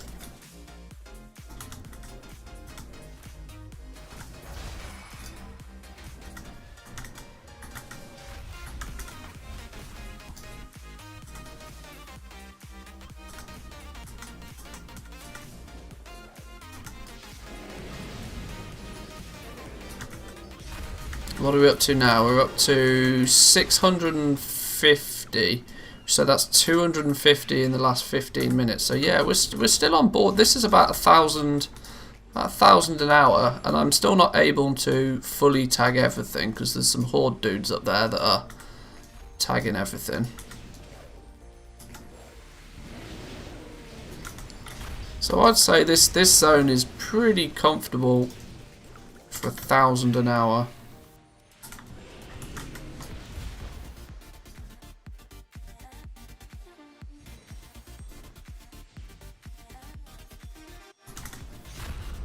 Cheers for the novice crafter's mark tip.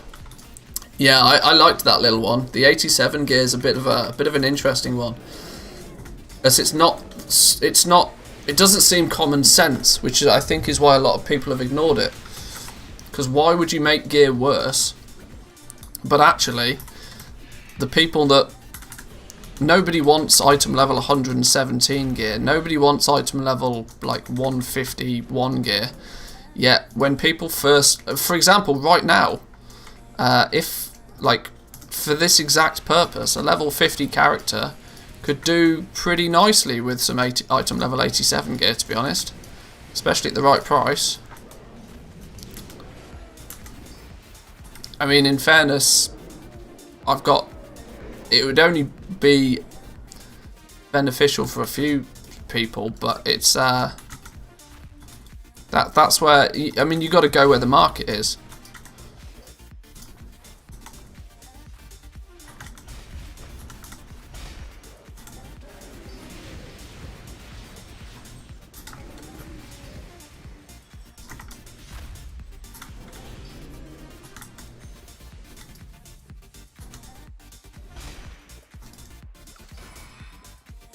I need to get back over to this spawn before they actually spawn like that.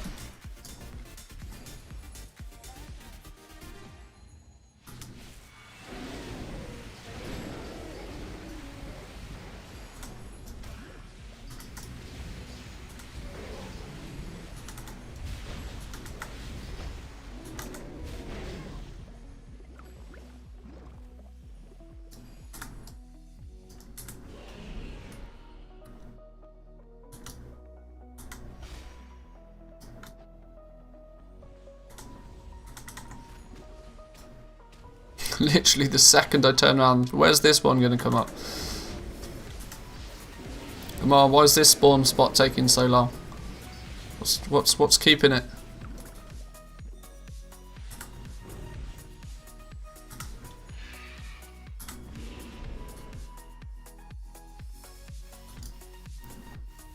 Is it maybe just because there's one there that the whole thing's not respawning? Hey, they're trying to steal my middle one. Get off, you nasty horde. Know your place.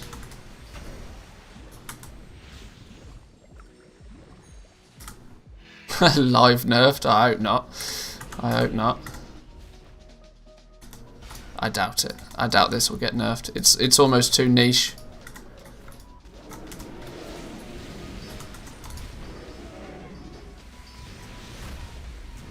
The fact that it only really works for level 50s. And arguably it really only works well for druids at that. I would group, but I'm not grouping at the moment. I'm timing it for video. I sometimes forget, you know, when I play this game that I'm not always streaming and people aren't always able to hear what I say. In that, I just realised that guy's probably not watching the stream. He's got no idea what's going on. He's just invited me because it seems logical.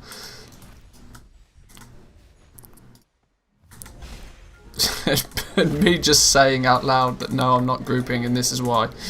Totally useless for most people.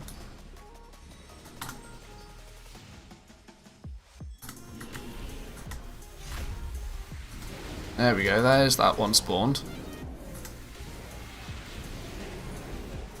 There's that one. We tag that one. Or dude can have that one over there, it's fine.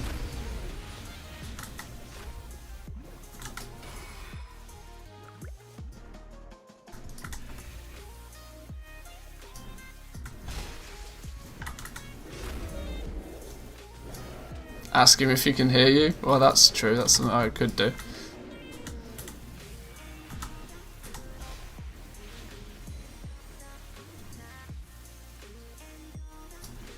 It's quite funny because I annoy the wife some days because you get when you're streaming you get so much into the habit, or at least I do anyway. I get so deep into the habit of like narrating what I'm doing. Because I know a lot of people use my stream as sort of like a bit of a podcast kind of thing, and so especially if the chat's not like fully flowing, I tend to get into the habit of just narrating whatever it is I'm doing. Yeah, then I'll go downstairs to make a sandwich and I'll start doing the same, and my wife just looks at me and be like, "What are you doing?" Oh, yeah, I don't need to give a running commentary of what's going on, do I? And then I start to feel a little bit crazy. And that's when I realise I need to take a break from World of Warcraft because I'm literally going insane. But it's alright.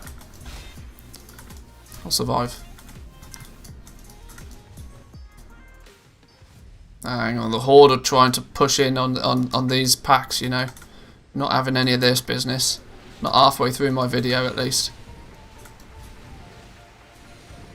I mean, you can try it, dudes, but get back onto your patch, please. Thank you. Love it.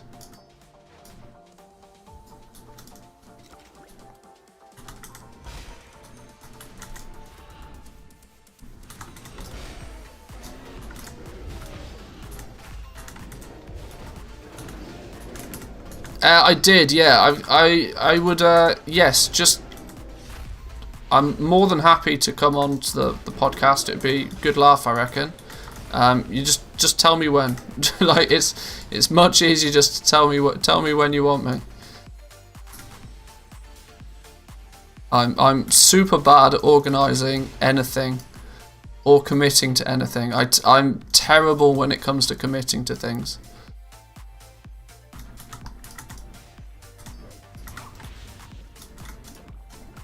Do you do it? I'm not sure what you do now. Do you do it live on Twitch or on YouTube, or do you live stream it, or do you record it off stream first? Not that it bothers me either way, because, you know, not bothered, but... Do you want us to come and provide some defence? Well, war mode's off anyway, so there's no issues with Hordes being about it.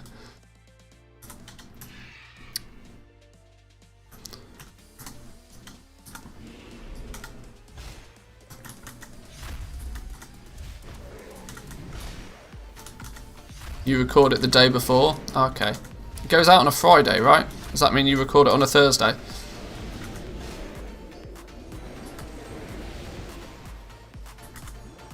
That way I can cut the audio if needed. Oh, I see. So if anybody drops the N-bomb, is that what we're... just a fail-safe. Don't want to get cancelled.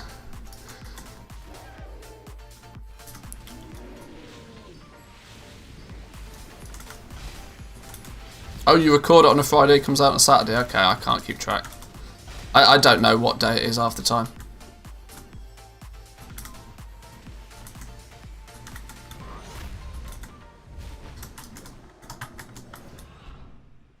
Cursing's allowed, but only to a degree.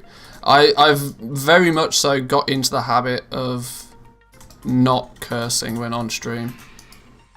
Simply because I live stream on YouTube. And that is an almost guaranteed way to get the video and the live stream demonetized really quickly.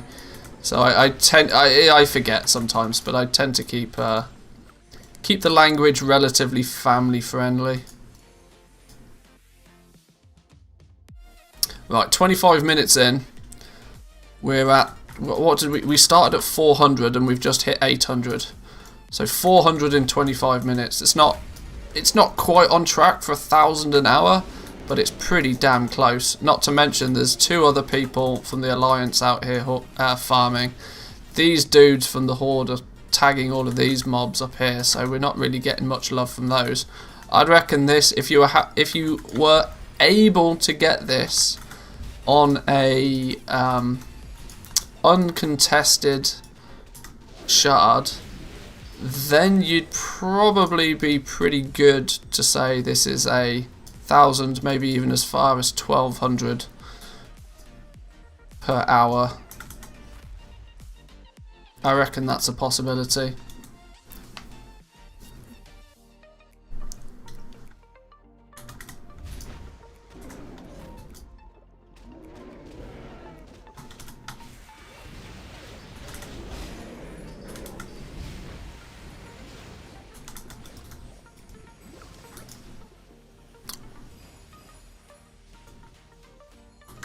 That slow's kind of annoying though. I keep forgetting to shapeshift in and out of it.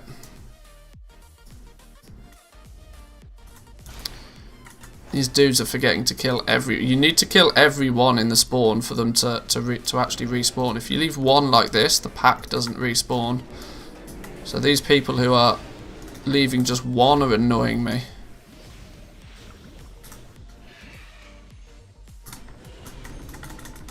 Oh, yoink.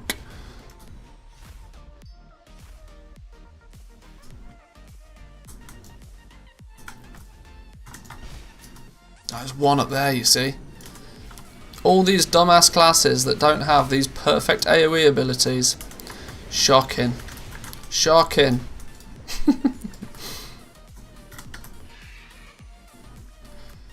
I just really wish I enjoyed the druid class. If I actually enjoyed playing a druid, I would probably main a druid. Just because as and when it comes to doing stuff like this, it's, you know, knowing the class. I mean, I know I literally press Sunfire and Starfall. That's it. It's absolutely it. But even still, it prevents me from doing any endgame farming with a druid, quite simply because I don't have the desire to play a druid endgame. Even though they are just absolute biss when it comes to farming stuff.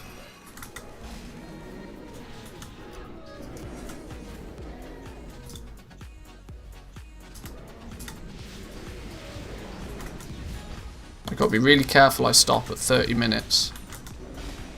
Because I'll forget otherwise.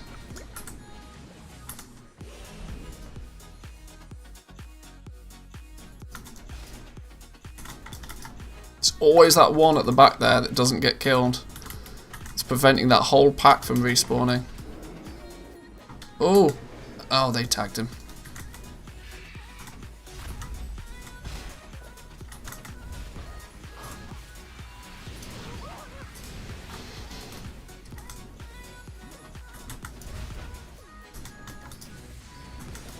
You can do this as a level. You can do this at any level, but you can only do it solo at level 50. If you're level 60, for example, you will need to be in a group with somebody that is level 50, of which then they can party sync to drop your level down to 50. And equally, it's very sensible to have your experience capped so that you don't accidentally out-level the zone. Because I reckon that could get pretty painful if you end up getting just that one level above, one level too high. Not that you'd really get much experience from killing these things anyway, I'd imagine, but you never know, you might get some. Oh shit, that was 30 minutes. See, I told you I'd forget. Let's kill these and then we'll stop. Right, there we go. So there was our 30 minutes. We started with 400, we ended up with 866. So 450 in half an hour, which realistically is 900 an hour. But we've got, I mean, there's easily 2 or 3 horde characters constantly over here. There's another dude pulling a couple of packs here. This was 900 an hour with competition. And I think that's the key thing to note, that with competition this was still 900 an hour. That's pretty bonkers, I think.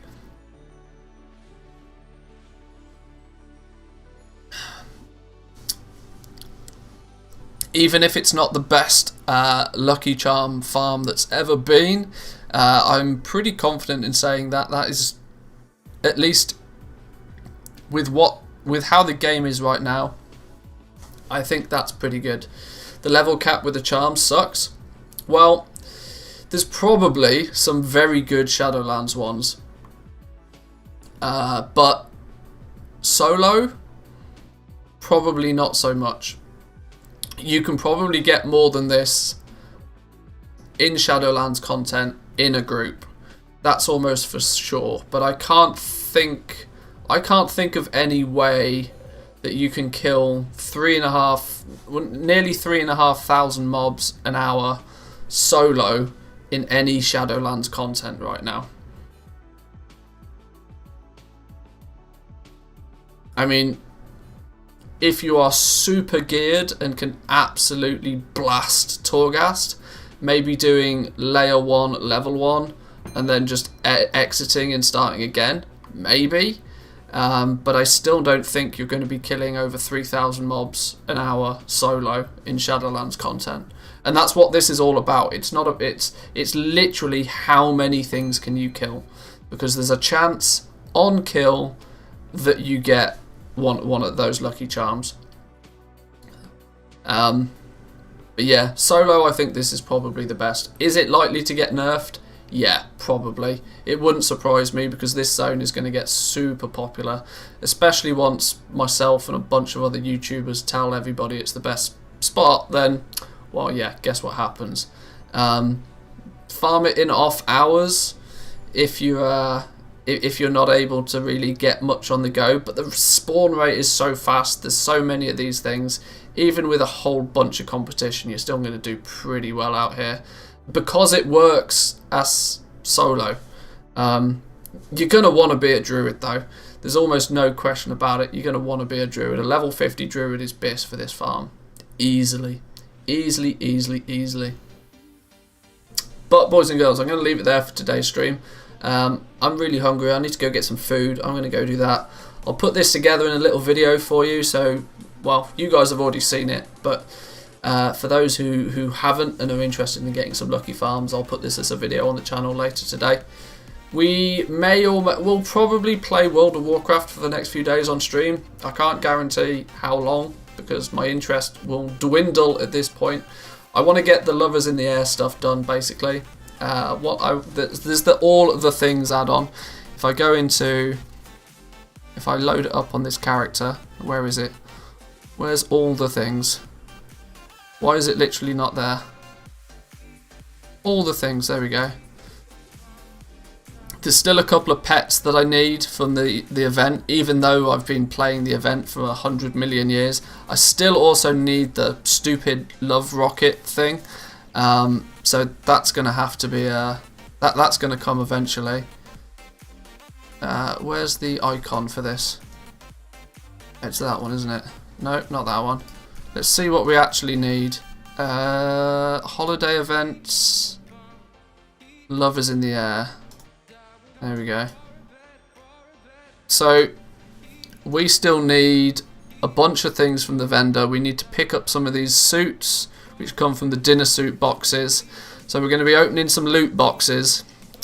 Yay for loot boxes. 200 charms are needed for each one of these loot boxes. So we're going to have to do about an hour's worth of farming just to open up 4 or 5 of these. So fingers crossed we get some good luck in the next few days opening these dinner suit boxes and the lovely dress boxes. The love boat we still need. Pedal Feet's lovely Hearthstone we still need.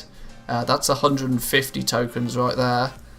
270 tokens for the love boat. That's probably why I've never got this before, because that's the same price as the mount. Wow, okay. But of course, you have to farm up the tokens to get this yourself. You can't get it any other way. The romantic pink picnic basket and the sturdy love fawn. There's a bunch of stuff I need from this event, so we're going to do a fair amount of farming. That will keep me interested in World of Warcraft for a while, because this number is currently 6%, and that is not acceptable for a holiday event considering I've been playing the game for 15 years. That is not acceptable. So we're going to have to pump those numbers, but that will come tomorrow. Well, anyway, boys and girls, like I said, I'm going to leave it there for today. Thanks for coming today. Viewership was, by no surprise, much better today, so I appreciate you guys hitting the like button as well. Before you leave, remember to hit that like button. If you're new around here, we primarily stream World of Warcraft and focus on gold making, so consider hitting the subscribe button. We live stream Monday through till Friday, right here on the channel, roughly the same sort of time. And so I will see you guys tomorrow. Enjoy the rest of your day. Peace!